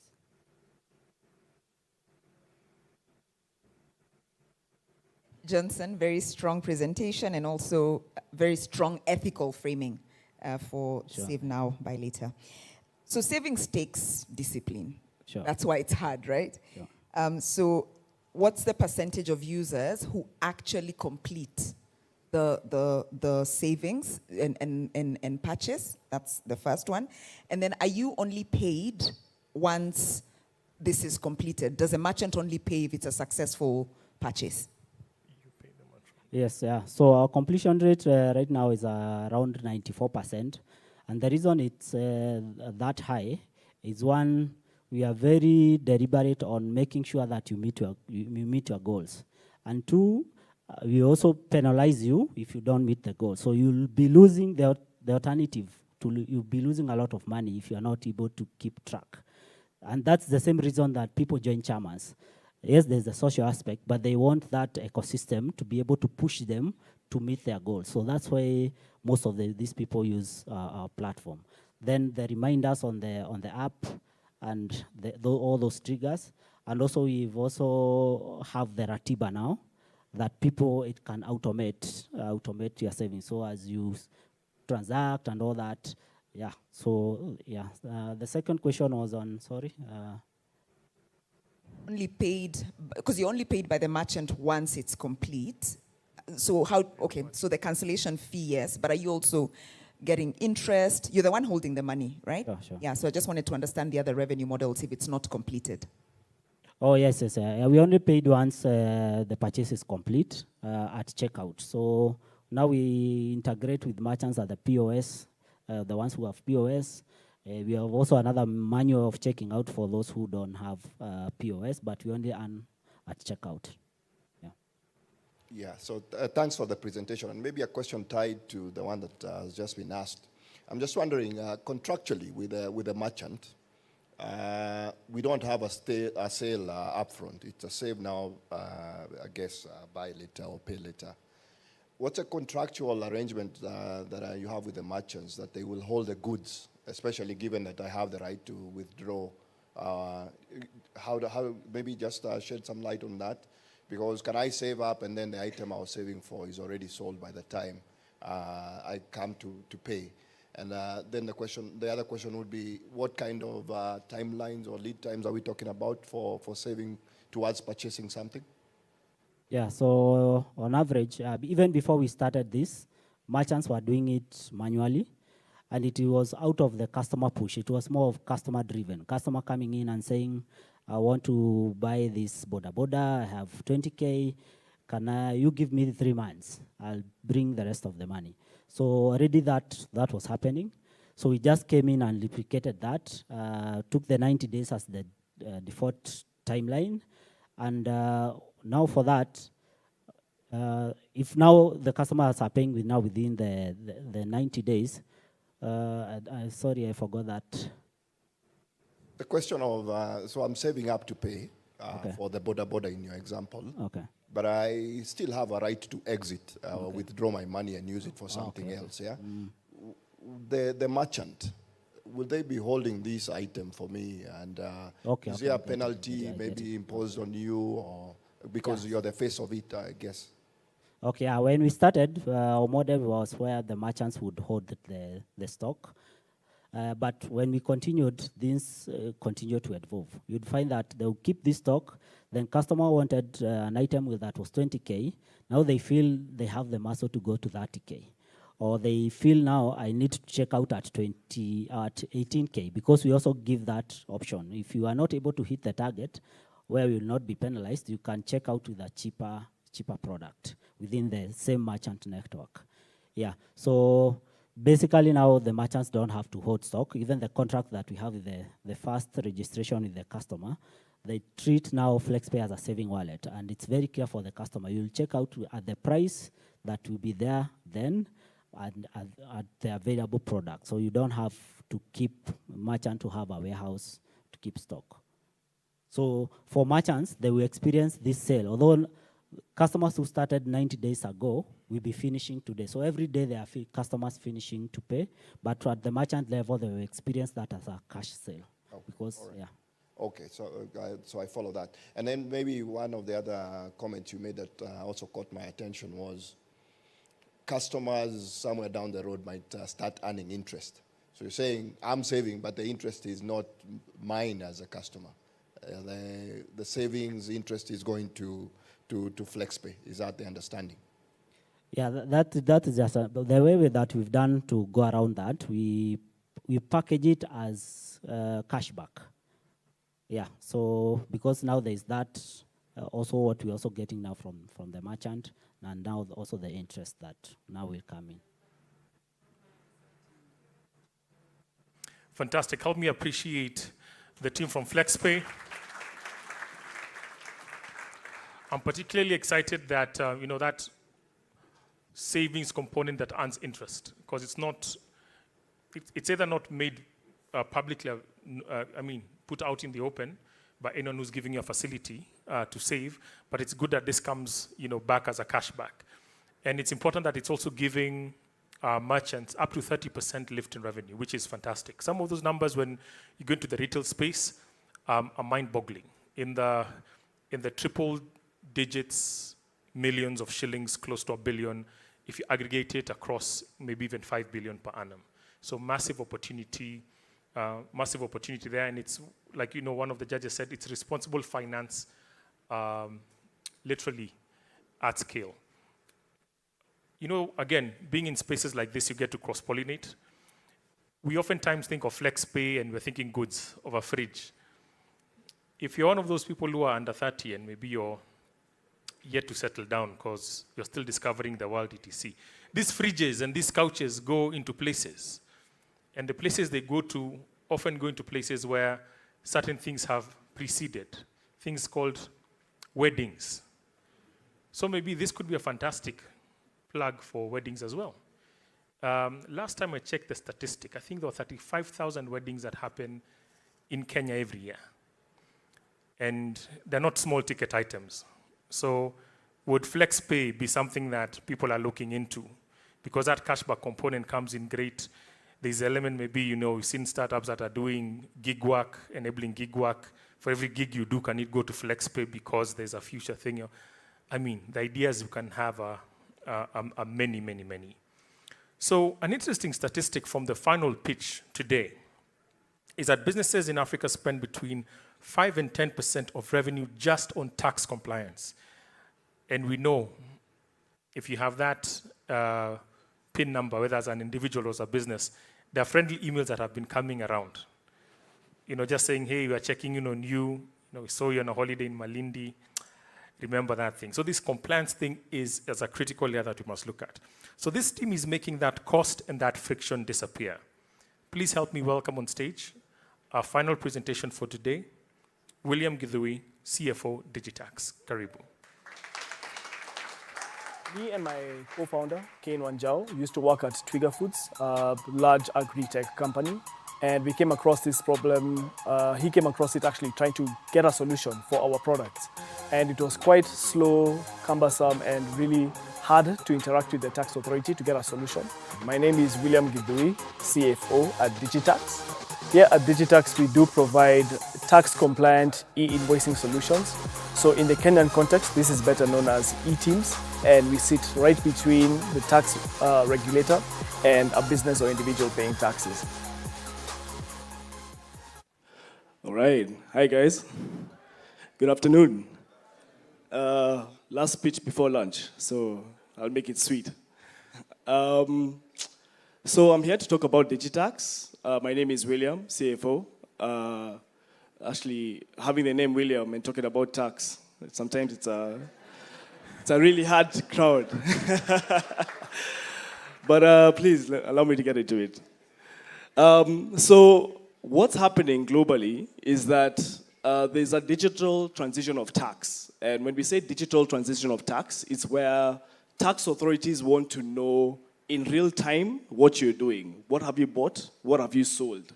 And this is happening all across the world. In Africa, we have 25 countries that have been mandated to have electronic exchange of tax.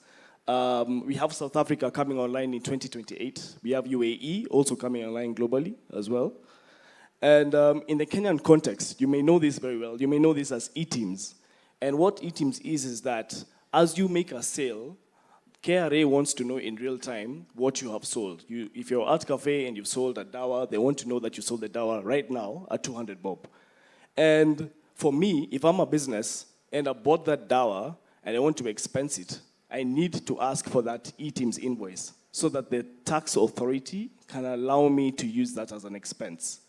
So what's happening is that this becomes a self-regulated mechanism where everyone is asking each other for e-teams invoices so that, number one, KRA can exactly know what your sales were. But number two, when you're using it to file your returns, you can use those e-teams expenses to reduce your tax liability. So this is where Digitax comes into the equation. So we sit right in between the tax authority and a taxpayer or a tax invoicing system, and we help move the invoicing between a tax authority and the business, and back and forth. So we have three solutions. We have an app that is better suited for micro SMEs or individuals who have very low invoice volumes. Then we have a dashboard that's a web-based solution. So these are for more small SMEs, chemists, pharmacies, small kiosks. And then we also have an API. So we have an API that can connect into any system that you may have. You can have QuickBooks, you can have Odoo, etc., and we'll be able to connect into it. We make money in three ways. One-off integration fee, annual subscription fees, and a fee per invoice. The one-off integration fee is for large enterprises.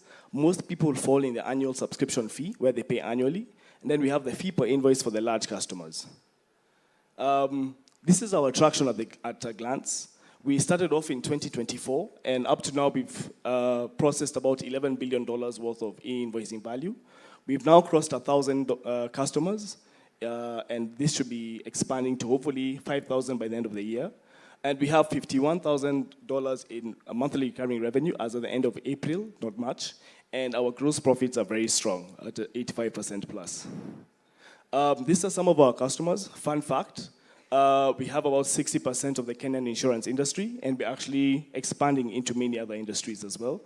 These are clients all over Kenya, Nigeria, and Zambia. You may see some very familiar names there.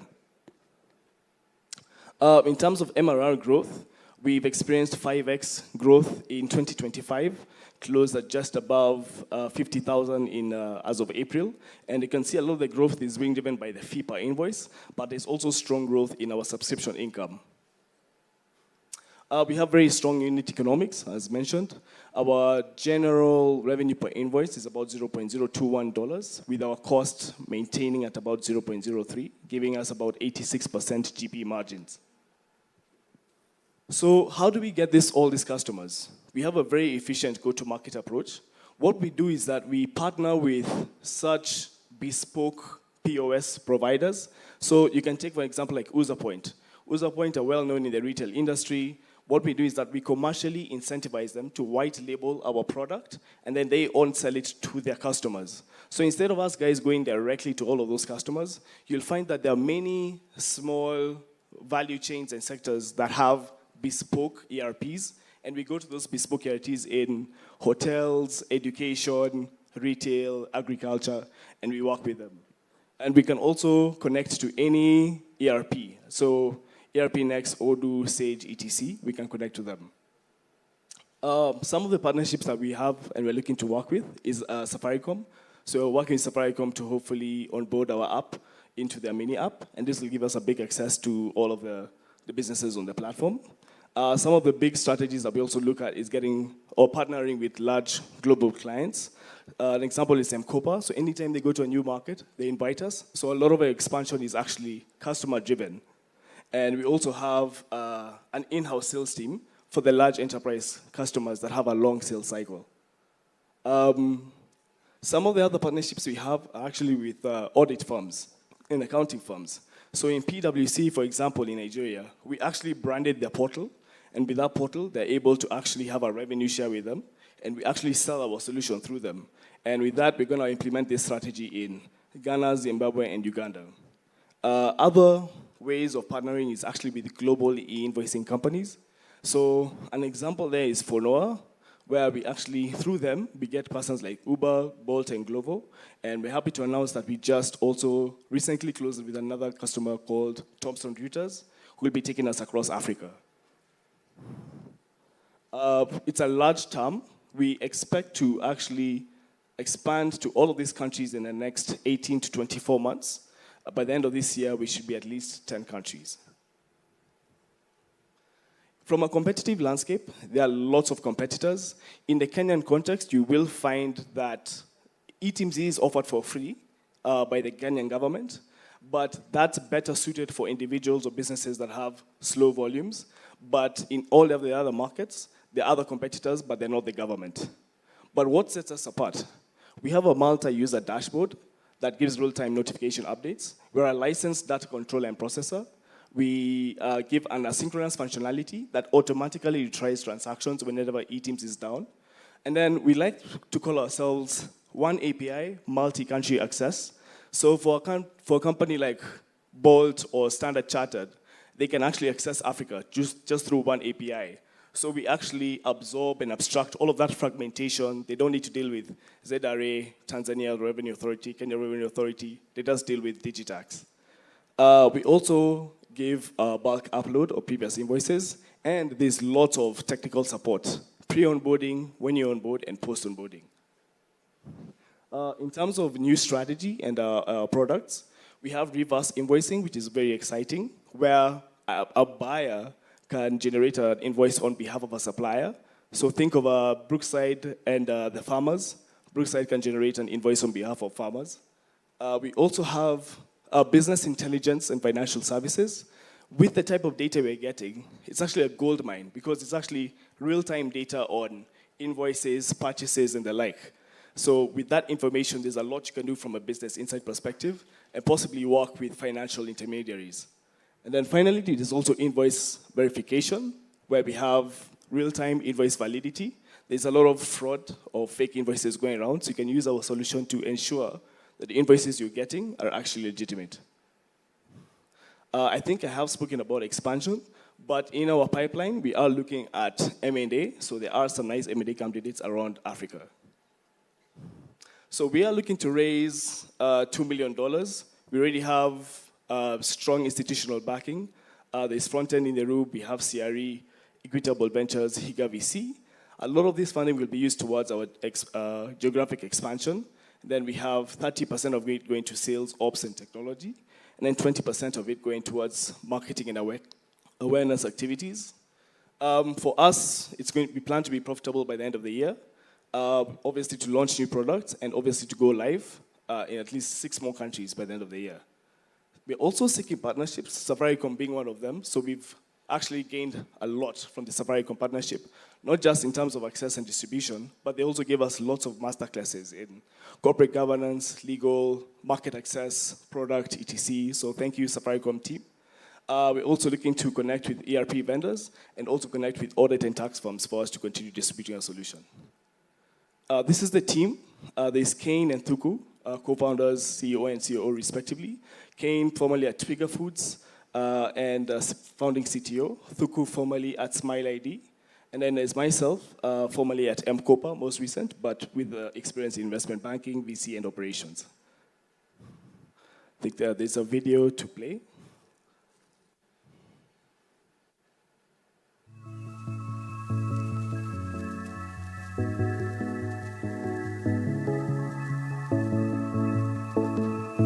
So this is our dashboard where you can see all of your different purchases, your invoices, the status of your invoices as you put it up. You can have all of your items like an inventory as well.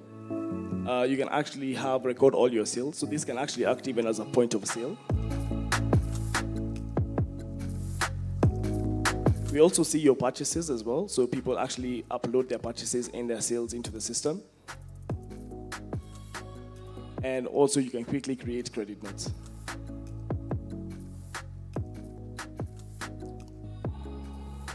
Customers are pre-saved. You can have a huge customer list that you can import from your system. And you can also see all your branches. So if you're a big supermarket, you can see all your branches in one dashboard. Then obviously you can also get your vital KRA notices and see how it affects you and your tax compliance.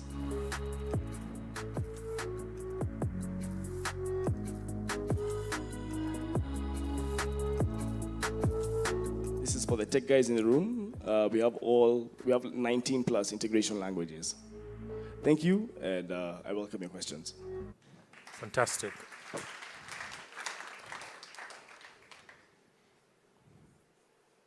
Thank you, William. That joke was funny, and especially today. So my question is on the very strong team as well. My question is how you're thinking about long-term competitiveness. The KRA eTIMS portal right now is free. It will get better. And there's also just initial panic around compliance, so people are looking for tools. But with time, that might, get less, the panic. Then number two, some larger ERPs are also just building compliance modules natively.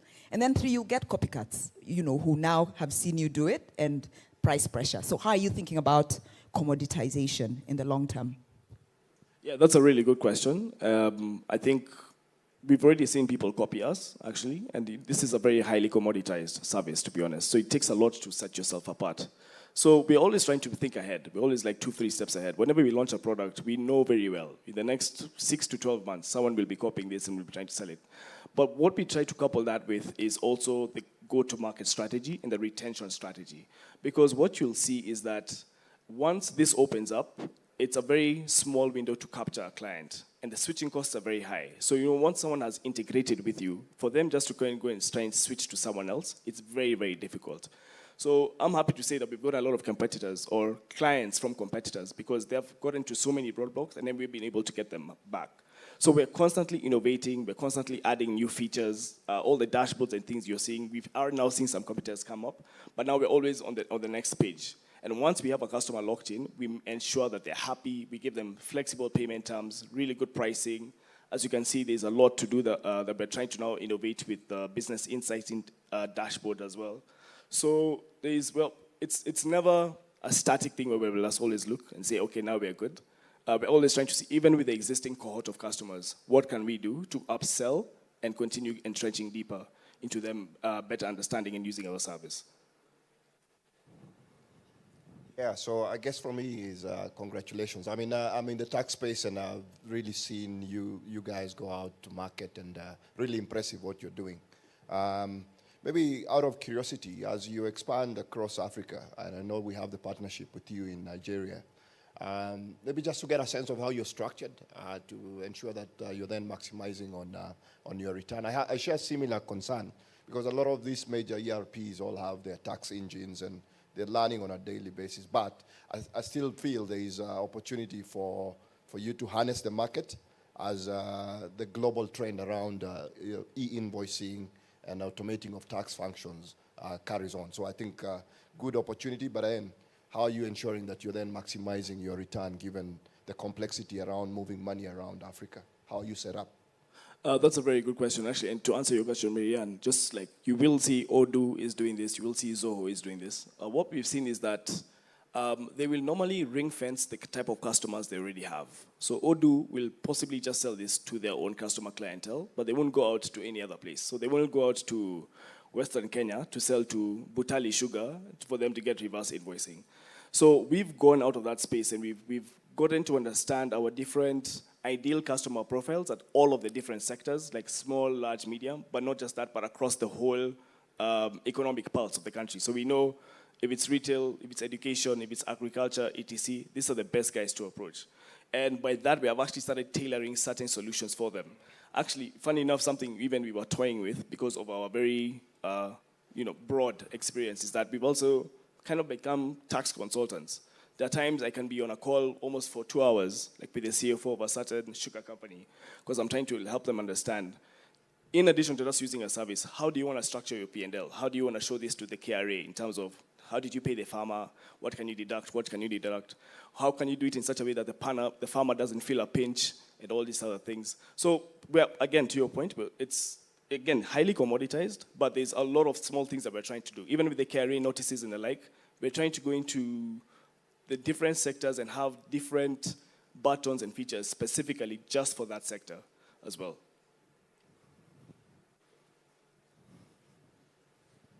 Your structure, so is it a franchising model like we were told about before, or are you doing everything from Nairobi? Oh yes, so in terms of structure, a lot of our engineers are here in Nairobi. We're actually looking at hiring a few more guys outside of Nairobi as well, especially to support the expansion.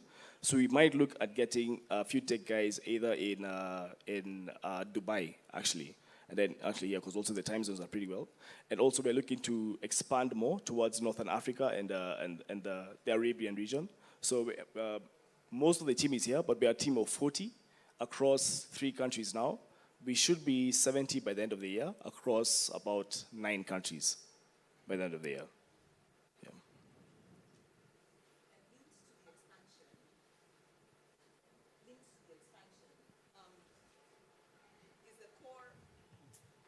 Linked to the expansion, is the core product modular? Because just given how different regulators are across these countries, or are you having to the integration costs for that every time you go into a new market? Just how high is that, or is it the same product? That's a good question. So it's actually very, very modular, and what you'll find is that there's a certain structure that e-invoicing is actually carried out across the globe. So it's called the PEPAL structure. So it's either the PEPAL structure or the structure that we have with Kenya. So just for FYI's sake, the tax system we have from Kenya was borrowed from Rwanda. And the same one in Kenya was actually borrowed by Zambia. So what you'll find, even what most of these guys do, they'll change the color, change the font and everything, but then they'll change the tax classification codes. But underneath, behind, it's actually the same architecture. So we found that even expanding to new countries, it can take us about 3 to 4 months. Our technical guy is there, he can let you know. But it takes about 3 to 4 months. And for us, it's a relatively easy thing. And we have a very strong team that's been doing this from day one. So now they eat and sleep and breathe this thing, and they can do it now literally everywhere in the world. Hi, William. Yes, Cesar. In your product development, in terms of what new products to launch, do you think there is a point where you can get to where you can come to a business and say, look, we've been helping you pay your taxes, file your taxes, and we've realized that you've got a potential tax claim of X amount, and we recommend you deal with the revenue authority before they come and deal with you? Because I think the reason I'm asking that is because I think one of the things that business owners are afraid of is when you get that call that we're coming for a tax audit. Because generally, they will find something.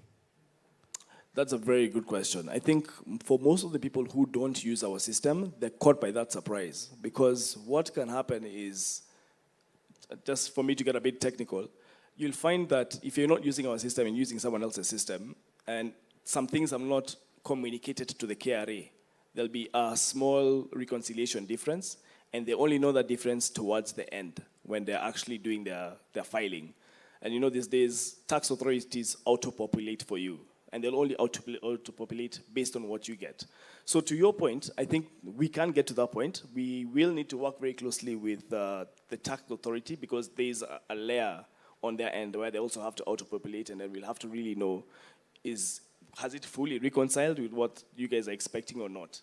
But I think it's definitely something in the future, but we are looking at doing more automation, so more filing automation, more VAT automation, and also more intelligence, just again, around your, at least at this point in time, your VAT obligation as well, what it could look like. Fantastic. Help me appreciate the Digitax team.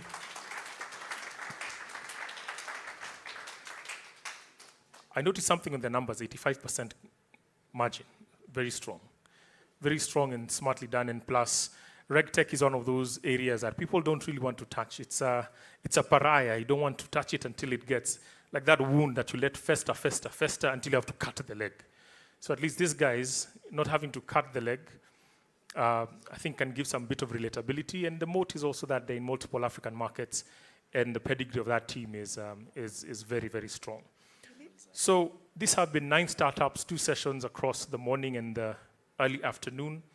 And they're not just companies. They are really answers to problems that we know, interact, and see every single day.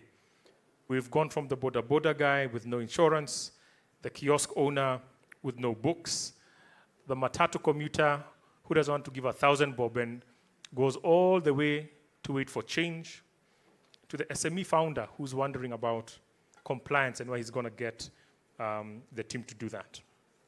All of these businesses have actually been powered by Safaricom in one way or another, from connectivity to payment trails, to even bringing partners like PwC and Bowmans to the room to consult on matters that are neither hardware or software, but are really, really operational. So I want us to give a rousing applause to the cohort number 2.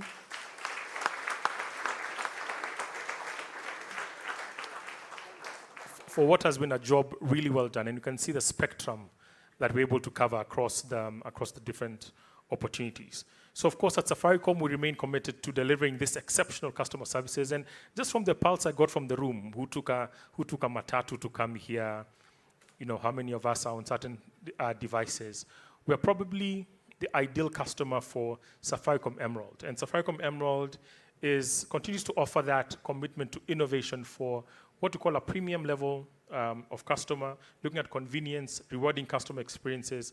And I'd like to tell you a bit more about Emerald, so please train your eyes on the screen. When it comes to success, you can have it all. You could be a parent and at the top of the corporate ladder, booking the trip of a lifetime, and taking the time to help others.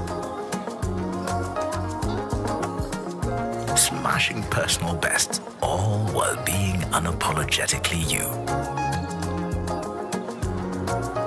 Because there's more than just one type of success. It's multifaceted, and so are you.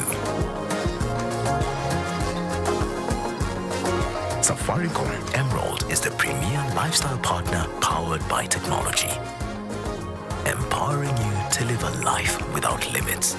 Safaricom Emerald, limitless you. Fantastic. If that feels like you, then you do fit the Emerald profile, and do make it to check out at any Safaricom shop how you can either get onboarded or to check out some of the other benefits that you could get from there. So I know we had a long morning. You know, some of you asking, Bogwai, we don't even have a break for coffee. You know, there was a healthy breakfast. You know, Ndoma and arrowroots take you a long way, guys, right? But yes, we're getting to the tail end of our time together. But we now must hear from the people who write the checks, who build the ecosystem and decide who gets the fuel to grow. And we are gracious to have 4 different perspectives that may not normally sit in the same room. we've got a representative from a global venture fund, an early stage fund, a homegrown African fund, and of course, professional services view from inside the cap table. These are people who actually see how the money goes and what gets divided. So I'd like us to welcome our moderator for the session, Cheryl Itemere from Endeavor, who will then also invite her panelists, Daisy from TLCom Capital, Christine Namara from F6 Ventures, Cesar Nyaga of Chui Ventures, and Alex Nyaga from PwC. Kindly come on stage.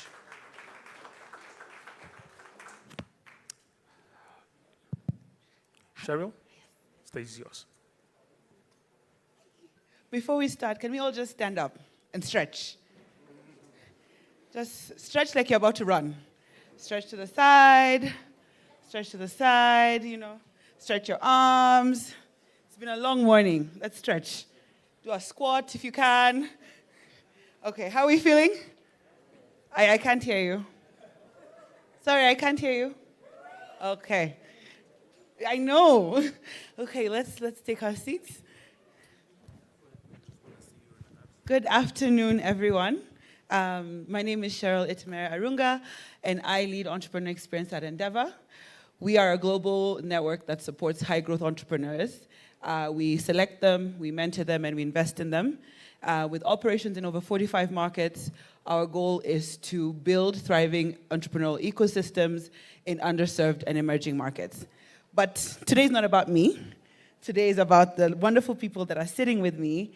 And before we even get into the gist of the conversation, if you think about African VC 10 or 15 years ago, Africa was just a footnote when you think about the global conversations around that.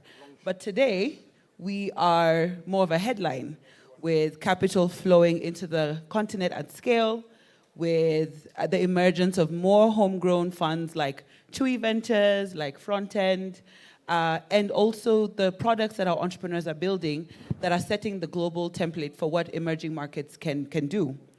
But with the growth of venture capital brings harder questions. Is capital going to the right places? Are the exits materializing? But beyond that, is the infrastructure strong enough to help the growth of this ecosystem? And that's what we're here to unpack today, to understand what the trends are in the African VC landscape, which industries are catalyzing growth in Kenya but beyond, and also how can we move with the trends when it comes to African venture capital. I'd like my panelists to introduce themselves. I'll start with my left.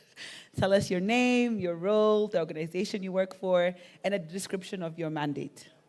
Great. Thank you, Cheryl, and good afternoon, everyone. I hope we still have your attention. I know everyone is hungry. My name is Daisy Liech. I am a director at TLCom Capital, which is one of the larger early stage VC funds. I know a lot of people think we are a growth stage fund, but we are actually early stage. We invest from seed to Series B, and so we've been in the market for 2 decades now. We have around 20 plus or 25 companies invested across 2 funds. So our first fund was $71 million, which is fully deployed, and we are today deploying from our second fund, which is $154 million. So I saw a few of the pitch decks, or the pitches today were actually in our pipeline. So if you know any other interesting ones, please feel free to reach out. Thanks, Daisy. Hi, everyone. I hate to be the person speaking to you before lunchtime, but we'll try to keep it quick. My name is Christine Namara. I'm partner at F6 Ventures. We have 6 different funds, 140 different portfolio companies, just under $90 million of AUM. But within the Africa fund, it's a $50 million fund that invests in early stage, meaning pre-seed, seed startups. We like to be the first check on the cap table. We are multi-sector, and so we like to look at all types of startups in general. In terms of my mandate, I'd like to talk about it more personally. I've been working in the tech ecosystem for 14 years, and my goal in this life is to make it easier for pre-seed founders to have more informed conversations along the journey, whether that means upskilling, whether that means kind of education and platform resourcing, or investing, which is what I do for my day job. Thanks for having me. Good afternoon. It's working, huh? How many founders are in the room? Just by a show of hands. Yeah, this is the part you pay attention so that you ask us the questions you ask us the hard questions. So I'm Cesar Nyaga. I am a general partner at Chewy Ventures. We are a seed-stage venture capital fund investing in Africa. We have invested in 18 companies. One of them is Leta, as I said earlier. I've also seen a couple of them in our pipeline. We particularly like investing. No, we actually only invest where there's an African founder at the cap table. We also like to invest in diverse teams. So we do have a gender equity lens. So we do make a deliberate effort to look for both male and female teams. And we are really bullish about where the ecosystem is going. I know sometimes from the founder angle, it feels like we are not doing enough. We are actually doing quite a lot to try and get more capital into the space, to try and get more alignment between founders and investors. But happy to talk about that later. Thank you. Can you hear me? Is it working? Okay, good. So my name is Alex Nyaga. I'm a partner at PwC. I'll find out from Cesar whether we are related after this session. Spent last 20 years with PwC, where I've had different roles. Currently, I lead the international development consulting team that supports, amongst others, SMEs and startup ecosystem. PwC, as you know, does many things. So we consult on tax. We also do consulting and advisory and assurance services as well. Thank you. Okay. Let's start with you, Cesar. At Chewy Ventures, you're writing early checks in multiple African countries or markets. Where do you see the biggest gap between founder ambition and actual venture backability today? I think there's, over the last, so maybe from 2020 onwards, there was, during COVID, there was this feeling that, tech is going to be really big, and we've changed the way that we live life.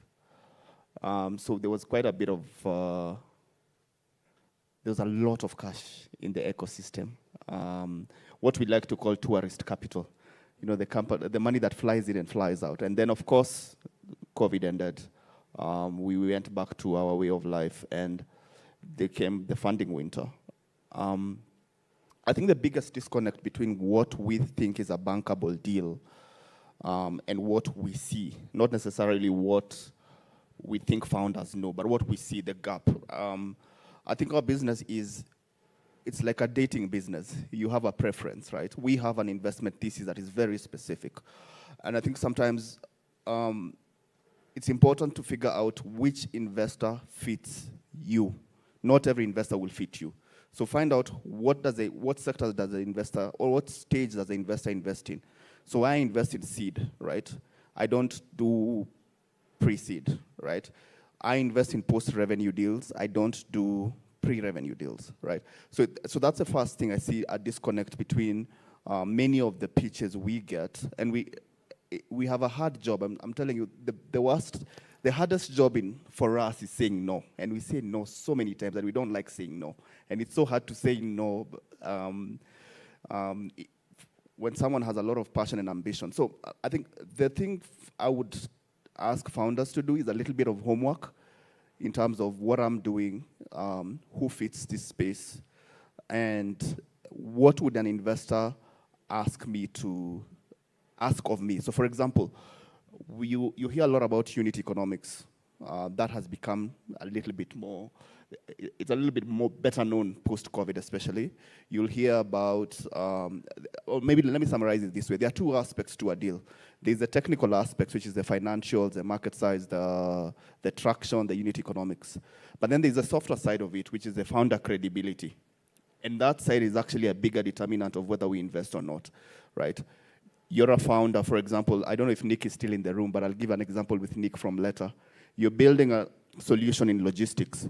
You spent the last 10 years working in logistics companies that build software for logistics. So that gives you credibility, right? We'll always test that. How much do you understand that space, right? Or are we going to be paying school fees for you? So I think the biggest disconnect is between, I think, for founders understanding how do investors underwrite a deal, right? If you understood that, and we are more than happy to have sessions with founders, with the likes of Endeavor who do ecosystem development, to just give you an idea of how we underwrite a deal, including going through case studies.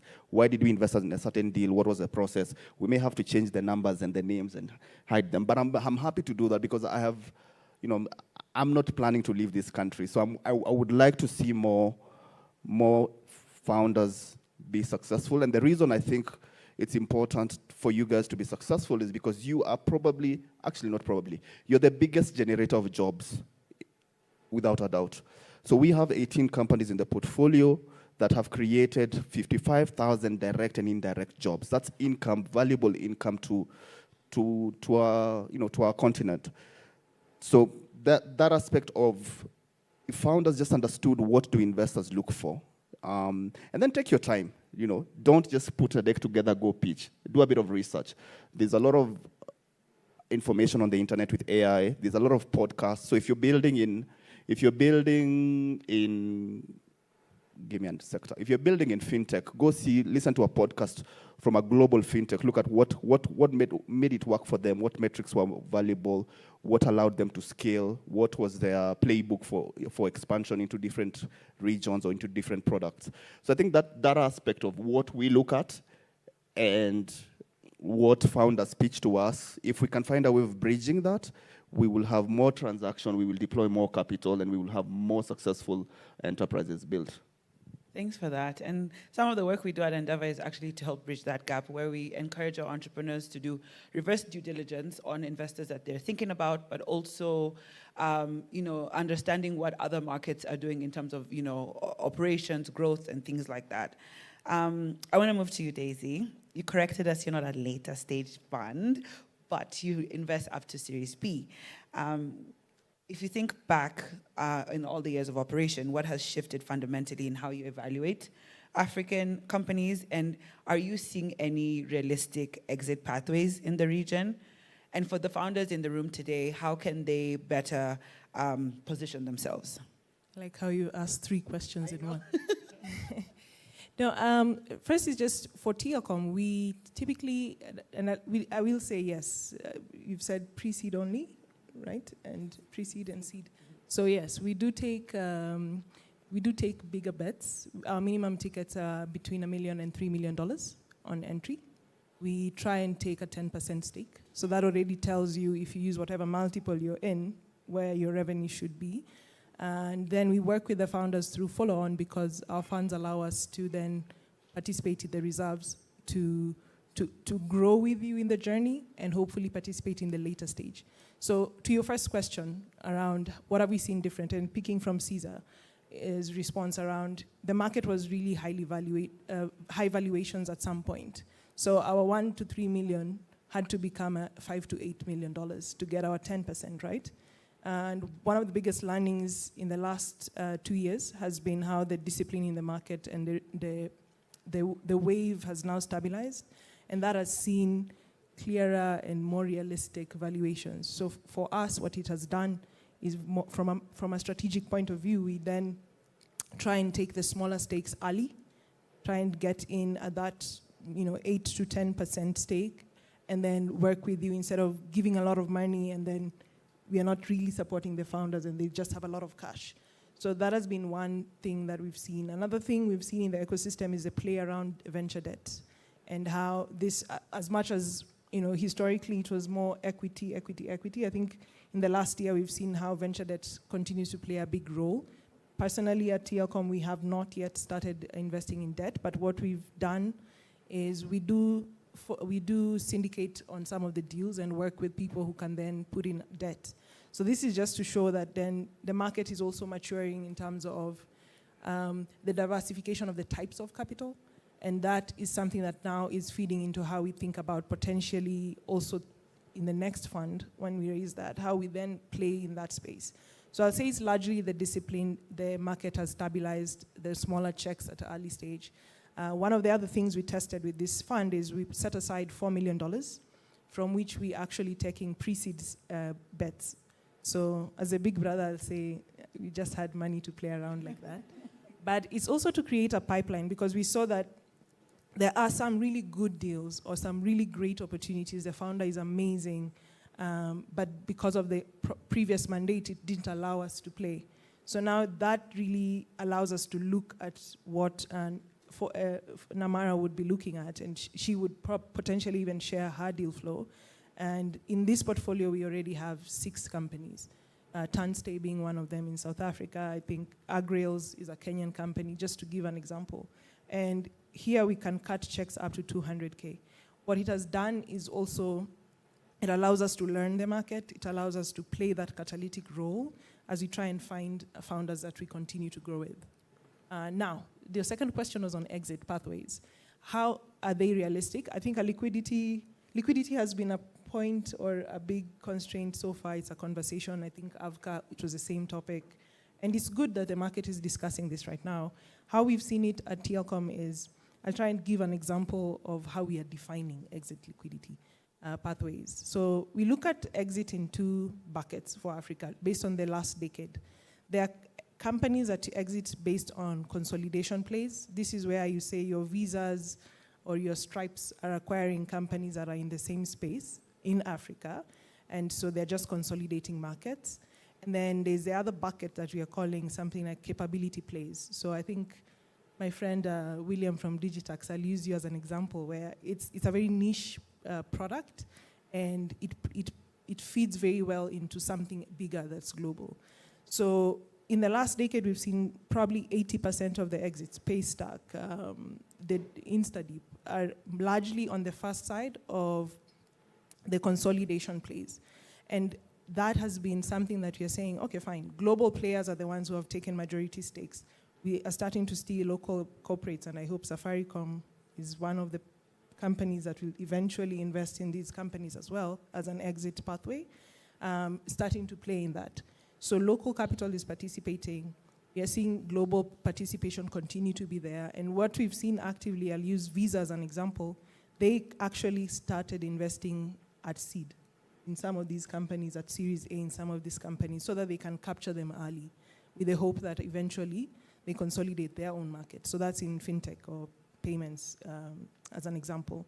I think in terms of just what types of exits, I know there's always this IPO type language, but I would rank them in the sense of, we've seen more trade exits and M&As, if you were to put them together. That takes up like 70% of what's happening. If I take an example of Fowry, which is in Egypt, they acquired 3 companies in the last 2 years, and these are smaller companies. So it's almost like a multiplier effect, and it gives that opportunity for people in the seed, pre-seed to actually exit into them earlier.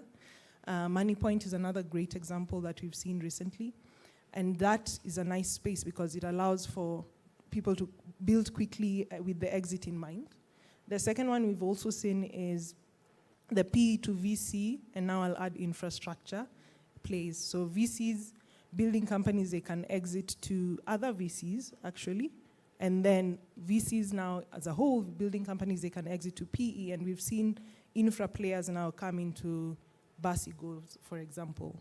So that's another exit pathway we've seen. Of course, IPOs still remain, to some markets like South Africa, very important. So my point is to say, for all founders building, is to think about, to your last point, is to really think about, of course, what Cesar said about unit economics, but the mode of what are you building for? Are you building for consolidation by a bigger player? Are you building for capability, so it's a niche product that's in your market? And then 2 elements that are very different is how are you thinking about governance, for instance? So one of the things we've seen, a lot of the cap tables are very busy. So when it comes to a point of, yes, you are amassing capital to grow, but when you get to exit, it becomes a very noisy conversation. So I think at this stage is to think about who do you really want strategically, and that's what you had said about you have to also land the investor. Who do you strategically want to grow with so that by the time you're exiting, you have a very good governance type of approach to things, and that's very attractive to a lot of exit partners. So I think that's how I'll sum it up. I'm happy to talk about this as we are also discovering, but thanks for the question. Thanks, Daisy. I want to move the conversation to Alex. The African VC landscape has grown significantly, and over the last decade especially, but a key question that I keep hearing is the infrastructure keeping pace? Are the legal, financial, governance frameworks mature enough to support the next wave of scaling startups? From where you sit at PwC, what's your point of view? No, thank you very much. I think, some of the presenters earlier during their pitch sessions, they did talk about the Africa operations. So you can imagine trying to navigate legal requirements or tax requirements across all those borders. It's very difficult, and I don't think we have a passporting mechanism so that if you're registered in Kenya, then you can just automatically start operating in each of these regions. So I think the biggest challenge is that the sector is growing faster than the regulators can keep pace. And I think sometimes because just by definition, most of these startups are addressing a need or a gap in the market. So somebody has thought about it, they've seen the gap, and they've created a business solution out of it. By the time the regulators start to understand what it is and what they can do about it, sometimes that there's a lot of catch-up to play. But I think we've seen the Central Bank of Kenya, for example, they've created some of these guidelines. I think there is some effort between Kenya and Rwanda to harmonize some of those things. There is some effort between Ghana and Rwanda, but we do not have harmonization across Africa from a regulatory and legal perspective. Now, when you mention the other aspect of finance, I think finance again is a big challenge because my colleague here has mentioned about exit. If you want to exit, can I go today to the stock market and exit through that? We're still not there. So that still needs to be worked on. There's a lot of other sources of finance that are lying idle, or rather maybe not targeting this space. So if you think about the pension funds, maybe now they're starting to think outside of traditional investments, but I'm yet to see a pension fund invest in a startup ecosystem or growth stage. So then again, that limits how you can exit as an investor. And then lastly, maybe I could talk about the issue of governance. I think a lot of startups are focused on making the business work, so making this idea work, making sure that you can raise the funds, but building their own institutions as a business to make sure that they can run the business and tickle the aspects of proper governance. That still remains as a gap. And I think with the effort that Safaricom and the partners like PwC is putting to support startups in that ecosystem, it can help to take them to the next level. Awesome. Thank you so much. Namara. F6 Ventures pairs seed capital with strong founder support. From where you sit, which sectors do you believe VC-backed innovations are transforming right now, and where are we still waiting for a breakthrough to happen that hasn't arrived? Okay. I think the numbers have kind of remained the same since we started investing VC on the continent. I think since 2023, fintechs have taken the biggest chunk of capital, both from a value and volume of deals perspective, and that remains the truth as late as last year.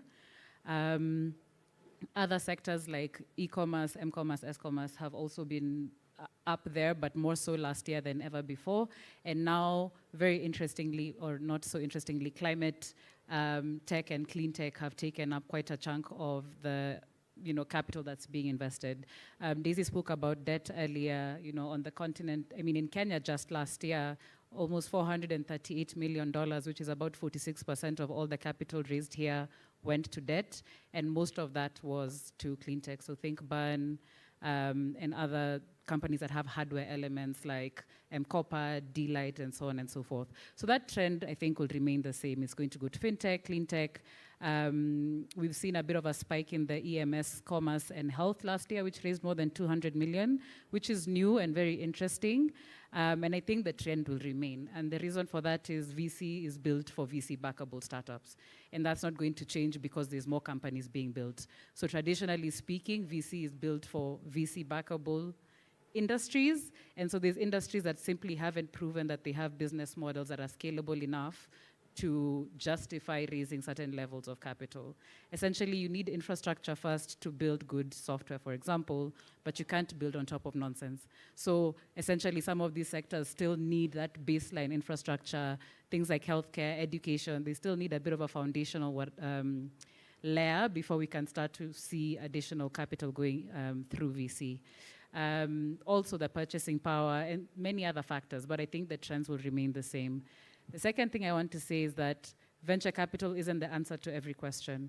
And so as part of this conversation, we also have to talk about how do we diversify our capital stack so that we're not just saying VC, VC all day and then you guys are angry at us all the time. Let's also talk about debt and let's talk about revenue share. Let's talk about other interesting things we're seeing happening. Let's also think about how to diversify where the capital comes from. We're kind of bound as people in VC based on where our money comes from. So if we're raising from DFIs, we're bound to certain, let's just call it behavior and investment behavior, let's call it that.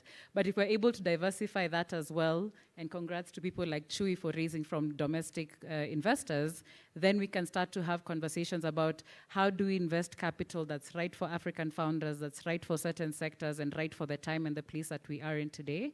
And so from a VC perspective, the trend, I think, will stay. But from a conversational perspective, we need to discuss how do we bring in more creative capital to invest in more creative sectors. Thanks, Namara. I know our time is up, and so I hope you'll stick around for some questions from the founders. Okay, great. Thank you, everyone, for giving us your time and your attention during this conversation. We've heard a lot of things from all the panelists, like doing your due diligence on investors when you're seeking to do your fundraise, understanding that the VC funding landscape has evolved over the last few years, and we have more diversified capital instruments that you can explore. We know that the sector is growing faster than the infrastructure and the governance and the legal is able to support, but we will catch up at some point. And being understanding that we can diversify where we get our capital and not necessarily focus only on VC. So I think we can wrap it up there, and thank you so much for your time.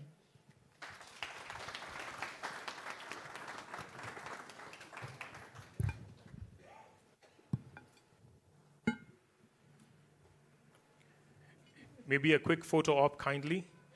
A quick photo op. Even as the team plans to help me get the seats off the stage. And I think it's interesting conversations that we're now being even challenged to look at different types of capital, right? There's revenue share, there's venture debt. And we've got startups like Gopay, and we have conversations around pension funds. My own hypothesis about something like the public transport space is that it requires a short, sharp shock. Some spaces are transformed radically through some very ambitious thinking. The team at Gopay is building amazing technology, but could we spare a thought of, we love having these conversations of going asset light. Uber went asset light. Oh, these guys went asset light. Everyone's doing stuff asset light. How about we go asset heavy?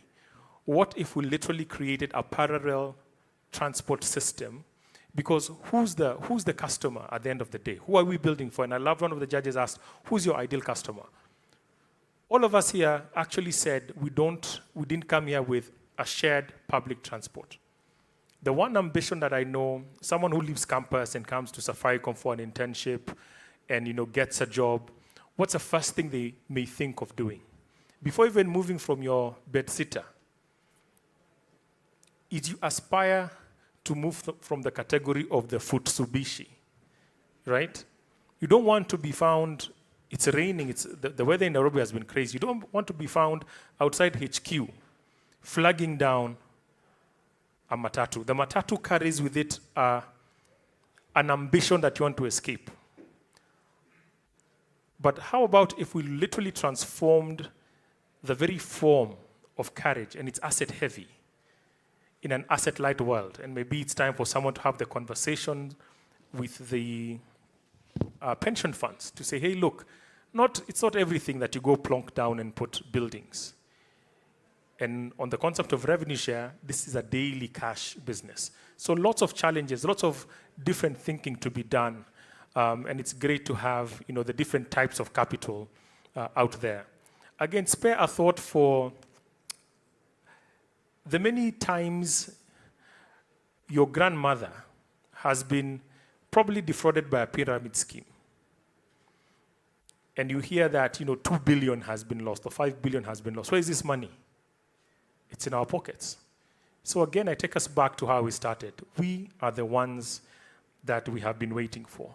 And it's a high time we looked at that from a different perspective. We've got our money in pension funds. We've got our shillings, our 10 bobs, our 5 bobs, somewhere in our coats at home. Can we think about this issue of funding our own and scratching our own itch a bit differently? We're now closing out, and I'd like to invite on stage the head of venture management, Safaricom, Mr. Karanja Gishiri, so that we can give our various startups their plaques, and then we wrap up the Friday and look forward to them growing and scaling out. Karibu on stage. And then I think, do we call them all in at once or one by one for the plaques? Do you call them one by one or the entire one by one? Okay. So maybe we get a mic ready. 1 second.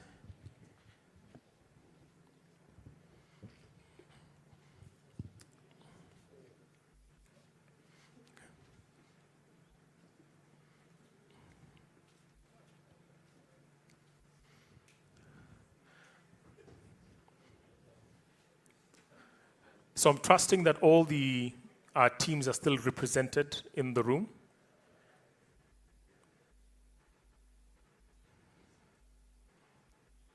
Gishiri, is there any token being handed over physically?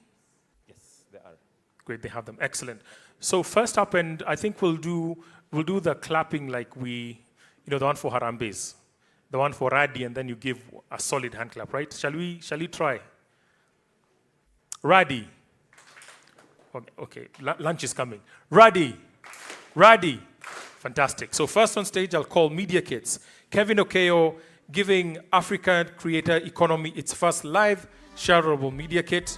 12,000 creators on platform in under 1 year. Karibu. This isn't over. The pressure's on. You feel it, but you got it all. Believe it when you forget up. Fantastic. How quickly we forget. Must be the hunger. It's one solid clap, but I'll take it anyway. So next up is Leta AI, Anthony Keter, powering last mile delivery for local SMEs to global enterprises. Ready.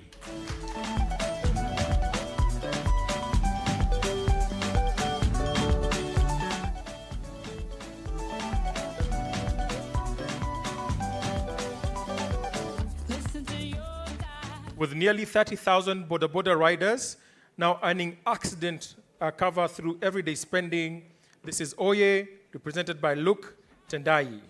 This is your moment, no hesitation. Today's your day. I feel it. You pave the way, believe it. If you get down, get up. Oh, when you get down, get up. Hey,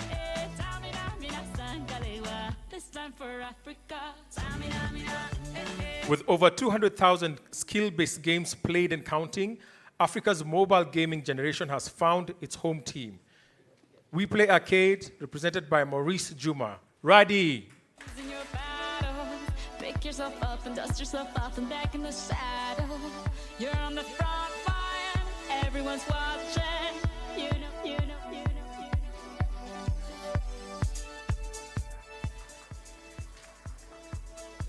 And bringing digital payments to Kenya's water ATMs, vending machines and laundromats, embedded finance on the ground, one device at a time.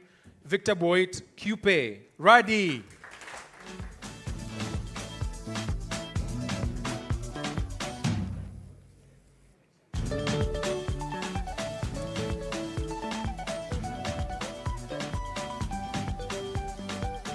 1 million Matatu commuters now riding cashless across more than 1,000 buses, digitizing 300 billion shillings of cash, one journey at a time. Simon Nganga, Gopay.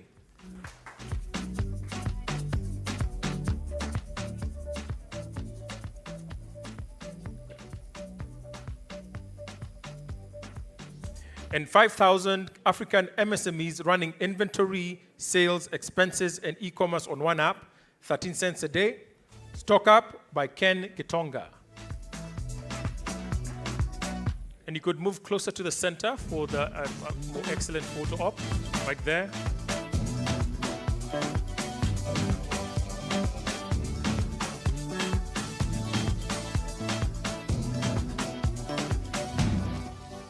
And with 60 million US dollars in GMV since launch, and an EcoBank partnership that will take them to 33 African markets, FlexPay, Johnson Gituma.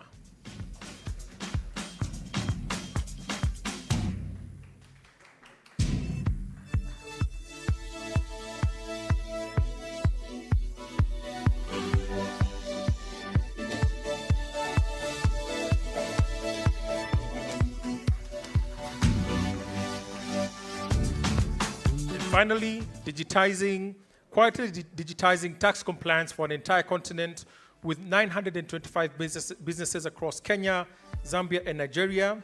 Digitax with William Githui.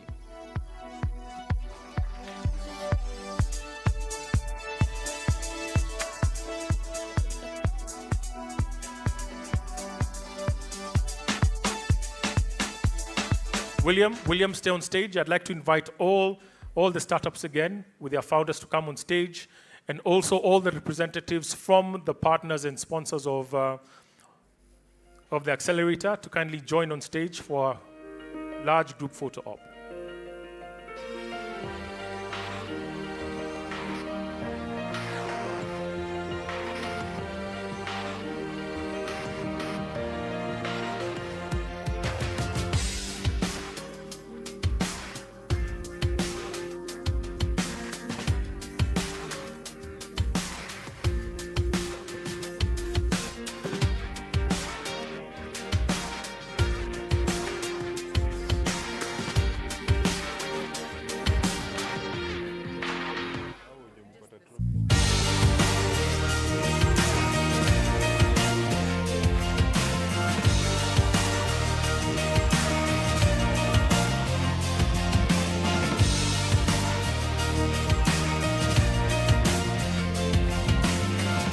Check, work with the photographers up front.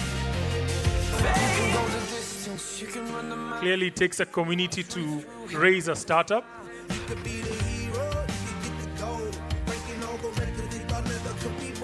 So give us a signal once you're done so we could then have one with the founders only.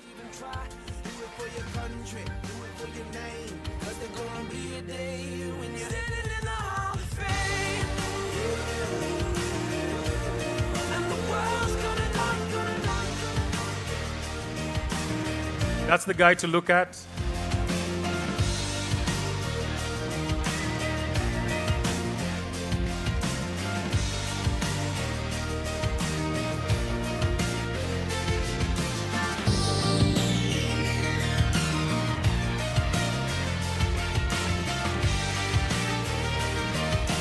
So one with the founders, one of the founders with the plaque, please. Just the founders, the individual teams, at least select one person with the plaque. Thank you to all our ecosystem partners as well. Founders, at least one of you with the plaque, please.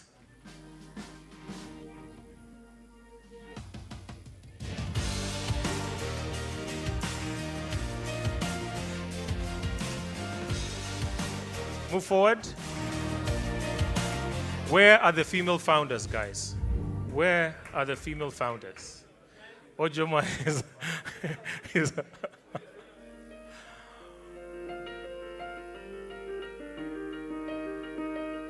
I'm sure there's a coming KPI loading. There's a coming KPI loading for balance.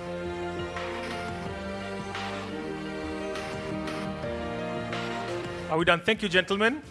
can actually say that. Thank you, founders. Thank you, founders, as you exit stage. We're now going to take a quick, we just have one more short note or welcome note, ending note from one of the partners. But I'd like you to use this QR code now. It's a feedback form. So kindly scan that. It will help us, grow and improve and serve the larger community better. Share your thoughts with us because, with every great achievement like we've seen today, we can always, and there's always room for improvement. So as you scan that, I'd like to invite a gentleman for final vote of thanks.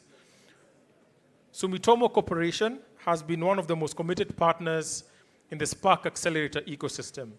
The investment in time, capital, and strategic expertise has been foundational to this cohort and a powerful signal in the global confidence in what is being built right here on our platforms in this market.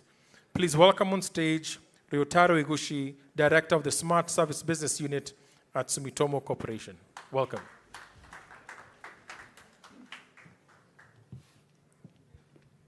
So, ladies and gentlemen, on behalf of Sumitomo Corporation, I have the honor of having the vote of thanks for today's demo day. I thought that today has been really an inspiring and energizing session. We have seen not only strong pitches, but also clear purpose-driven mindset, practical use cases, and genuine ambition to build scalable solutions for real challenge in this market. What I knew, but realized again, is that today's demo day is not the endpoint or a definitive goal. So it is a strong milestone in a much longer journey for collaboration, learning, and impact. First and foremost, I would like to express our sincere appreciation to Safaricom and M-PESA Africa as cohorts and strategic partners for us. Your leadership, commitment to innovation, and belief in the startup ecosystem certainly continue to create opportunities such as this Spark and surely go beyond that.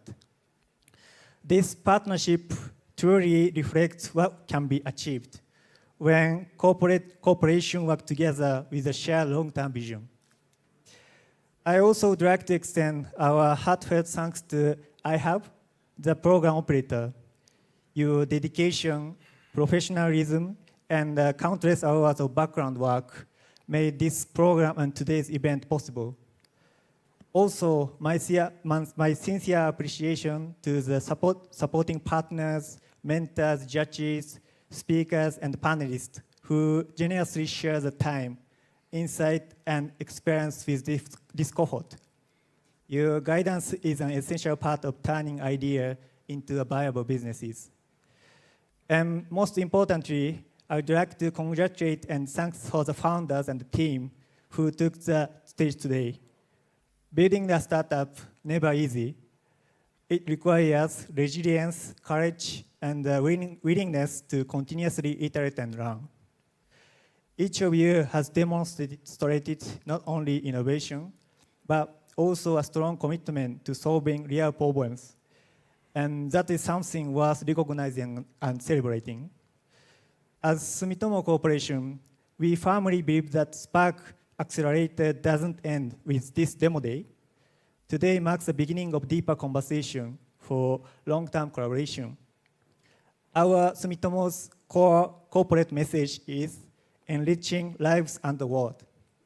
To realize that, I do understand that right partners who possesses an intimate understanding of local businesses norm and cultural reality is definitely needed.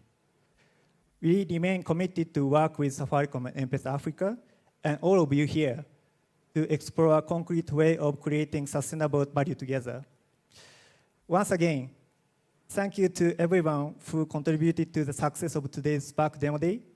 And thank you to our audience for being such an engaged and supportive community. With that, I would like to officially conclude today's program and invite you all to continue the conversation during the networking session. Thank you very much. Asante sana. Much appreciated from our solid partners for the accelerator. And with that, ladies and gentlemen, the Cohort 2 demo day is officially over. It comes to a close. And for anyone in this room and those joining us online, if you've been working on an idea or a concept, and by working I mean put in time, not just thought about it, and probably it has some traction, and the only thing you need is a what? A spark. Cohort 3 will launch soon, so just keep your eye out on the social media channels, on the Safaricom social media channels for that announcement. And a thank you to each and everyone who's joined us here today, our founders, our investors, our partners, ecosystem players, everyone from media, every single guest in this room. I say thank you. Your participation, engagement, questions, and conversations are what made today successful and truly impactful. Like Ryotaro said, the conversation continues. Friday is loading, so don't go anywhere too quick. Nairobi traffic is still a pain. The startup exhibition booths are still open, and they are here until late. Thank you for believing in African innovation. Thank you for Safaricom and to Safaricom for creating the tech platform that enables not only this, but many other startups to plug in and to grow and scale out. Thank you once again for being part of this incredible day. I am Bogwanje here, and it's a wrap, and I welcome you to lunch. Kuwa Mkenya ni kujitambua na kujua kila moment inaweza kuwa ile moment. Pali stranger hukuwa rafiki.